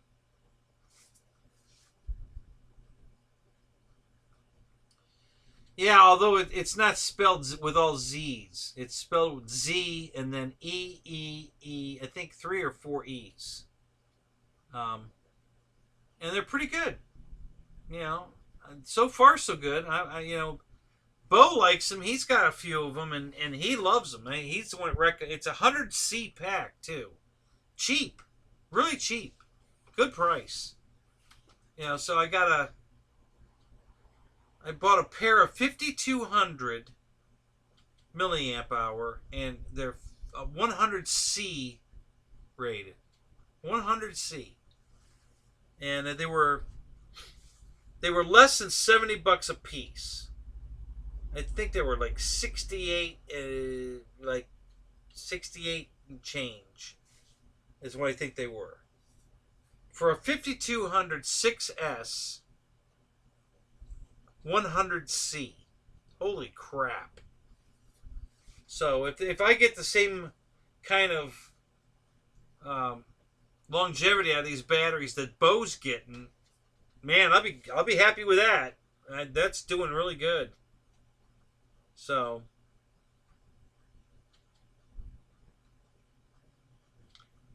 yeah, well, again, it doesn't seem like the cycling of them, well, yeah, I guess it could be. Because they're not collapsing. Well, the Futura gear, the nose gear collapsed, but the other ones are just not cycling. They're not going up or down. Yeah, that's what I tried to do the other day when I took the Futura out and the gear didn't want to work. I put the gear down and I just left it down. And I tried to take off and I got 3/4 of the way down the runway, just about to rotate, and the nose gear collapsed, and down the nose went, and that was the end of that. No flight that time, and wasn't going to try it again. Obviously, it's just going to do the same thing. So yeah, but I was just going to leave the gear down, and that didn't work. So I don't know. I know I love my Valiant, and that's got fixed gear on it, and I love that thing. I love this Dynam 188. You know,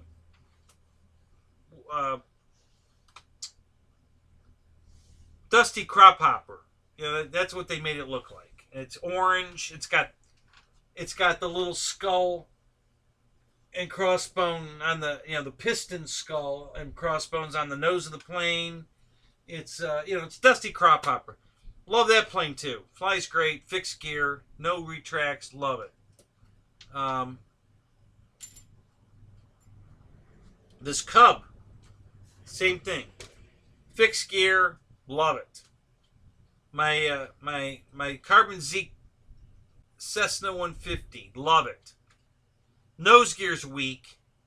I have to keep straightening it or replacing it, you know, with a repaired one. And keep rotating them through, but love that airplane. And that's fixed gear. My de Havilland Beaver, fixed gear, love it. My CUB, my L4 Grasshopper CUB, fixed gear, love it. Yeah, see, all these planes that have fixed gear are just so reliable to fly, you know, and I'm really getting excited about that because I'm so tired of the damn retracts not working when you want them to work. So, hey, you're back, Dana. All right, hang on, guys. I gotta go get a car. I promised Dana I would get. You missed. I tried to call you before you walked off. Let me go get my Mustang car, and I'm gonna go get a refill. So I'll be right back because I want you to see my car. So don't go away.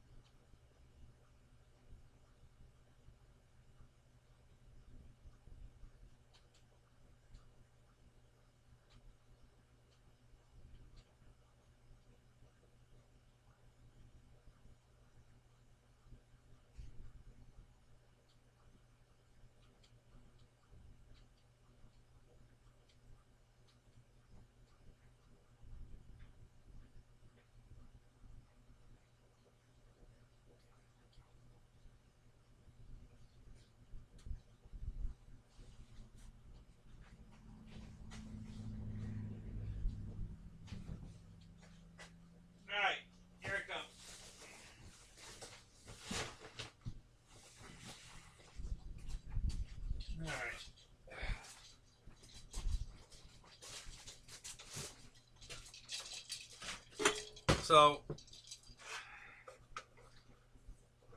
do you think of this one?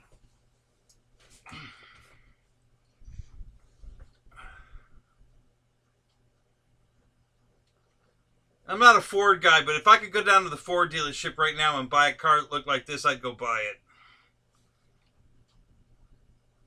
I just think this thing is freaking gorgeous. I love yellow, so I'm a big fan of that. And, see, this is where the zoom would come in really handy. So, the grille, the headlights like that.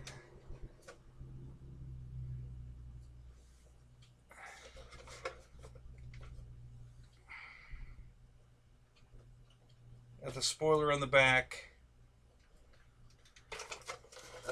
Big tail lights.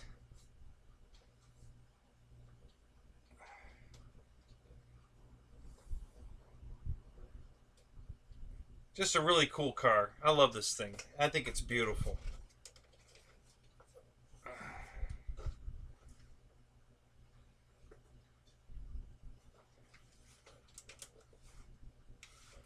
Yeah. So I wanted to show you that one, Dana. I knew you'd like it.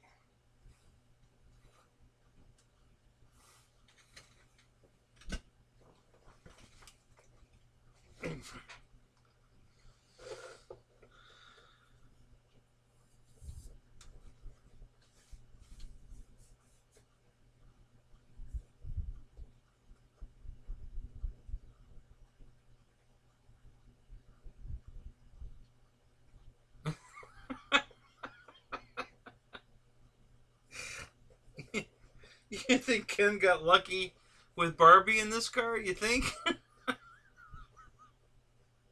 But look at the car. Don't you think you'd get lucky if you had a car like this? I think I would.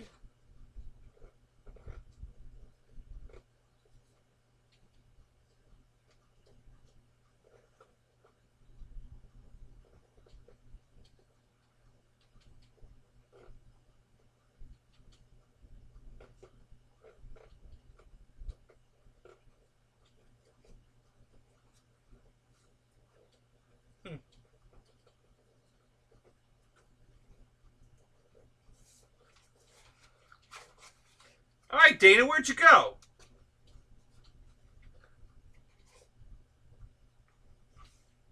Don't you like it? What's up? That thing's gorgeous. I love this car. I'll put it right here.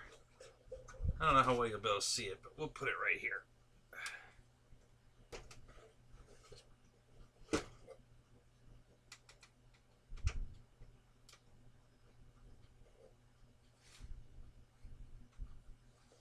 Oh no, I've run it a lot.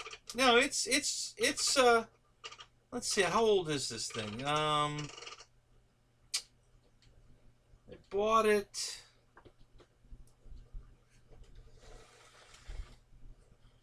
maybe in 07, maybe 10, 2010 or 07, 10, somewhere around there. Yeah, it's a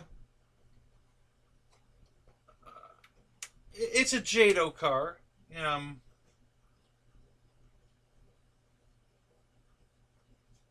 It's got the big time muscle emblem on the back window. I think, if I remember right,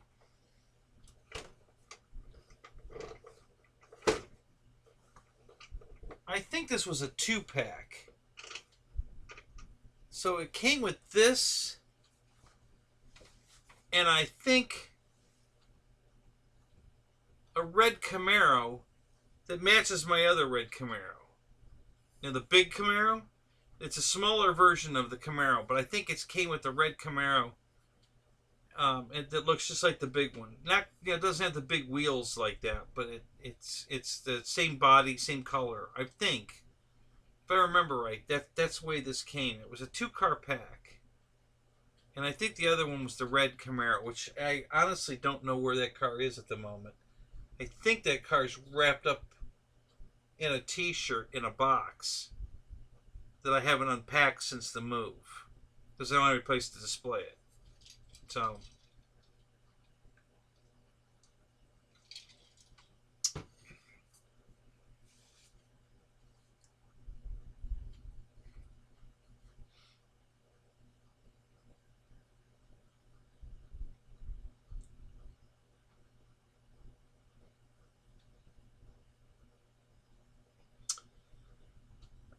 it's got to be newer than 06. Probably, I would say by the looks of the headlights, somewhere around 08 or 10, I'm thinking. Because it still has the bigger headlights. You know, not the little teeny sliver ones. It's got the big headlights. And I don't know what year. I'm not a Mustang expert, so I don't know what year they started really getting into the slivery ones. But I'm thinking this is like 2010, not any newer than that. And yeah, I probably bought it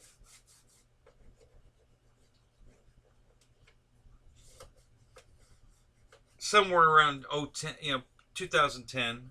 I know I was working at Allstate at the time, because me and a buddy from Allstate went to Costco and got these at Costco. He wanted to go to Costco. I'm not a member there. I just tagged along. And I got inside, and they had this twin pack of these cars. And I think it was like $46 for the two of them. And I'm like, oh crap, I gotta have those. So I bought them. And yeah, they're just cool. And I think the Camaro, I drove the Camaro a lot more than the Mustang, because I'm a Chevy guy. And that's why I'm pretty sure that it's the exact same big time, like my big Camaro. I've got a red little Camaro that matches it exactly. I just don't know where it's at. I think I had it. See, at the old house, I had all these cars on display in display cases that are over here now, and in the garage here. And when we moved here, I had to pack everything to move it. So I wrapped all my die cast and my stuff like this in my t-shirts and put them in boxes. And they're still in the boxes because I don't have any place to unwrap them and display them yet. So now I have a stereo case in the back of the living room that I can't get to. It might be in there, because there's a bunch of cars I started displaying in that case, but I can't get back there right now. The way the living room's such a mess, I can't even get back to that. So it might be in that stereo cabinet. But yeah, I have a Camaro that matches the big one, and I think it was the one that came. It's this size. I've got it. Right there's a Challenger that's this size. It's silver. It's a New Bright car. I know you're familiar with those, Dana. All of these are New Bright cars. These big Chargers I have over here, I got 4 of these. They're all New Bright.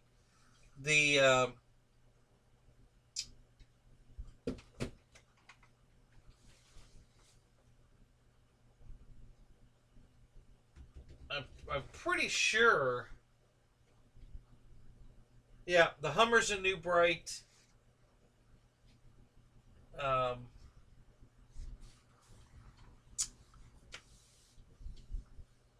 I got a radio control front end loader. That's New Bright. Yeah, I got a bunch of New Bright stuff. But this is Jado. And like I said, I have the big Camaro, and then I have the same color, same model, just smaller Camaro. And I know it's the one that came with this. I just don't know where it is at the moment. I have to. I'm sure it's just wrapped up in still in boxes from the move. I just never had a place to put them. But with the new garage built, when I get it finished, I'll have plenty of room for all of this stuff.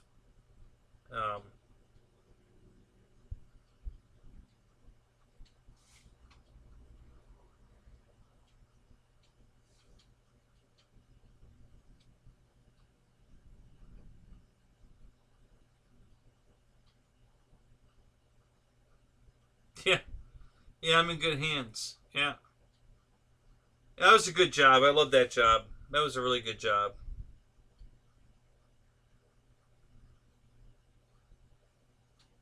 I used to drive a Mustang and then I got a job. Oh my god. Hey Ronnie, what's up?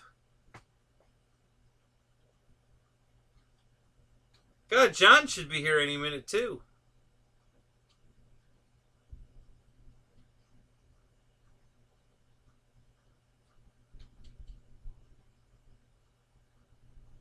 Um,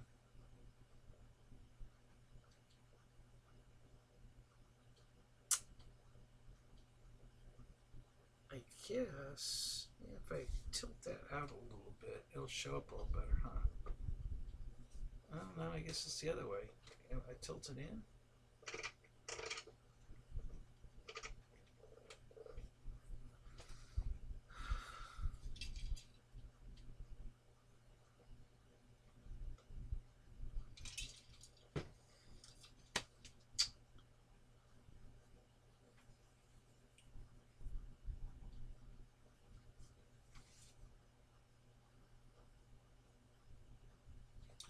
Until just now, I forgot I had that smaller version of that Camaro. Um, like I said, I've got so much stuff that's packed away from the move that we haven't unpacked, and I completely out of sight, out of mind, man. I completely forgot about that car. But now that I'm thinking about it, because when I said to myself, that was part of a 2-pack, and then I thought, what was the other car? Yeah, that's what it was. It was the Mustang. I'm sorry, it was the Camaro that matches that big red Camaro. It matches it exactly. And I completely forgot about that one. Now I want to go get it. I don't know where it is, but I want to go get it. Damn.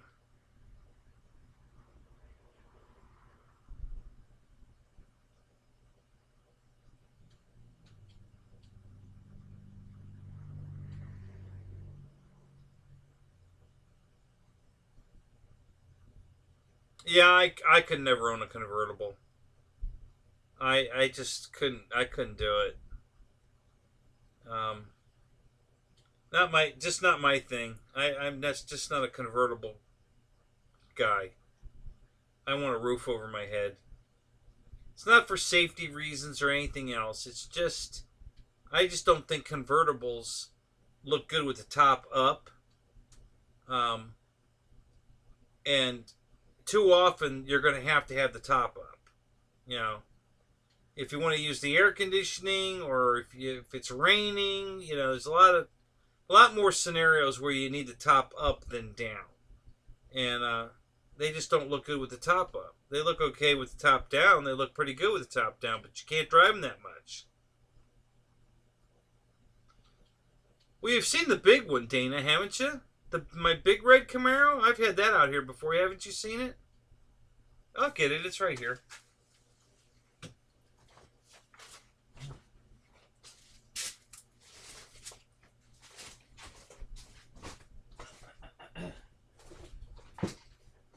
I can't believe how dirty this thing gets. Jesus.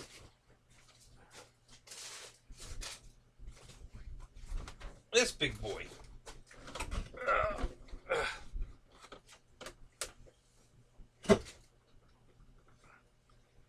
I don't know if I can get it in the camera here. Hang on a minute. Let me try this.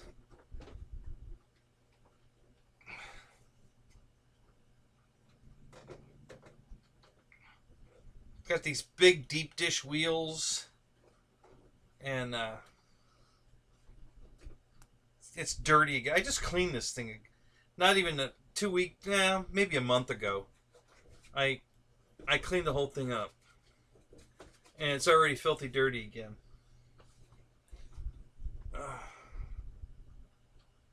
I had it on the table here, nothing else on the table, and I was just cleaning it while we were talking about it. But yeah, it's monstrous.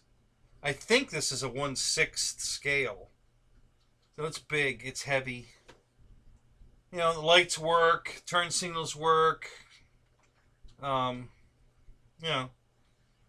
I have this exact same car, this size, and it's got the big time in the back window here. Same thing, the big time show.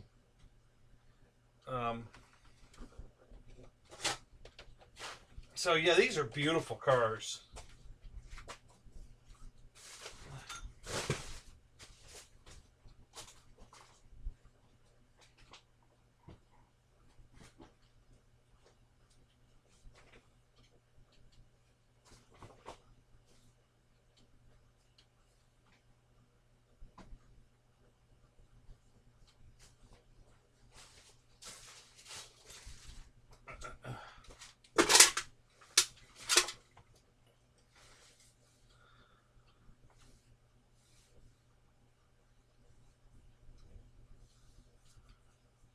Yeah, 1/5 or 1/6. I think it's 1/6. It could be 1/5. It's big. Yeah, it's a big boy. It's big.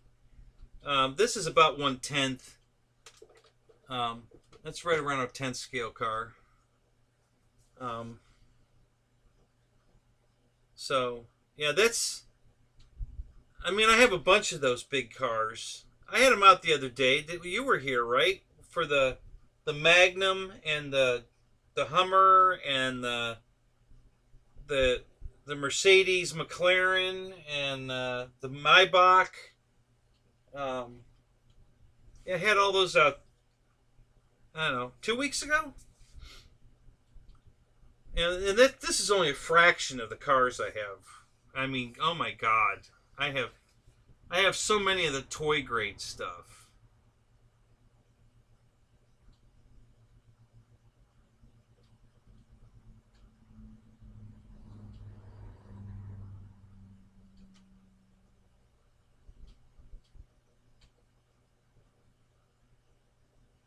That ACT car is smaller size.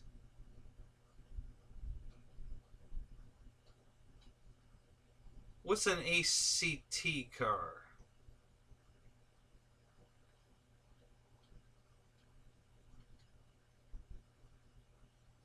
I'm not sure what you're talking about there, Dana. Explain it to me.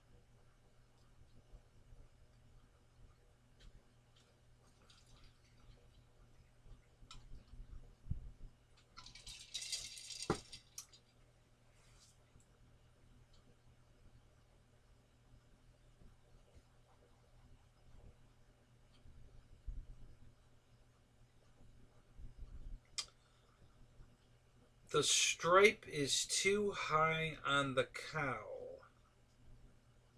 The stripe is too high on the... What are we talking about?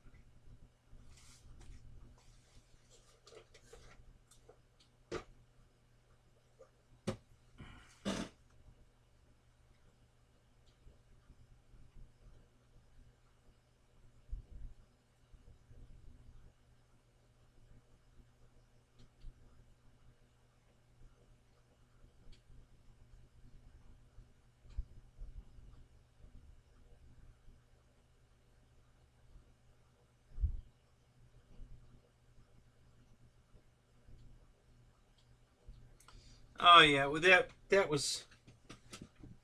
Yeah, there was a time period when Ford was using some really shitty metal. Christ, everything in Ohio was rusting to death. Oh my God. I had a Maverick. My '70 Maverick had no floorboards in it at all.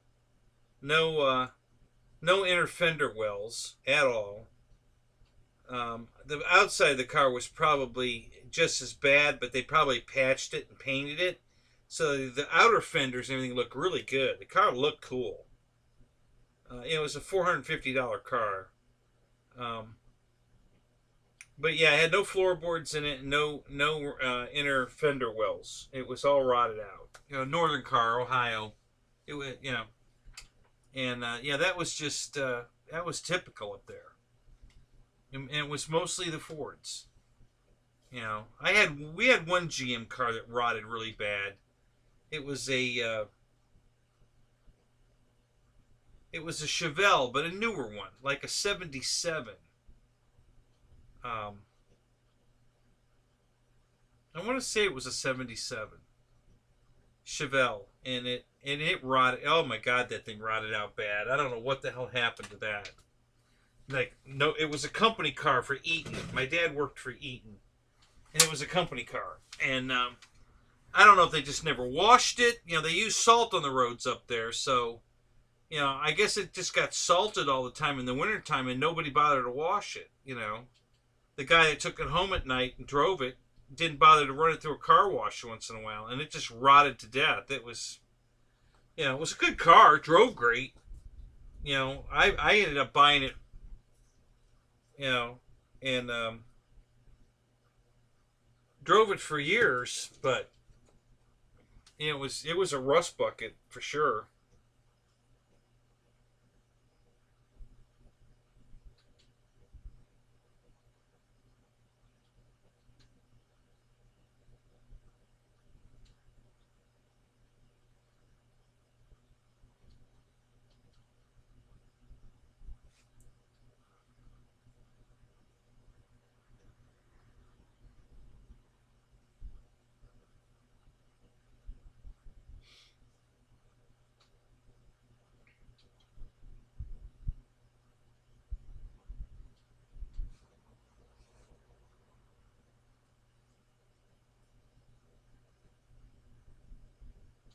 No, the Camaro's red, just like the big one. Exact same metallic red paint scheme. Yeah, it's identical to that one. It's it's just smaller. It's a 10 scale like this, in that scheme. And I used to drive the shit out of that one. I was afraid to take this one too far. I didn't want to break this thing. That big car is just so cool looking. So I was very careful with that one. I didn't.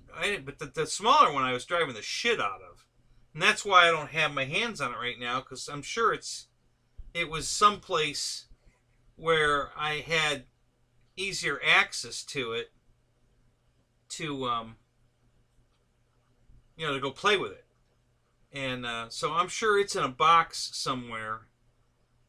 I'm sure it's protected. I'm sure I would have wrapped it up in a blanket or T-shirts or something and put it in a box, to bring here. And it might be in the trailer out front here. There's a lot of shit in that trailer. So, yeah, it might be in there. I don't know. I'm not sure where it is.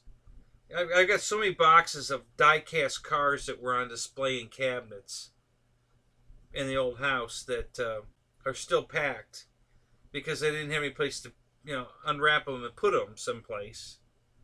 Some plastic models too, like Monogram or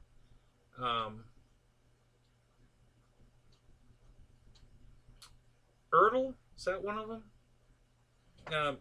I've some of that stuff too wrapped up that again, no place to display it.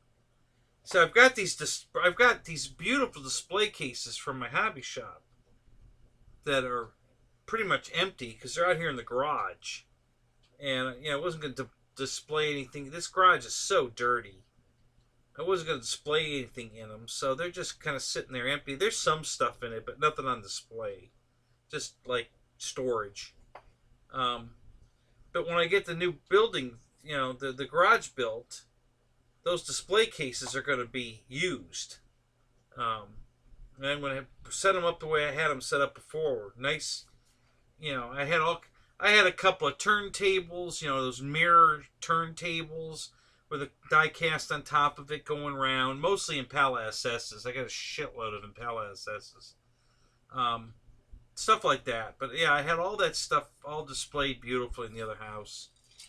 And there's no room here. You know, we combined my mom's home, the ex-wife's home, my home, and part of my dad's home, and brought it all here, and tried to jam in, 30 pounds of shit in a 10-pound bag, and it just don't work.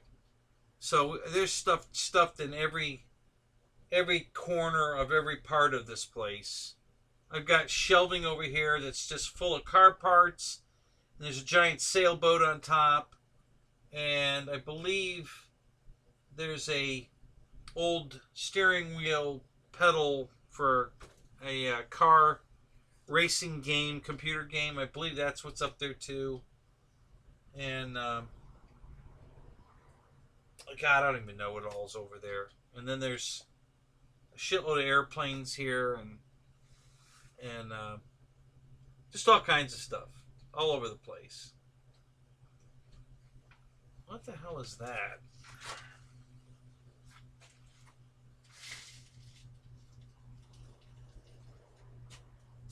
What the hell is that?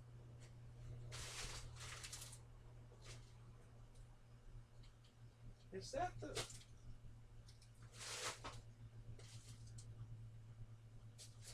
Oh. Ah! I just found another car. Hey, I forgot about this one. Okay, can I get it out of there without breaking this airplane? I got another one for you, Dana. Another Camaro. Let me see if I can get it. Let's see. Let's move the pterodactyl out of the way.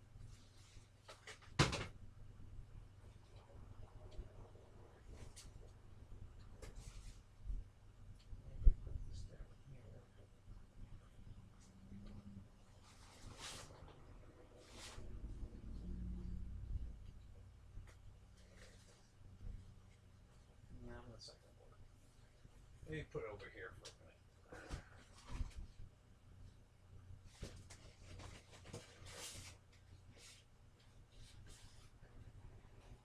Yeah, that'll be alright for a minute.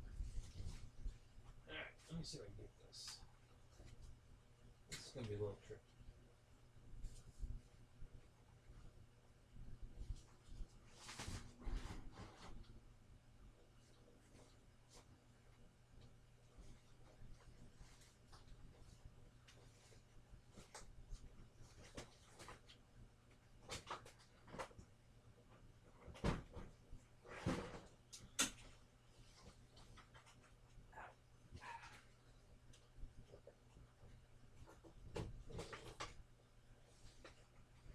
Oh my god, I've got so much crap. Holy crap. Now see, I didn't think that airplane was there. I can't believe that's there. I thought that was over there. I guess the wing's over there. Okay. This is another big one, like the other Camaro, but this is a 69 Camaro. Oh. Damn. Ugh. Okay. This is one of those muscle machine.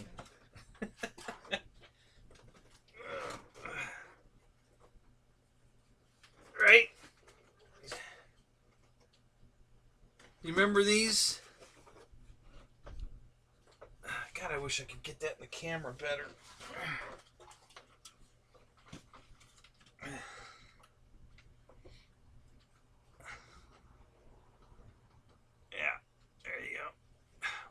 God, these things are heavy. Shit.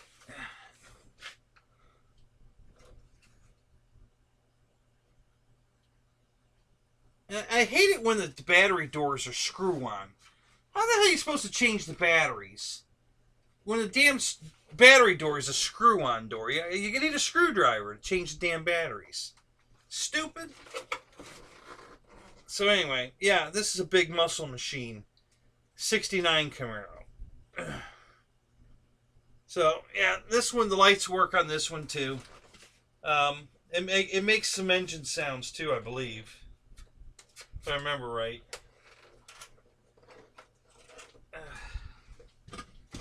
Yeah, this is another one I forgot about.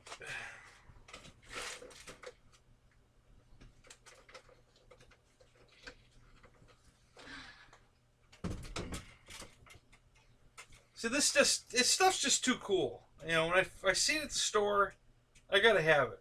I can't. You know, it's just calling my name. Take me home. Take me home. So I do. You know, I just love this stuff. It's just so cool looking.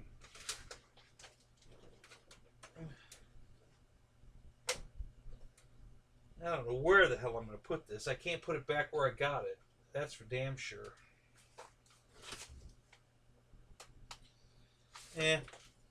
I'll set it on the floor for right now. I'll have to find a home for it tomorrow because this is not going back where it was.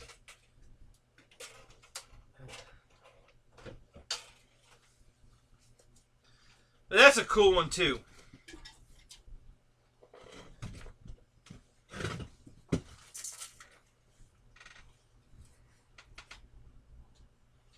No, it's two-wheel drive. Yeah, it's just standard two-wheel drive, regular front steer, nothing unusual about it. You know, and it's just got basic lighting. I don't think the turn signals work or any of that. They just light up. You know, they just come on. The brake lights don't work. Now the big one, the brake lights work, the turn signals work. On the 69, I think they just light up. They don't, you know, you can't, there's no turn signals or brake lights or anything. It just lights up. It was mostly the new bright stuff does all kinds of cool stuff. They got a music synthesizer in it, so the lights flash to the music, and it doesn't matter what music you put in it. You can either use the music that comes in it, or you can put a MP3 player in the trunk and then play whatever the hell you want. Whatever's on the MP3 player is what you're going to play in the car. You know, and the new bright stuff does all kinds of cool stuff. The JATO's, you know, that's the only one I have with working brake lights. Brake lights and no, I take that back. I think the Dodge Magnum does too. I think both of them have working brake lights and turn signals. The Magnum's the only one that has a working horn. You know, you can blow the horn, you know, a regular car horn, you know, which is kind of fun. But that's the only one I have that has a working horn.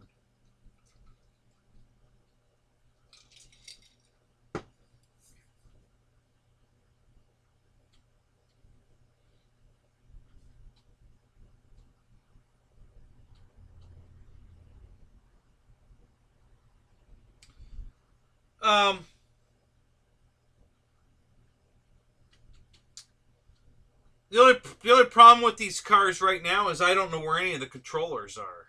You know, the controllers are all put away somewhere in boxes. They're not with the cars, so I couldn't run any of these if I wanted to right now. I think I know where.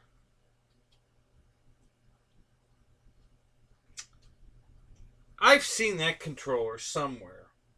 It's a round tire for the 69. It's a round tire controller with, you know, an antenna that comes out of it, and I think it's a button. So it's just full left, full right, you know, no digital proportional on that car. All the rest of them are digital proportional steering, but not. I don't think that one is. I think it just has buttons, and you push it to go left, push it to go right. You know, it just looked cool. You know, it was a muscle machine that, you know, die cast this size that they turned into a giant RC car. You know, I was like, oh god, I gotta have that.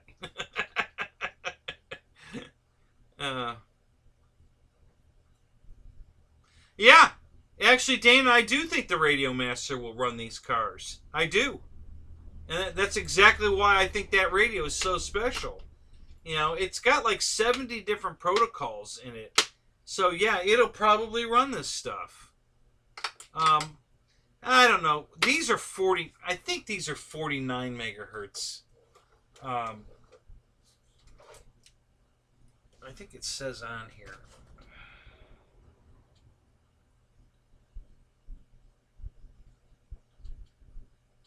Yeah, this is 49 megahertz.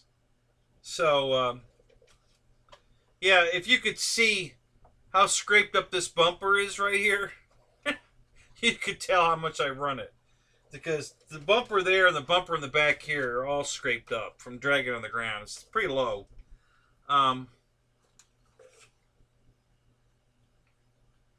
Tires are wearing good. They're still in really good shape, but the bumpers are all scraped up. Yeah, they might not run these, honestly, because of the megahertz. I bet the jumper and the Radio Master are strictly 2.4 gigahertz.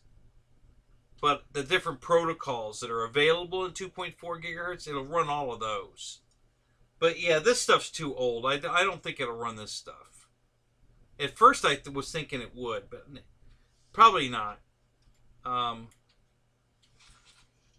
don't know. I don't know enough about that radio.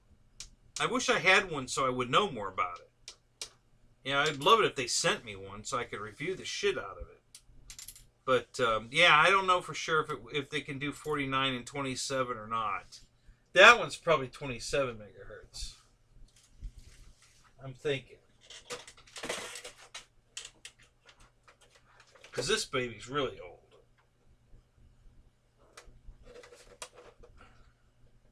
Yeah. So this is 27 megahertz. That's 49 megahertz.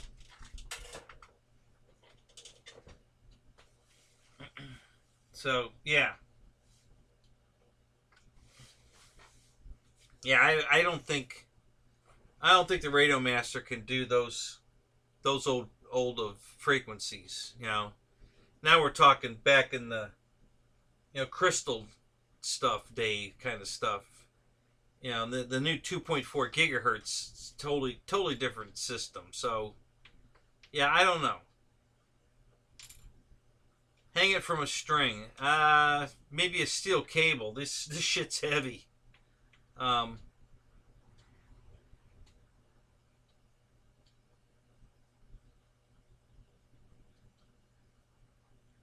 there is a YouTube video to convert. Well, that's cool. All right. Well, that, you know, go watch it. Let me know what you find out.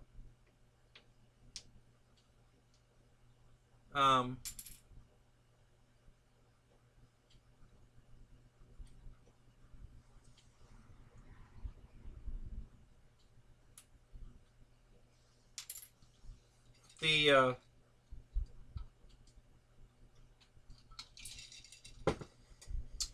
is a good question. I really don't know. I was thinking that it would run all the new stuff, but you know what? I think even the new stuff today in toy grade is still 49 megahertz. I think. You know, cars especially. I think anything ground is probably still on 49 megahertz. 27 is long gone. I don't think anything's still used 27. But I would bet the toy grade boats, you know, Walmart boats and stuff, I'll bet they're still on 49 megahertz. I don't know. I could be wrong. I don't know. Haven't really looked. And again, I don't know enough. I wish Air Marshal was in here so we could hear, you know, he could tell us, because he's got one. So he should know something about it anyway.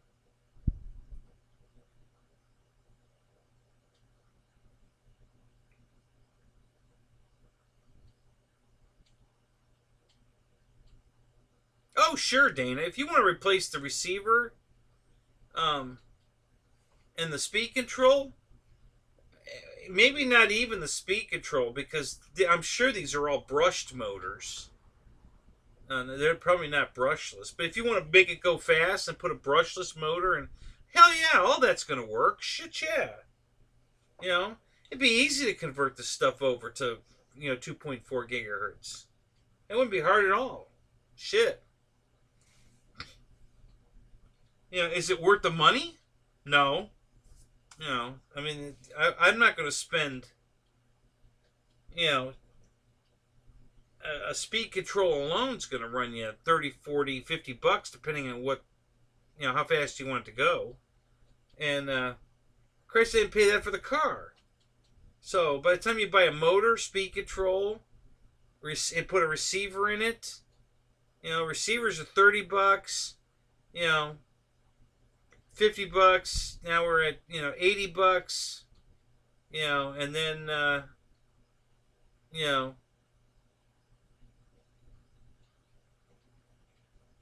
you'd have to, well, yeah, you're going to put a brushless motor, speed control, so you're going to have to put a brushless motor, so that's another, yeah, you're looking at over $100 to convert it to 2.4 gigahertz. Defeats the purpose of buying the Radio Master radio and being able to play with all this stuff, by just, using the radio's protocols. So, yeah, I don't know.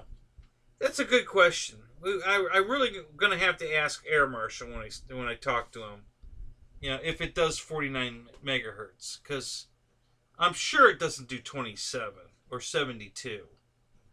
I seriously doubt it does that, but all the different 2.4 gigahertz, it does all of those, I'm sure.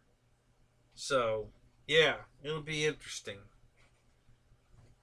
That's why I wanted one of those radios so bad. I wish the hell I needed a radio so I could buy one, but I just can't justify buying another radio. I got 3 now. It just, I don't need another radio. I'm all radioed out. I'm set for radios. I'm not going to need another radio for as long as I live. These radios will definitely get to me at the end of my time. Even if they change it to something else, it won't make this stuff obsolete like it did. The problem back in the day with the 27 and the 72 and the 49 and the 75 was you had limited number of frequencies. Like I think 11 or 13 of the 27 megahertz, 49, maybe 15. I think 72 had like 17. It was too easy to be on somebody else's frequency, and if you were flying airplanes, you would shoot somebody down. Driving a car, okay, it bounces off a curb or a wall, whatever. Not horribly bad. I mean, bad, but not. But this 2.4 gigahertz is pretty much unlimited with the channel hopping and all that. So, what's going to replace that that's going to be better? I mean, it already has the range that you're going to lose sight of it before, if you're flying a plane. Well, a car too, for that matter. You'll lose sight of it before you'll lose control of it. So, how much more range do you need? Unless you're going to fly at FPV. But then it's not just the radio that has to go that far. You've got to have a video signal that will go that far also to keep flying it FPV away from you. So,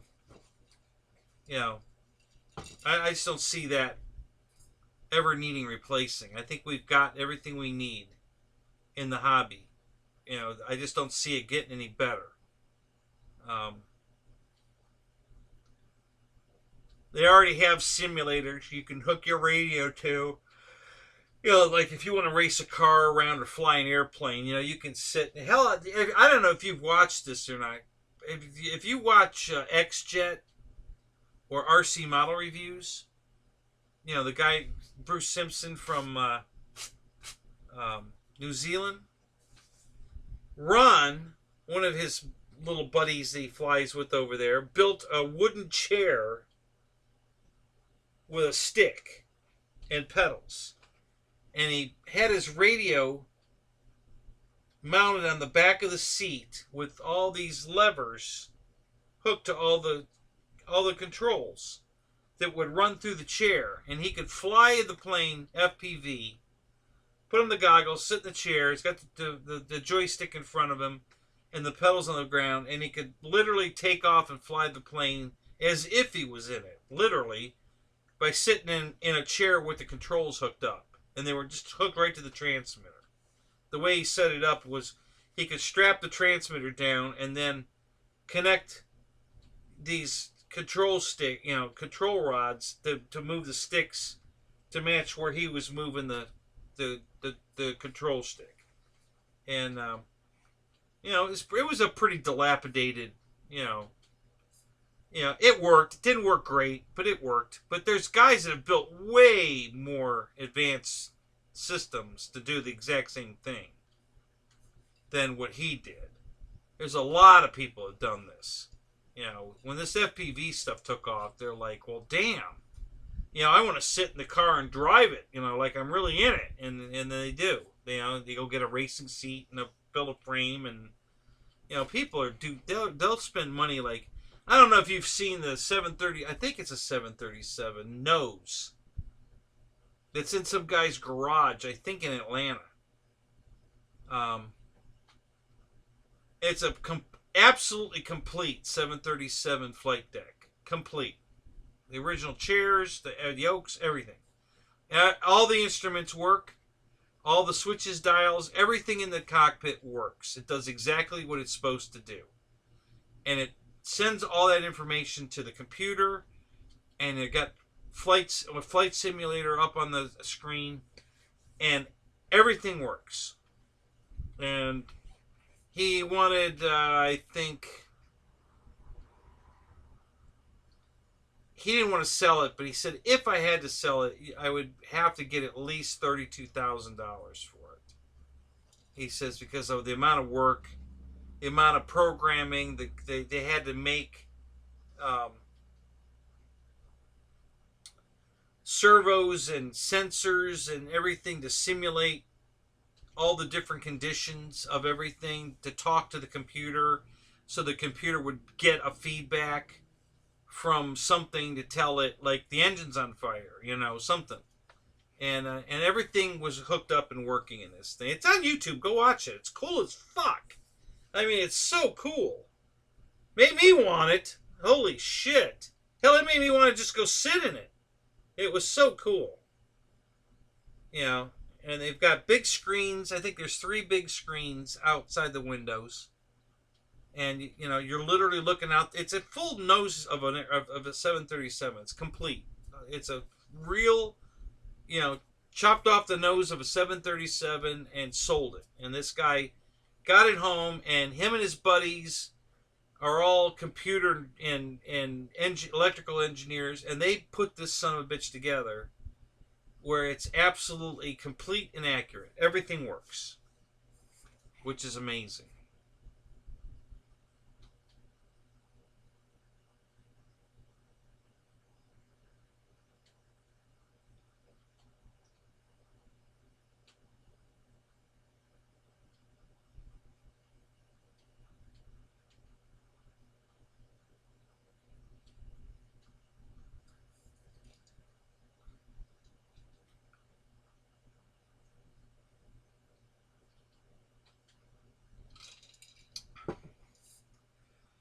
So if you can buy a $10 2.4 gigahertz radio,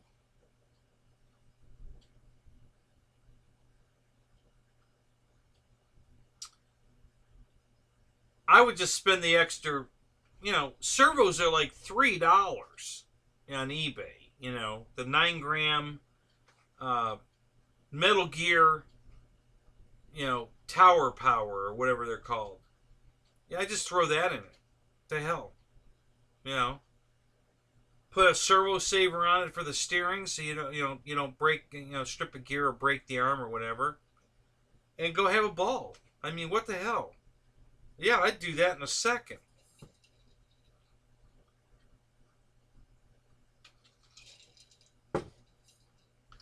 Listen, did you guys see Dustin's car he bought for his daughter?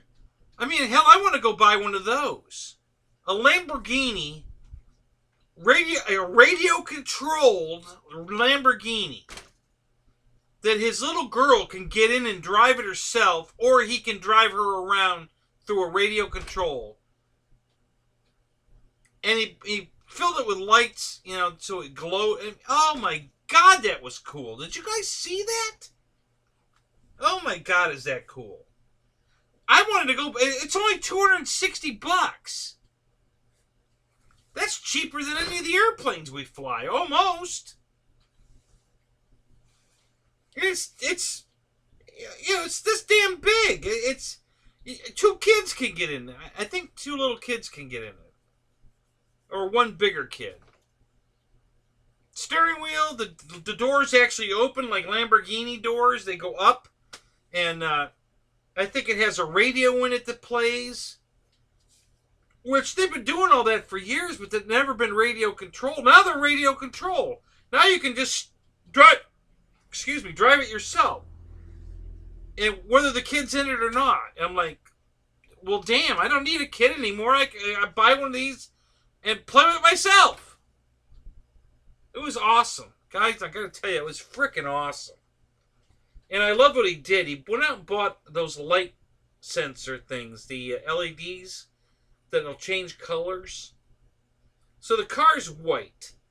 And it's a white bodied, you know, thin plastic. I think it was just molded in white plastic. It doesn't have paint on it. And he put these lights under the fenders. They change color. Since the car's white, it turns to whatever color the lights are. So he can turn the car blue, he can make it pink, he can make it purple. You know, he kept changing the color of the car with these LED lights, and it just looked so cool. And then, you know, the fact that he can drive it around just blew my mind. It just totally blew my mind.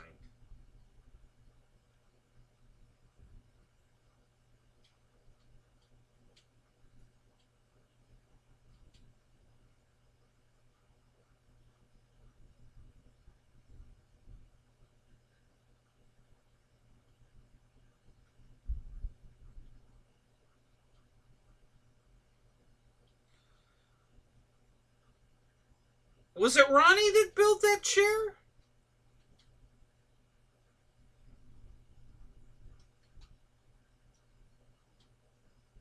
Okay, maybe you're right. I don't remember that exactly that close. Okay, I'll go with that. Maybe it was right. It was. You know, it was clever. I mean, you know, it worked. I mean, those guys can't fly with a radio or without a radio. They can't fly. It don't matter if they're sitting in the chair or holding the radio. They can't fly. But it was, you know, and like I said, he didn't invent that. You're right. He copied somebody else. He didn't invent it. I've seen that 100 times. But his was the crudest. You know, he just used wood. You know, wood planks, wood, you know, 2x4. It was the crudest of all the ones I've seen. But it worked. That was the point I was trying to make. Is that, you know, as crude as it was built, and as ugly as it was, it worked. So, just think if you put your mind to it and had some skills, you know, what you could do. Because,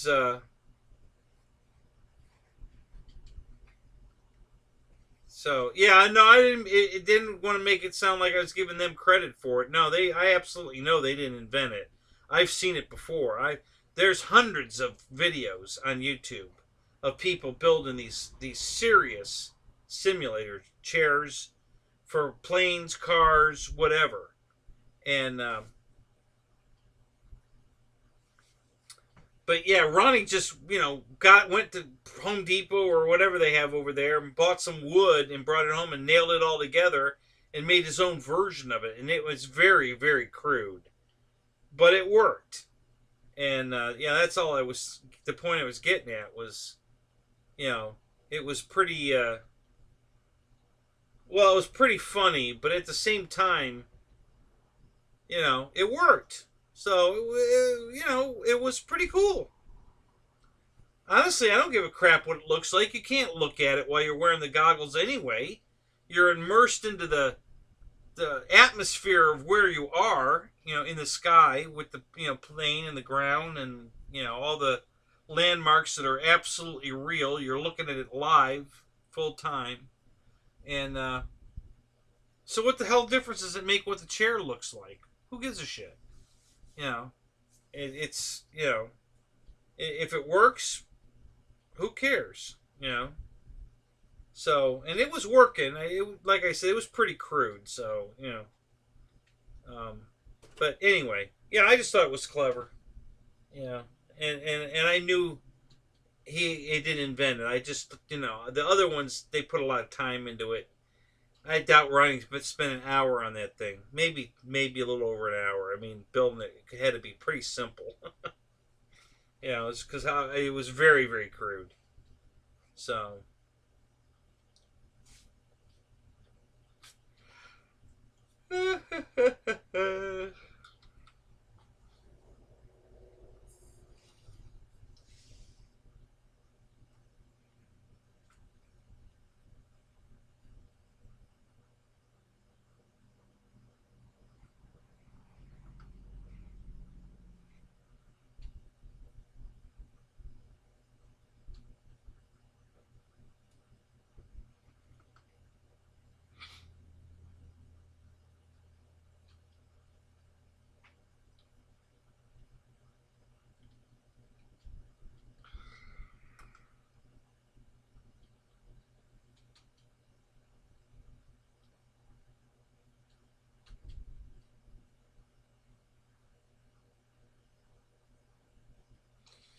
Alright, what is it? 2:18?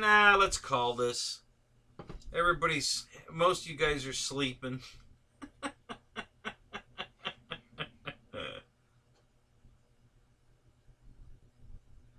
I don't know.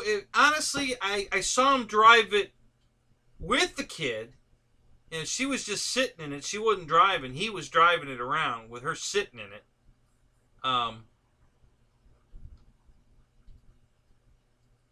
I didn't see him drive it. I'm sure he's got more than one video, but the video he showed on the show is the video I saw, and yeah, he was driving it around a little bit with her sitting in it, not steering, just sitting there enjoying the ride. It was cool. I gotta tell you that for $260, that was really cool. We're paying way more than that for these airplanes that we can't sit in, can't put our kids in. I mean, it was for that price. I couldn't believe it. To have that much car and that big, that was radio control, and $260. It's like, wow. And there's a whole bunch of them. They have BMWs. They have Ferraris, the Lamborghini. I think there's a Jeep. I think there's a Chrysler 300. What else did I see?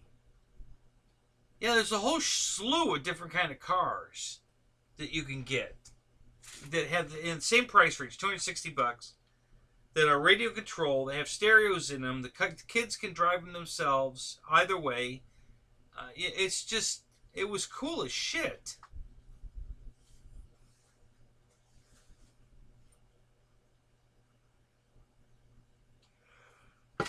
All right, Jeff. I think I am too. I'm going to call this.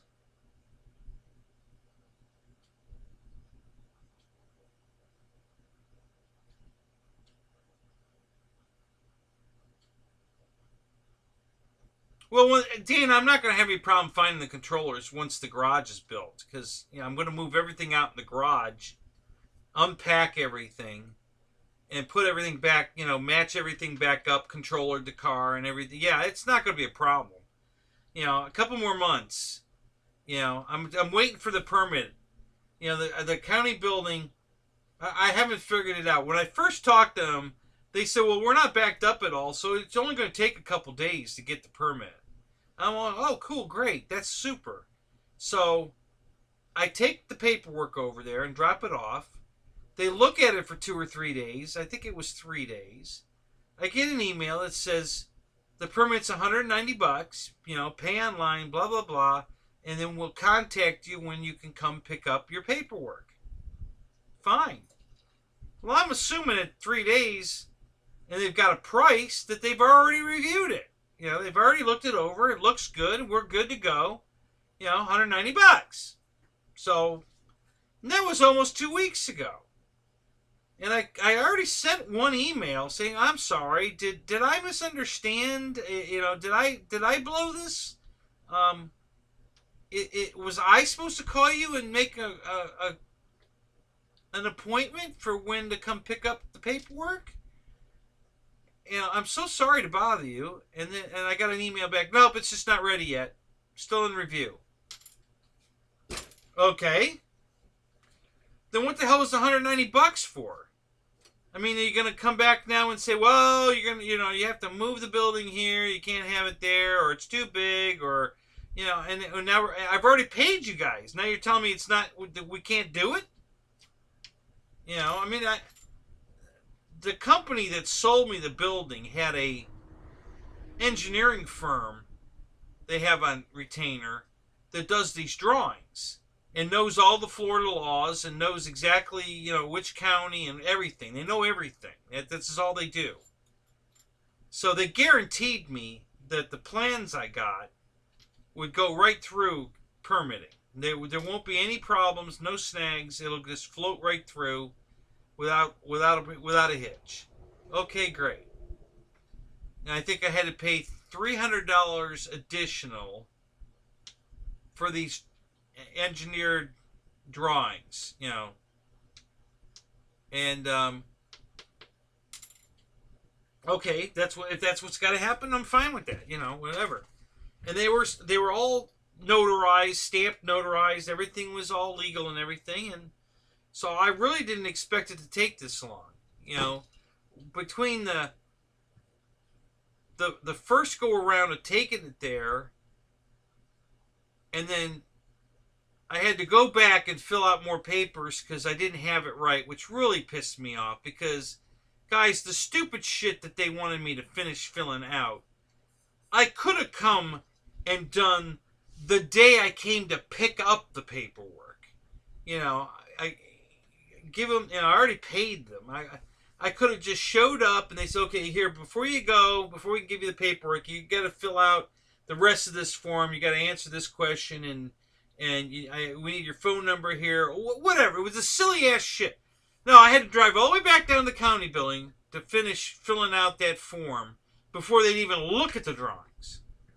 So I already made 2 trips down there to drop the paperwork off and finish the paperwork, and now I'll have to go back at least one more time to pick it up, unless they're going to find something else I have to sign, and then that's when I'm going to tell them, listen, I'll sign it when I come to pick it up. Just get it done, and when I get there, before you hand me the papers, I'll finish filling out whatever you want me to fill out. So, I don't know. I'm just aggravated that what I thought would have taken 2 or 3 days is we're coming up on a month, and that's just not really acceptable. I'm a little upset that it's really taken this long.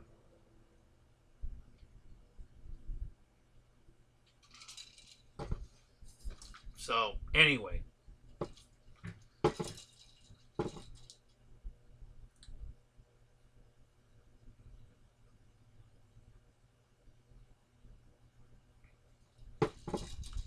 Alright, guys. I'm going to call it. Glad you were here. Dana, I knew you'd come back. I told everybody here you'd be back.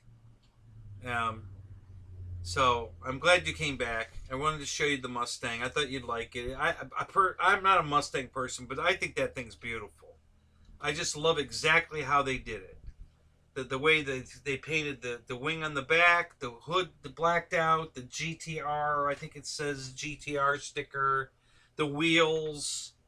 The wheels could have been a little deeper dish, but I mean, I think it's just a gorgeous car, the way it is. I think they really, I like the side exhaust coming out behind the door. You know, they just a really nice job on this. I think it looks cool as shit. You know, if there was a real one of those around, I'd buy it. You know, I wouldn't hesitate to buy that. That's just a badass looking car. I really like it. So I thought you would too. I wanted you to see it.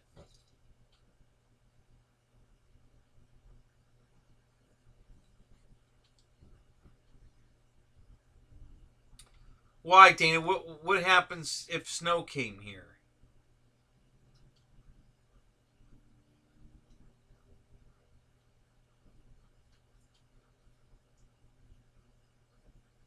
Believe me, I got plenty of radio control stuff to run in the snow.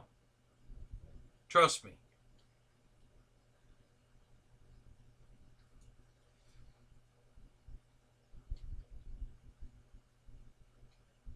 All right, T3. You have a good night. Thanks for coming, man.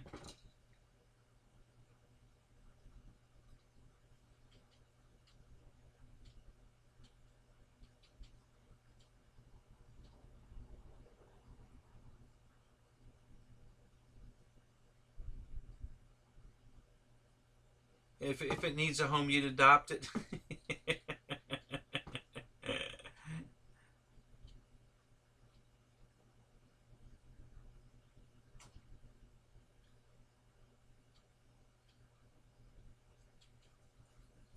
Actually, cement will cure in snow. It's a chemical reaction. It's like mixing epoxy. It you might be able to slow it down, speed it up, but it's going to cure one way or the other. You can't stop it. It's a chemical reaction. So, yeah, it'd cure. Listen, I grew up in Ohio, and they didn't stop building shit in the wintertime. They built it anyway. You know, there's other chemicals they can add to it. You know, adhesive promoters and stuff, all kinds of stuff to overcome the conditions that they're pouring in at that moment. You know, whether they need it to warm up more, because concrete gets hot when it cures. I mean, it gets real hot. And most of the time they want you to cure it, cool it down. You know, they want you to put water on it while it's curing. You know, to cool it down because it gets too hot. And they don't want it to be hot. So they recommend running a sprinkler over it, you know, to keep it cool while it's curing. So, yeah, the snow's not an issue. They can make concrete in the snow.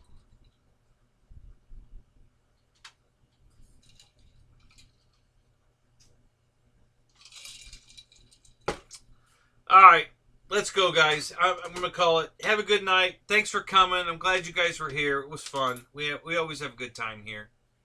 And again, it's you guys that make it fun. I'm not, you know, I'm just here running the show. You guys you're the entertainment. Making fun of me, that's part of it. You know, rightsa. You know, so. But anyway, it was fun, guys. I love doing this show. And I'll catch you guys. We'll probably see y'all tomorrow in Dave's RC. And if not before then. Now, if I decide to do with the few guys that are left, if I decide to do a fly-in, I'll go live, you know, for 10 minutes, 15 minutes, just to let you guys know I'm going to open a room for the real Flght 9.5.